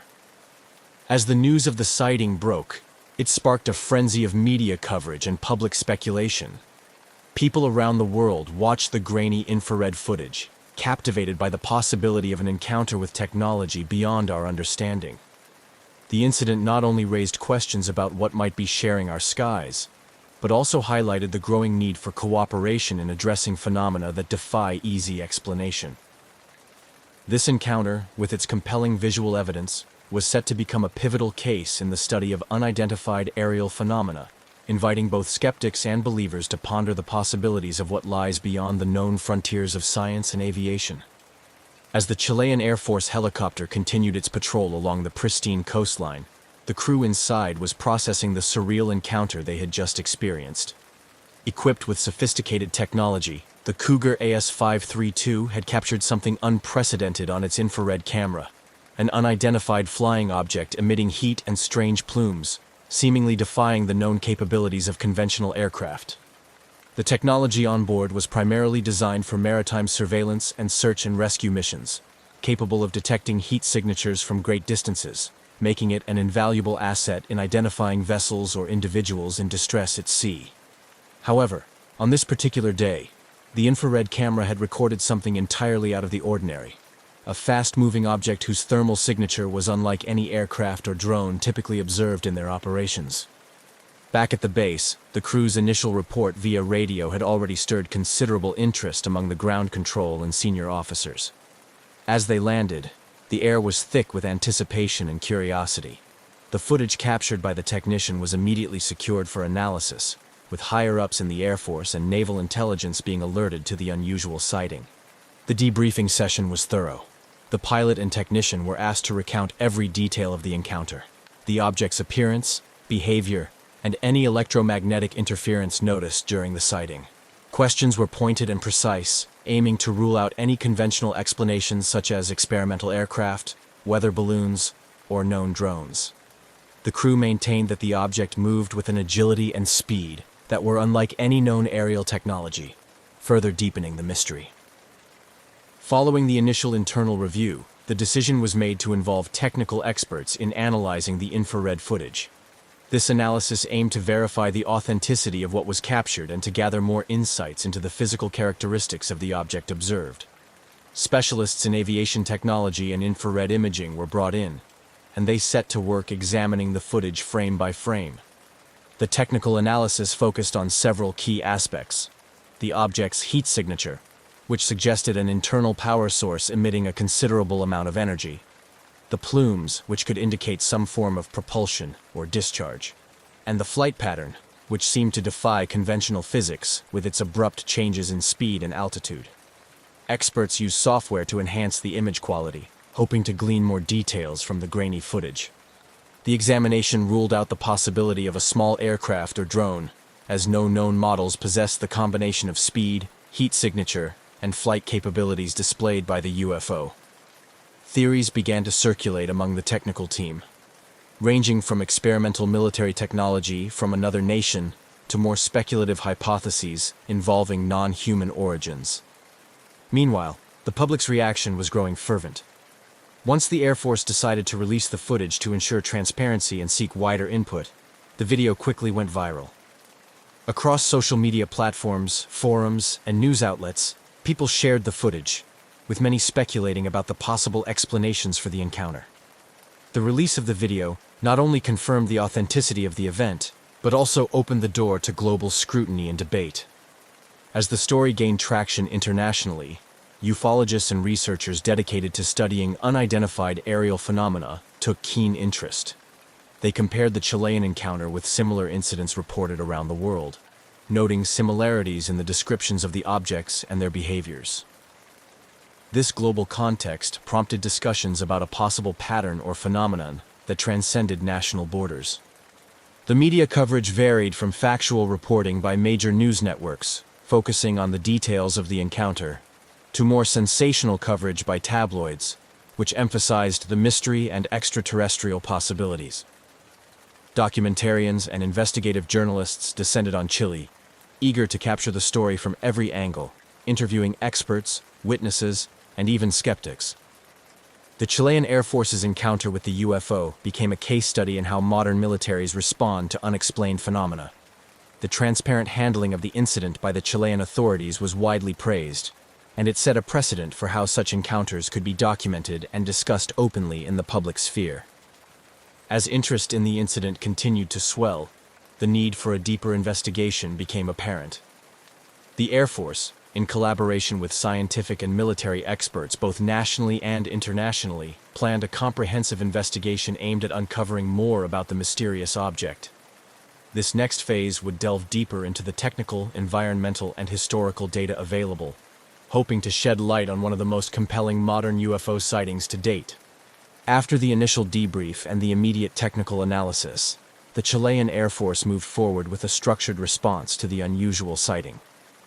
The military's first priority was maintaining operational security and confidentiality as they navigated the complexities of a potential, unidentified flying object that could have broader implications for national security. However, the decision to eventually release the footage to the public marked a pivotal shift towards transparency, aiming to demystify the situation and engage with the global community for broader insights. The aftermath of the sighting and the subsequent release of the infrared footage initiated a multi-phased response plan. Initially, The Air Force leadership conducted a series of confidential briefings with defense analysts to evaluate any potential threats that the unidentified object might pose. These meetings involved strategy discussions, reviews of radar and satellite data, and consultations with international partners to ascertain if similar incidents had been observed elsewhere. Simultaneously, the Chilean government took steps to manage the public narrative. Information about the encounter was carefully released to avoid causing undue alarm. The military's spokesperson provided measured statements that confirmed the sighting while emphasizing that it posed no immediate threat to national security. This approach was designed to maintain public confidence and prevent speculation from overshadowing facts. The leak and public response to the footage were overwhelming. Once the video was made available online, it quickly captured the attention of both national and international media, sparking a flurry of investigative reports, expert interviews, and public speculation.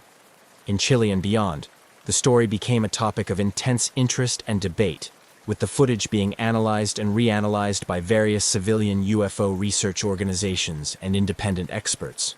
Media outlets played a significant role in shaping the public's perception of the incident. Major networks sought to strike a balance between reporting on the sensational aspects of the UFO sighting and providing a platform for credible experts to discuss the potential explanations. This coverage helped to elevate the discourse, moving it from mere conspiracy theories to more scientific and investigative discussions about what the object could have been. Online forums and social media also became hotbeds for debate. Enthusiasts and skeptics alike shared their theories, ranging from secret military technology and drones to extraterrestrial vehicles. This digital conversation expanded the reach of the incident, drawing in audiences from around the world who might not typically engage with military or aviation news. The Chilean Air Force continued to monitor these discussions closely, noting where misinformation spread and stepping in to clarify when possible. Their ongoing involvement helped to maintain a level of authority over the narrative, ensuring that the public received accurate updates as the investigation progressed. In response to the burgeoning interest, the Air Force organized a symposium where experts from various fields were invited to discuss the sighting. This event included panels with aerospace engineers, astrophysicists, military strategists, and representatives from the global UFO research community. The symposium was pivotal in fostering a multidisciplinary understanding of the sighting, highlighting the complexities involved in identifying and interpreting aerial phenomena. This collective approach not only enriched the investigation, but also demonstrated the Chilean military's commitment to transparency and scientific inquiry. By openly discussing the sighting and inviting international experts to contribute, they mitigated the risk of sensationalism and grounded the conversation in a search for verifiable truth. As the investigation moved forward, the Air Force and other involved agencies continued to sift through data, looking for any clue that might explain the nature of the mysterious object. Each piece of information, from radar signatures to historical aircraft records, was meticulously analyzed in the hope of uncovering a logical explanation for the sighting. This thorough and open approach ensured that whatever conclusions were eventually drawn, they would be based on solid evidence and careful consideration, maintaining public trust and scientific integrity throughout the process. Following the unprecedented encounter and the widespread public interest it generated, the Chilean Air Force initiated a formal and comprehensive investigation into the incident. This step was essential not only for national security purposes, but also to satisfy the curiosity and concerns of both the national and international communities. The official investigation was spearheaded by a special task force composed of experts from various fields, including military aviation specialists, aerospace engineers, and scientists specializing in atmospheric phenomena. The task force's primary goal was to analyze every aspect of the encounter thoroughly, from the technical specifications of the helicopter and its equipment to the environmental conditions on the day of the sighting. The team started by scrutinizing the infrared footage captured by the helicopter's camera. This involved a detailed frame-by-frame analysis to understand the object's size, speed, thermal signature, and flight pattern. Special attention was given to the plumes emitted by the object, which were atypical for conventional aircraft or known drones. Experts in propulsion and aerospace technology were consulted to determine if the object could be an undocumented type of military drone or experimental aircraft, possibly from another nation. Parallel to the technical analysis, the task force investigated the electromagnetic environment during the incident. They collaborated with meteorologists and physicists to explore whether unique atmospheric conditions could have caused optical illusions or radar anomalies. This line of inquiry included a review of historical meteorological data to check for similar anomalies that might have been recorded but not publicized. The military also re-examined radar data from the day of the sighting to trace the object's flight path and origin. This effort was coordinated with neighboring countries' air defense systems to rule out the possibility that the object had crossed into Chilean airspace from abroad. Additionally, the task force checked for any unauthorized satellite launches or space debris re-entries that could explain the object's presence in the sky. As the technical and environmental analyses progressed, the Chilean military maintained open communication with international bodies, such as the Committee for the Study of Anomalous Aerial Phenomena, CEFAA, which had a history of investigating UFO sightings in a scientific and systematic manner. This cooperation ensured that the investigation adhered to international standards and benefited from a broader range of expertise. The official investigation also delved into the historical context, researching any previously reported similar incidents within Chile and in other parts of the world. This broader historical review helped to contextualize the encounter and provided insights into how similar sightings had been handled and interpreted by other nations' military and scientific communities. Throughout this extensive investigative process, the Chilean Air Force showed a remarkable level of transparency. Regular press releases and public briefings were organized to update the public on the progress of the investigation.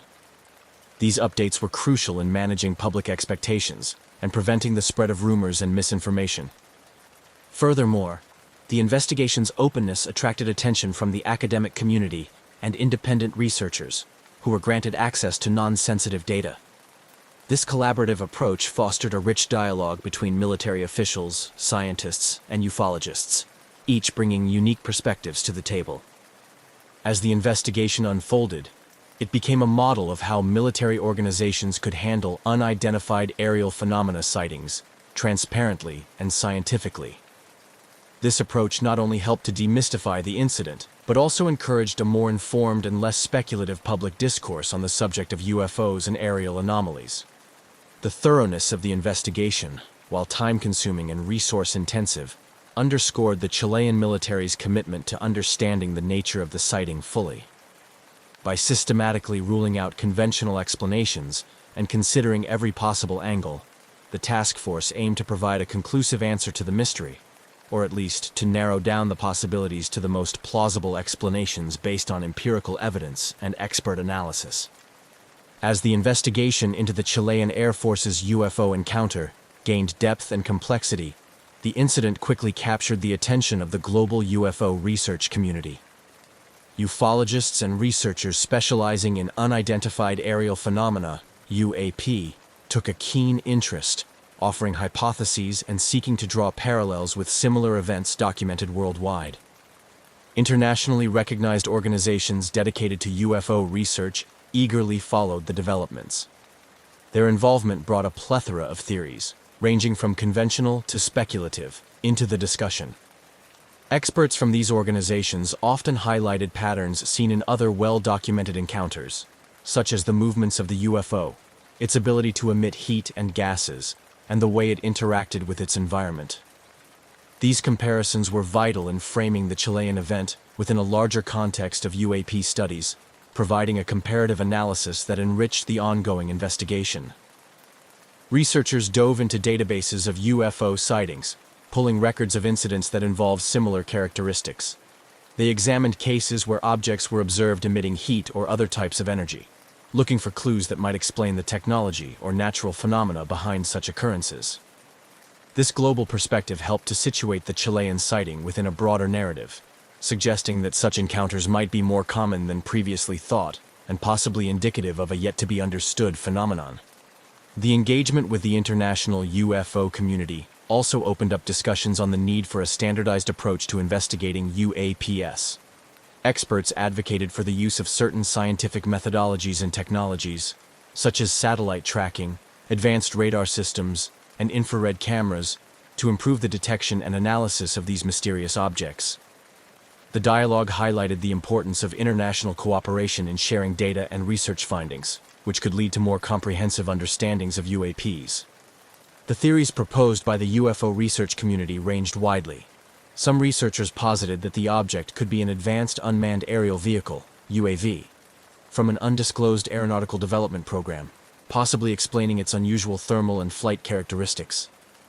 Others, more inclined toward extraterrestrial hypotheses, speculated about the possibility of non-human origin, citing the advanced capabilities that seemed beyond current human technology. Skeptics within the scientific and aviation communities, however, urged caution. They warned against jumping to conclusions without concrete evidence, advocating for a more grounded approach. These skeptics pointed to past instances where alleged UFO sightings were later explained through more mundane means, such as misidentified aircraft, atmospheric phenomena, or optical illusions created by environmental factors. The Chilean Air Force, aware of the diverse range of theories, worked diligently to maintain a balanced perspective in their investigation. They collaborated with both skeptics and believers to ensure that all possibilities were thoroughly vetted. This inclusive approach not only helped in distilling the vast amount of information and speculation, but also ensured that the investigation remained anchored in verifiable evidence. In addition to the theories revolving around the nature of the UFO, the incident also sparked a renewed interest in how governments handle the disclosure of information regarding UAPs. The Chilean case became a reference point in discussions about transparency and public engagement, with many lauding Chile's openness in dealing with the incident. This aspect of the case encouraged other countries to reconsider their policies on UAP-related information, potentially leading to more open and comprehensive public disclosures in the future. As the investigation progressed, the contributions from the global UFO research community proved invaluable. They not only broadened the scope of the investigation, but also fostered a more open dialogue about UAPs that transcended national boundaries. This collaborative spirit highlighted the universal curiosity and concern surrounding unexplained aerial phenomena, and set a precedent for future encounters, emphasizing the need for a cohesive global approach to understanding these mysterious occurrences. As the Chilean Air Force continued its investigation into the mysterious UFO encounter, a range of theories and speculations proliferated, each offering potential explanations for the observed phenomena. Among these, the extraterrestrial hypothesis garnered significant attention, captivating the imagination of the public and stimulating debate among experts and enthusiasts alike. Extraterrestrial hypotheses. Many in the UFO research community and the general public lean towards the possibility that the object could be of extraterrestrial origin.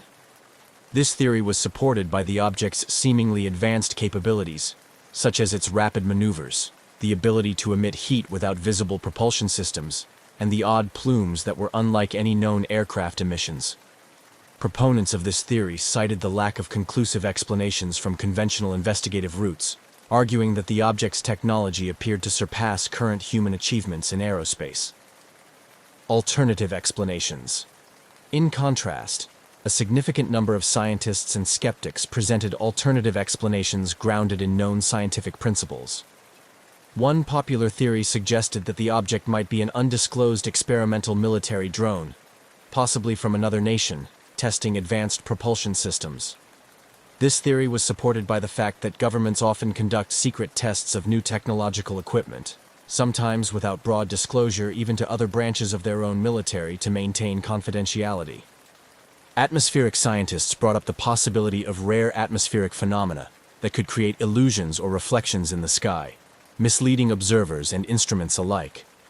Optical illusions, particularly in high-stress, high-altitude flight conditions, could cause pilots and sensors to misinterpret airborne objects. Additionally, advanced mirages, known to occur under certain atmospheric conditions, were proposed as a natural explanation for the sighting. Psychological and sociological perspectives. Psychologists and sociologists also weighed in, discussing the human factors influencing UFO sightings. They pointed out that under conditions of uncertainty and high tension, individuals are more prone to interpret ambiguous stimuli as significant or threatening.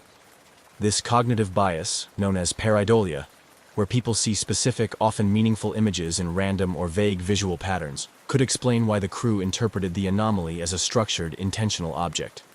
Furthermore, Sociologists discuss the societal impact of UFO sightings, noting that such events often reflect broader cultural anxieties about the unknown and technology. They suggested that public fascination with UFOs and extraterrestrial life often spikes during periods of social or technological change, highlighting these incidents as manifestations of collective fears and hopes about the future.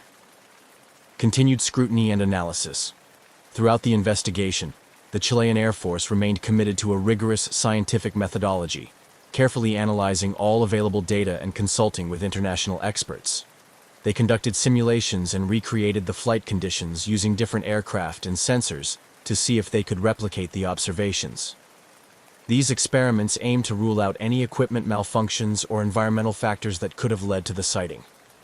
As the investigation drew on, the lack of conclusive evidence to support any single theory meant that the UFO encounter remained open to interpretation.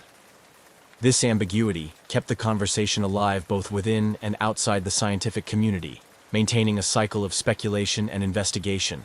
The ongoing scrutiny not only highlighted the complexities involved in studying UFOs, but also underscored the limitations of current scientific understanding when faced with anomalies that do not fit neatly into existing frameworks. In conclusion, the diversity of theories about the Chilean UFO sighting illustrates the wide array of possible explanations that exist when confronting unidentified aerial phenomena. From extraterrestrial to experimental technology, natural atmospheric effects to psychological factors, each theory offers a different lens through which to view the mysterious encounter, reflecting the multifaceted nature of human inquiry into the unknown. The 2014 UFO encounter by the Chilean Air Force quickly transcended the confines of a mere military incident to become a significant cultural phenomenon. The public's fascination with the unknown, coupled with the mysterious nature of the event, catapulted the incident into the media spotlight, influencing popular culture and altering public perception of UFOs. Media frenzy. As soon as the footage of the encounter was made public, it ignited a media frenzy. News outlets around the world broadcasted the infrared images of the unidentifiable object, with expert commentators speculating about its origins and implications. The coverage varied widely. While some news organizations approached the story with a degree of skepticism, others leaned into the more sensational aspects, sometimes overshadowing the factual basis of the encounter with speculative commentary. This intense media attention not only heightened public interest, but also placed considerable pressure on the Chilean Air Force and other governmental bodies to provide explanations and maintain transparency. Influence on popular culture. The incident also made its way into popular culture, inspiring episodes in television series, documentaries, and influencing plot lines in science fiction novels and films. These portrayals often depicted the UFO encounter as part of a larger narrative involving government cover-ups, alien conspiracies, or as a catalyst for dramatic interstellar diplomacy.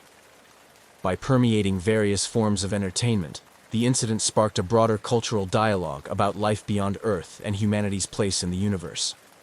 Public perception of UFOs. Perhaps one of the most significant impacts of the incident was on public perception of UFOs. Prior to the incident, public opinion on UFOs often veered towards skepticism or was marred by stigma associated with conspiracy theories. However, the transparency and seriousness with which the Chilean government handled the investigation lent a newfound legitimacy to the discussion of unidentified aerial phenomena. This shift was reflected in surveys and polls, which showed an increase in the number of people willing to consider the possibility of extraterrestrial life and other unexplained aerial phenomena. Educational impact. Academically, the incident was used as a case study in various educational settings, from university courses in astrophysics and aerospace engineering to discussions in psychology and media studies classes. In these academic environments, the incident was analyzed from multiple perspectives, including the scientific implications of the sighting, the psychological aspects of public reactions, and the ways in which media can influence public opinion. This educational engagement helped cultivate a more nuanced understanding of the complexities involved in identifying and interpreting aerial phenomena. Community involvement. The incident also galvanized community involvement, with amateur astronomers and hobbyist drone operators launching their own investigations. UFO enthusiast groups saw a spike in membership and activity, organizing skywatching events and public talks to educate people about UFO sightings and encourage responsible reporting of such events. International conferences and symposiums. The global interest in the incident led to the organization of several international conferences and symposiums, where experts from around the world gathered to share their research and theories about unidentified aerial phenomena. These meetings not only helped consolidate a global community of researchers and enthusiasts, but also fostered an interdisciplinary approach to studying such phenomena, combining insights from science, sociology, history, and even philosophy. Through these various channels, the Chilean UFO encounter left a lasting impact on society and culture. It challenged existing beliefs, inspired new forms of artistic expression, and stimulated educational and scientific inquiry. Whether as a subject of academic study, a catalyst for artistic creativity, or a phenomenon that brings communities together, the incident remains a compelling example of how unexplained events can influence multiple facets of society, sparking curiosity and debate long after the initial sighting. Despite extensive investigations and widespread discussion, the Chilean Air Force's encounter with the unidentified flying object in 2014 remains shrouded in mystery. The lack of conclusive evidence to definitively explain the UFO sighting has left many questions unanswered, fueling ongoing interest and speculation. This unresolved nature of the incident has ensured its lasting place in the public imagination and continues to influence discussions on aerial phenomena and national security protocols. The continuous interest in the case is evident in the sustained scrutiny by both official and unofficial entities. Researchers, both in Chile and internationally, persist in revisiting the incident, exploring new theories as technological and scientific advancements provide new tools for analysis. The possibility that future technology could unveil more about the nature of the UFO keeps the conversation alive, with experts anticipating breakthroughs in imaging technology, atmospheric science, and data analysis. Moreover, the incident has had a lasting impact on how military and government bodies handle reports of unidentified aerial phenomena. Inspired by the Chilean government's relatively transparent approach, other countries have reevaluated their policies on UFOs. There is a growing movement towards greater openness, driven by a combination of public interest and the potential implications of UFO sightings for national security. This shift is reflected in recent decisions by several governments to declassify portions of their UFO files, making them available for public scrutiny and academic study. The ongoing mystery of the UFO sighting has also led to a broader public discourse about the nature of such phenomena. The incident has encouraged a more serious consideration of what these sightings might mean in the context of global security and humanity's understanding of the cosmos. It challenges the scientific community to consider the limits of current knowledge and explore new frontiers in physics and other related disciplines. In popular culture, the legacy of the Chilean UFO encounter continues to inspire various forms of media expression. Documentaries, podcasts, and fictional adaptations draw on the themes and intrigue of the incident, often using it as a springboard to explore larger existential questions about humanity, technology, and the unknown. These narratives contribute to a cultural landscape where the fascination with UFOs is not only maintained, but also evolves with changing societal attitudes. Furthermore, the incident has fostered an environment where communities around the world engage in more open dialogue about UFOs without the stigma that once surrounded such discussions. Online forums, social media platforms, and public conferences continue to buzz with debates and exchanges about the Chilean sighting, among others, fostering a global community of curious minds united by a shared interest in the unexplained. In conclusion, the 2014 UFO encounter, reported by the Chilean Air Force, serves as a compelling chapter in the ongoing narrative of humanity's encounter with the unknown. It remains a poignant reminder of the mysteries that still exist in our skies, and a testament to the enduring human drive to understand the seemingly incomprehensible. As it stands, the incident not only continues to intrigue and inspire, but also shapes ongoing conversations about the boundaries of science, the responsibilities of governments, and the infinite possibilities that lie beyond our current understanding. In the cold upper reaches of Earth, where flight paths cut through skies layered with ice and silence. Military aircraft serve as both transportation and symbol, trusted, tested machines that brave the world's most unforgiving climates. One such aircraft was the Canadian Forces C-54 Skymaster, a four-engine transport plane used routinely in Arctic operations during the early 1960s. Built to be rugged and reliable, it carried cargo, personnel, and at times classified payloads through snow-blind corridors above the North Atlantic. On a winter day in 1964, one of these aircraft lifted off from Goose Bay, Labrador, headed for Thule Air Base in Greenland. It was a route the military knew well. The plane never arrived. Its crew called her the Snowbird, a name fitting for a plane that routinely danced with sub-zero altitudes, skating through clouds between icy islands and frozen fjords. That morning, the Skymaster carried 6 Canadian military personnel and a modest load of cargo. There was nothing unusual in the mission, and nothing in the pre-flight checks to raise alarm. The crew, seasoned in northern navigation, understood the hazards: crosswinds, poor visibility, radio blackouts, and the ever-present cold. But on that day, forecasts were clear. The aircraft's departure went as expected. Weather conditions were within operational limits, and the flight's course was well traveled, with military radars along the way ready to monitor its movement. Initial radio contact confirmed the Snowbird had reached cruising altitude. It was approximately halfway through its journey when the silence began. A routine position report never came. Controllers reached out, expecting a delay in check-in, maybe a frequency change or signal bounce. When there was still no reply after 10 minutes, then 20, the worry became formal. The aircraft had disappeared from communication, and soon after, from radar entirely. It was difficult to tell precisely when the plane vanished.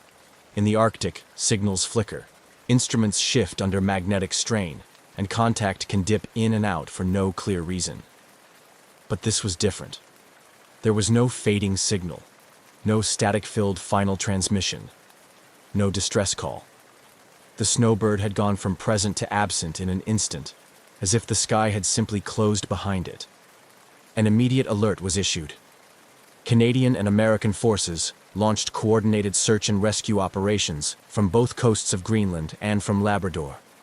Aircraft combed the planned route, while teams on snowmobiles and dog sleds explored isolated fjords and ice fields.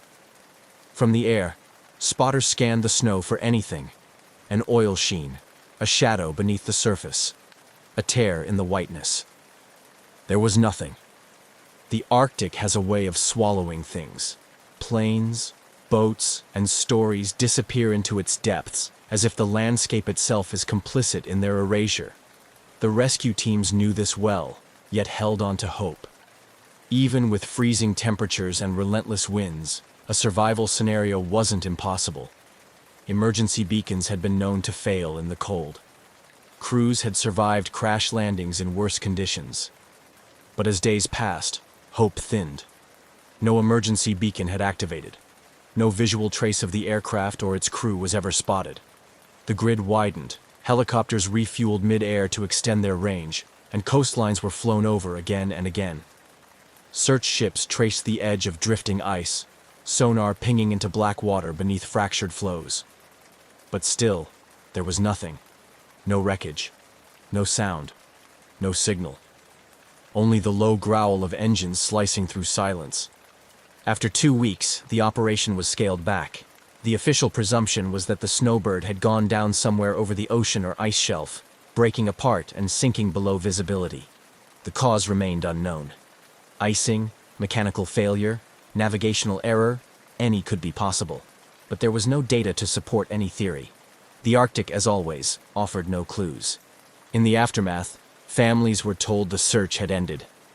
They were left with no grave, no explanation, only a cold void where answers should have been. For the military, it was logged as a loss during routine transport. Tragic, but not unprecedented. The Cold War had many such silences. Still, for those who followed the story closely, something felt off. This wasn't just a disappearance. It was the complete absence of any trace. No debris, no distress, no drifted parts. In Arctic aviation, Even violent crashes tend to leave marks. The snowbird, it seemed, had simply left the sky. Years would pass before questions resurfaced, and strange findings would cast shadows on the official account. But in 1964, the snowbird vanished with barely a sound, and the ice, as it often does, closed itself around the mystery. In the hours following the disappearance, a sense of urgency swept across Canada's northeastern military network. The Arctic is no place for delay. If the snowbird had made an emergency landing, time was already working against its crew. At temperatures well below freezing, with daylight brief and wind speeds cruel, survival was a narrow window. Every hour without contact tightened that window further. The initial assumption was straightforward: mechanical failure or navigational disorientation. It had happened before, though rarely with no warning at all. The military's first step was to backtrack the flight's last confirmed location. The snowbird had been on course, flying at altitude over the Labrador Sea, approaching Greenland's western edge. The radar contact had been faint, normal for that region, but it hadn't returned. That's when the search began.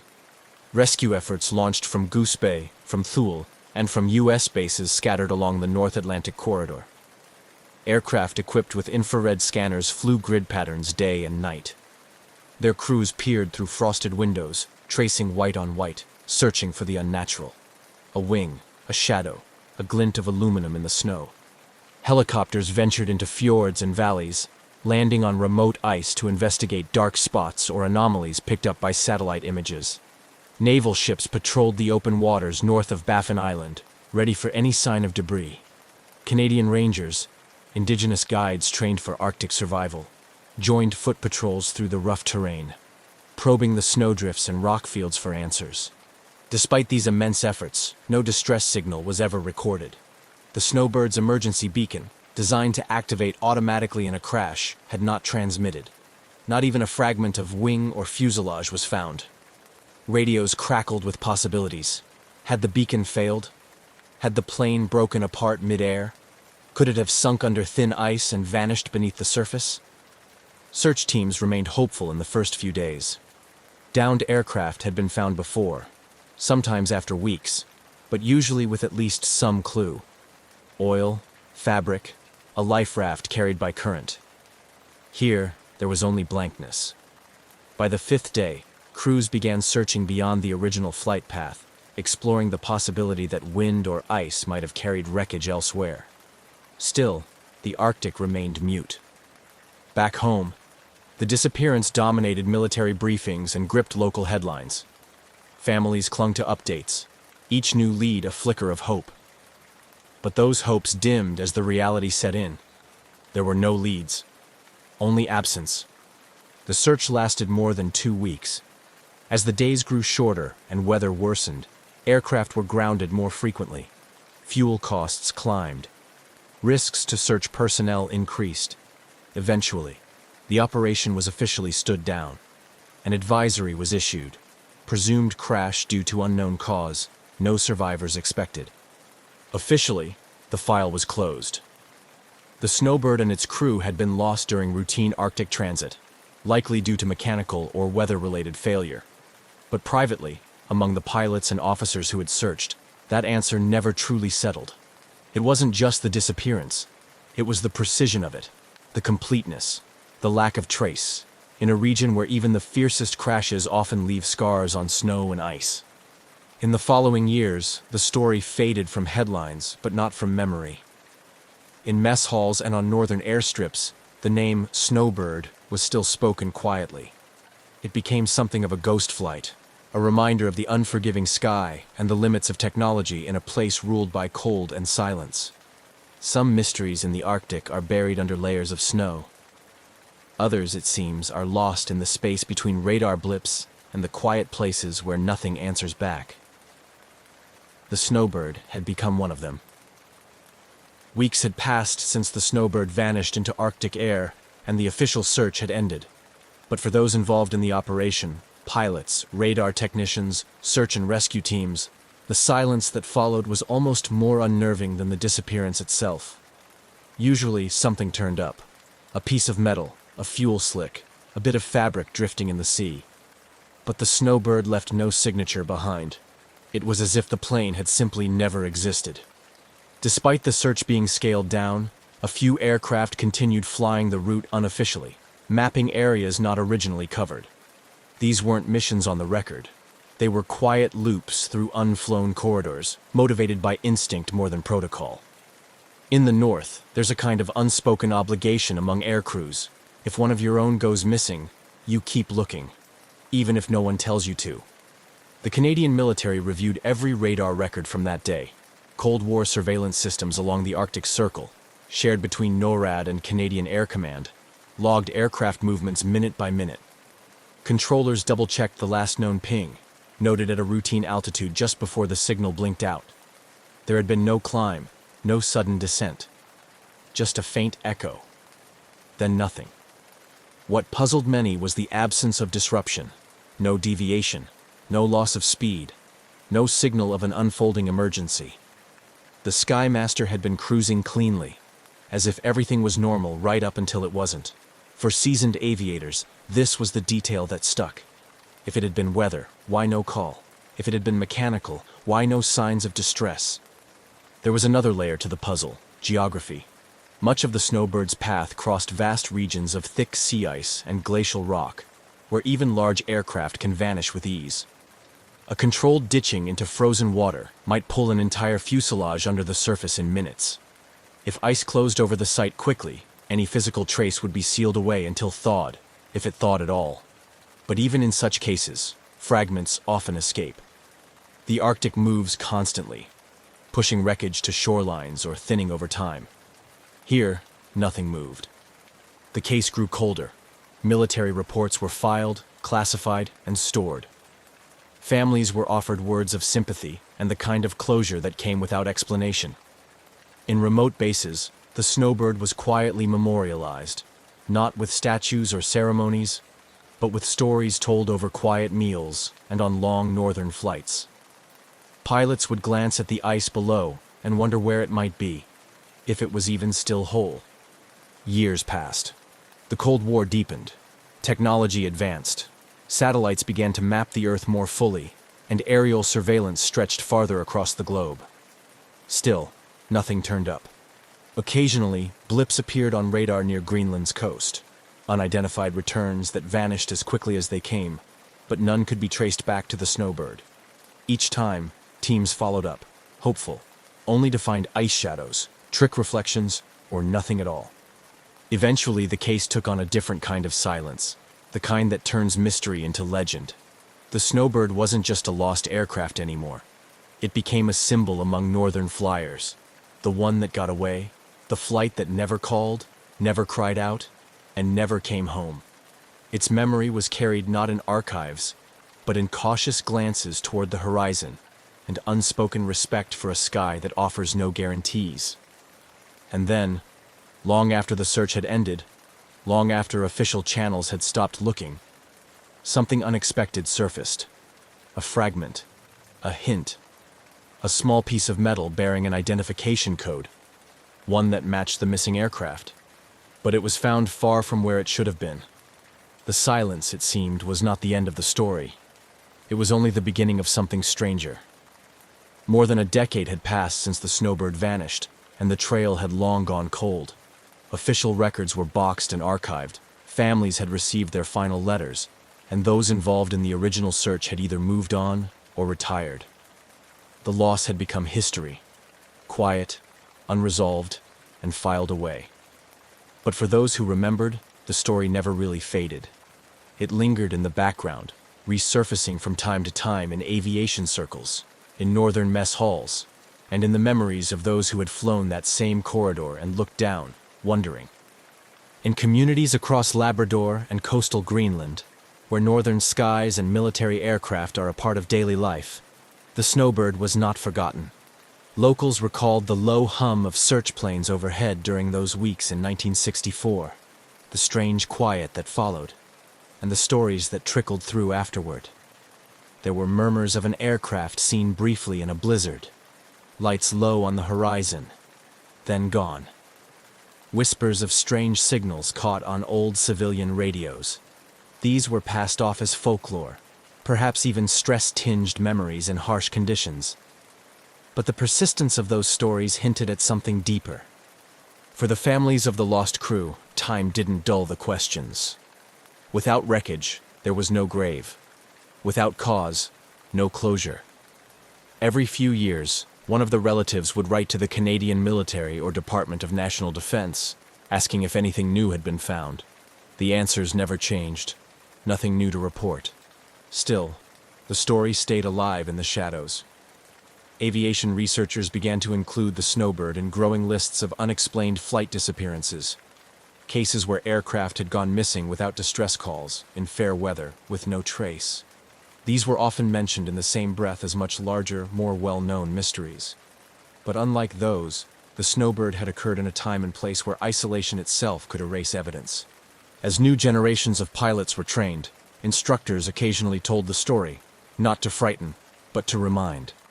Of vigilance, of unpredictability, of how even the best machines and the most experienced crews could disappear without a sound. The snowbird became a cautionary tale, a ghost flight of the North. By the late 1970s, as Cold War tensions continued to shape Arctic airspace, renewed interest in the region's history brought a few researchers back to the snowbird's file. It wasn't prompted by any new evidence, just curiosity, and a sense that something about the case had never quite fit. One aviation historian began collecting anecdotal accounts from locals in eastern Greenland. Another started reviewing old magnetic mapping charts from the 1960s, looking for interference anomalies that could have affected navigation. What they found were inconsistencies, odd weather patterns logged around the time of the flight, irregular compass readings reported by other aircraft in nearby airspace that same week, and early military radar data that showed a blip deviating far from the snowbird's intended route, but never explained. None of it proved anything, but it was enough to reopen interest. Questions began to resurface. Could the aircraft have veered hundreds of miles off course? Was the failure not mechanical, but navigational? Or had something else entirely interfered? And then came the reports of debris. Small, scattered, and oddly located. The story of the snowbird, it seemed, wasn't quite finished. Somewhere in the far north, something had begun to re-emerge from the ice. It began quietly, almost without notice. In the late 1970s, a geological survey team working along the southeastern fjords of Greenland, hundreds of miles off the snowbird's planned route, came across something unusual wedged into a narrow ravine. A section of corroded metal, half buried in scree, bearing faded stenciled markings. At first, it was assumed to be debris from a weather balloon, or perhaps Cold War military equipment dumped long ago. But one technician, a former airman, recognized the style of the code. When the fragment was analyzed more closely, it revealed part of a serial number, one that matched the Canadian Force's missing Skymaster, the Snowbird. The news was passed through official channels, quietly at first, and then with growing curiosity. This wasn't where the plane was supposed to be, not remotely. The debris had been found nearly 150 miles east of its intended flight path, tucked into terrain so remote and rugged that no aircraft would have flown there without good reason. More pieces followed. Over the next 5 years, hikers, hunters, and Arctic researchers reported other small finds. A cracked portion of an engine cowling, an aluminum panel warped by exposure, a boot sole hardened by time. These artifacts were found far apart, often in inaccessible places, scattered like breadcrumbs in a region known for its glacial shifts and bitter wind. But none of it fit. The distribution of the parts didn't suggest a violent crash or an explosive breakup. In fact, many were oddly intact, showing little of the damage expected from a high-speed impact. There were no scorch marks, no melted edges. Some theorized that the aircraft might have made a forced landing, hard but survivable, and that the Arctic's slow, grinding elements had carried the remains far from the original site. Still, there was no fuselage, no engines, no instruments or cockpit remains, just fragments, mysteriously far from where they should have been. For many, it raised more questions than it answered. How did they end up there? Had the plane been blown that far off course by wind or navigational failure? Or had it landed and then somehow disappeared? The Snowbird was no longer just a lost aircraft. It was now a riddle with pieces. pieces that didn't quite add up. The rediscovery of Snowbird's fragments reignited a quiet storm of questions within aviation circles. What was once a closed case, another Cold War-era loss to the Arctic, was now a live puzzle. Researchers, historians, and retired military pilots began combing through flight charts, magnetic field logs, and weather data from that day in 1964. Theories that had once been dismissed were now revisited with fresh interest. Among the first ideas re-examined was navigational interference. In the 1960s, flying over the high latitudes often meant flying through areas where compasses became unreliable due to magnetic variation. Some theorized that the Snowbird's instruments could have been thrown off by a geomagnetic storm, an intense solar event known to disrupt radios, compasses, and even early autopilot systems. It wasn't out of the question. In fact, archived solar weather data showed mild solar activity during the week of the disappearance. Not enough to cause chaos, but perhaps enough to confuse a flight already vulnerable to Arctic variables. Another theory returned to the human element. Could the crew have made a decision to divert the flight, perhaps due to a mechanical issue they chose not to radio in?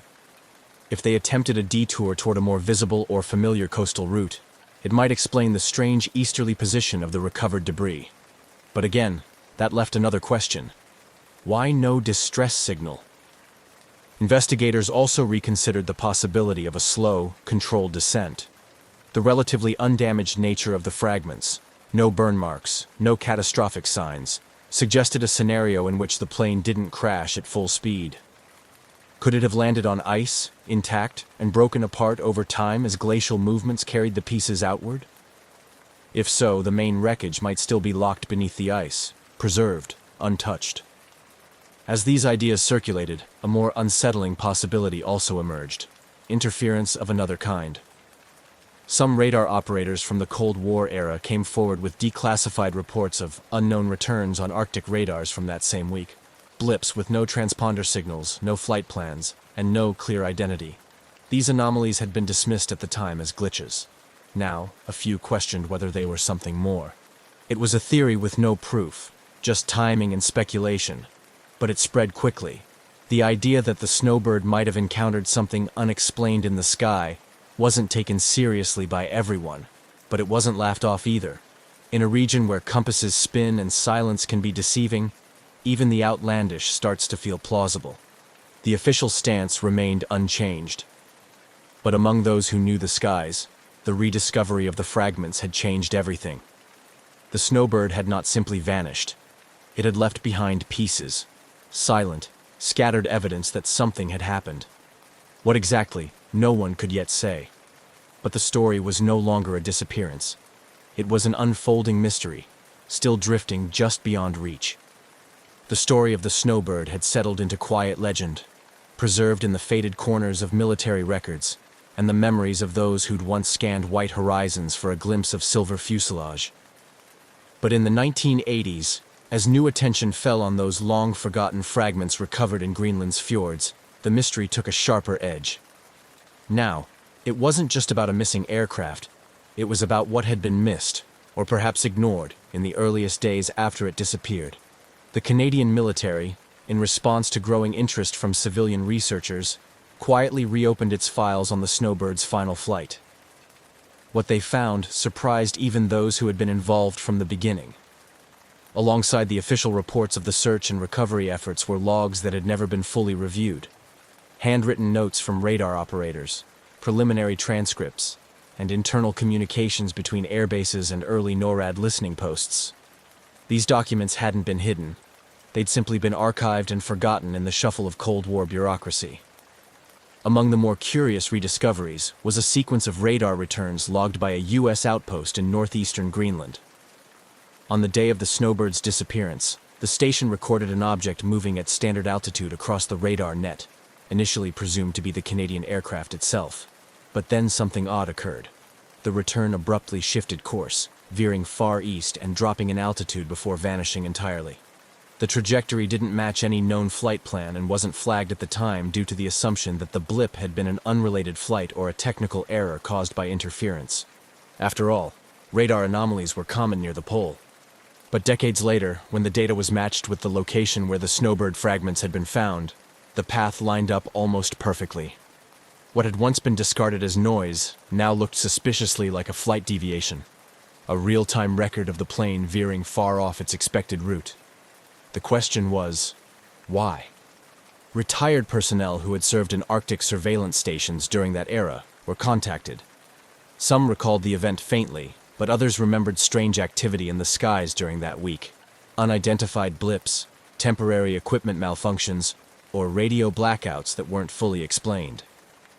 One technician, then only in his 20s, recalled a faint emergency tone heard briefly over a secondary monitoring frequency, one never used for official traffic. He reported it at the time, but it had been brushed off. There was no evidence it came from the snowbird. But in hindsight, he wondered. It became increasingly clear that the Arctic in the 1960s was a chaotic and heavily watched place. Military operations, weather experiments, early satellite tests. There was a storm of classified activity, much of which was never publicly documented. Some theorized that the snowbird may have unknowingly entered restricted airspace or encountered classified operations that, in the confusion, were never properly reported. If a radar station had tracked the aircraft going off course but didn't connect it to the missing Canadian plane, it could explain why the search had started in the wrong place, and why it ended without answers. Others took the theory further. Could there have been an interception? A misidentification? During the Cold War, such possibilities were not just conceivable, but dangerously common. Stories of near misses between NATO and Soviet aircraft were frequent in military circles. If the snowbird had been mistaken for something else, something unfriendly, could it have been forced down, accidentally targeted, or deliberately hidden? None of these ideas could be confirmed, of course. There were no records of interception, no reports of conflict. And yet, the gaps in documentation only invited more speculation. If the fragments were found in a location inconsistent with any plausible crash arc, and if no distress call was made, then something about the disappearance defied conventional explanation. Still, not everyone embraced the darker theories. Experienced pilots pointed to simpler, if no less tragic, possibilities. A navigational failure, compass drift perhaps, combined with a failure of the pressurization system could have rendered the crew unconscious. The aircraft might have continued on its own, guided only by autopilot or prevailing winds, eventually descending or breaking up in an area far from where anyone expected. It was a clean explanation, but it didn't quite match the condition of the recovered fragments. They seemed too intact, too misplaced. In the end, what the rediscovered documents did was shift the snowbird from a forgotten loss into an open case, one surrounded by layers of uncertainty and fragments of overlooked truth. Researchers compiled everything they could: satellite data, radar charts, recovered parts, and laid them out like a puzzle missing just one or two critical pieces. And that was the trouble. It was always just short of certainty. The snowbird had returned, in part, from the silence, but not enough to explain what truly happened that day in 1964. It remained a question half-answered, a story retold in parts. And as the search continued, now digital, now forensic, now historical, the Arctic skies seemed to hold on to their secrets just a little longer. Decades had passed, but the Arctic never forgot. It held the snowbird's final secret beneath its endless white, untouched, unmapped, and unsolved. The fragments discovered along Greenland's rugged coastline were all that ever surfaced. The fuselage, cockpit, engines, and the 6 souls on board remained where they had vanished, locked in a mystery that the cold seemed determined to keep. But while the land gave up little, those drawn to the snowbird refused to let the trail go cold again. By the early 2000s, advances in satellite imagery, ice-penetrating radar, and remote sensing technology offered new hope. Civilian researchers, retired military officials, and a new generation of Arctic historians began revisiting the disappearance with tools far beyond what was available in 1964. Scans of Greenland's southern ice sheet, especially along routes connected to the recovered debris, were analyzed for anomalies, depressions, or metallic signals beneath layers of compacted snow. There were moments of excitement. A radar signature, faint but structured, was detected in a glacial pocket less than 70 kilometers from the fjord, where parts of the aircraft had first been found. But harsh terrain, unpredictable weather, and limited funding delayed any serious ground exploration. The location, remote even by Arctic standards, remained out of reach. Some in the aviation community advocated for a renewed official investigation. They argued that the Snowbird wasn't just a lost plane. It was a case study in Cold War-era search limitations, the fragility of flight in high-latitude conditions, and the enduring gaps in early international cooperation over shared airspace. But official bodies remained hesitant. The case, long considered closed, wasn't a priority for a new generation of policymakers. Still, the Snowbird never truly left the public consciousness. Documentaries were produced. Articles resurfaced in aviation magazines. Podcasts dissected the case, drawing in new audiences captivated by the surreal image of a plane that simply vanished. With every new mention, another layer of curiosity was added to the legend. And then there were the families. Time had dulled the sharpest pain, but not the longing. For children who had grown up without answers, closure remained elusive. Some had never even seen the last resting place of their fathers or brothers. A few made pilgrimages to the region, standing in vast, empty landscapes beneath sky-stretched silence, where the only sound was the wind pushing through ice. They weren't searching for debris. They were reaching for connection, a place to grieve, a point to begin and end the story. In a small memorial ceremony held in 2014, on the 50th anniversary of the flight, veterans, family members, and Arctic pilots gathered at Goose Bay. Stories were shared. Names were read. The Snowbird was remembered not only as a tragedy, but as a reminder that in aviation, even the best-trained crews and the most reliable machines can be humbled by nature's scale and by the unknown. What remains today is not just the unanswered question of where the Snowbird fell, but how easily silence can swallow even the most traceable of things. In an age before global satellite tracking, before real-time black box transmissions and digital fail-safes, flights relied as much on the eyes and ears of their crew as on the steel beneath them. A navigational hiccup, a whiteout, a shift in wind. Any of these could start a chain of events that no one would see coming. There's also the lingering possibility, small but persistent, that the Snowbird didn't just vanish. It was missed. Misread on a radar. Misplaced on a chart. That in the chaos of overlapping military activity, experimental aircraft, and sensitive Cold War operations, the truth of its last moments was quietly buried under layers of need-to-know silences and fractured record-keeping. But maybe the final answer will never come. Perhaps the Snowbird's real story lies not in a definitive explanation, but in its resonance. It represents the margins of control in aviation, the quiet power of an environment that offers no second chances, and the humility required to fly through such places. Not every disappearance is destined for resolution. Some remain, like the Arctic itself, open, endless, and frozen in time. So the Snowbird remains a question in the sky, a ghost in the ice. Its story told not in certainty, but in the search. And maybe that's what gives it its haunting power. That in a world so mapped, so digitized, so explained, we can still lose something so completely. Somewhere beyond the edge of radar, beneath snow too deep for memory, a plane waits. Whether it will be found or not doesn't change what it's already given.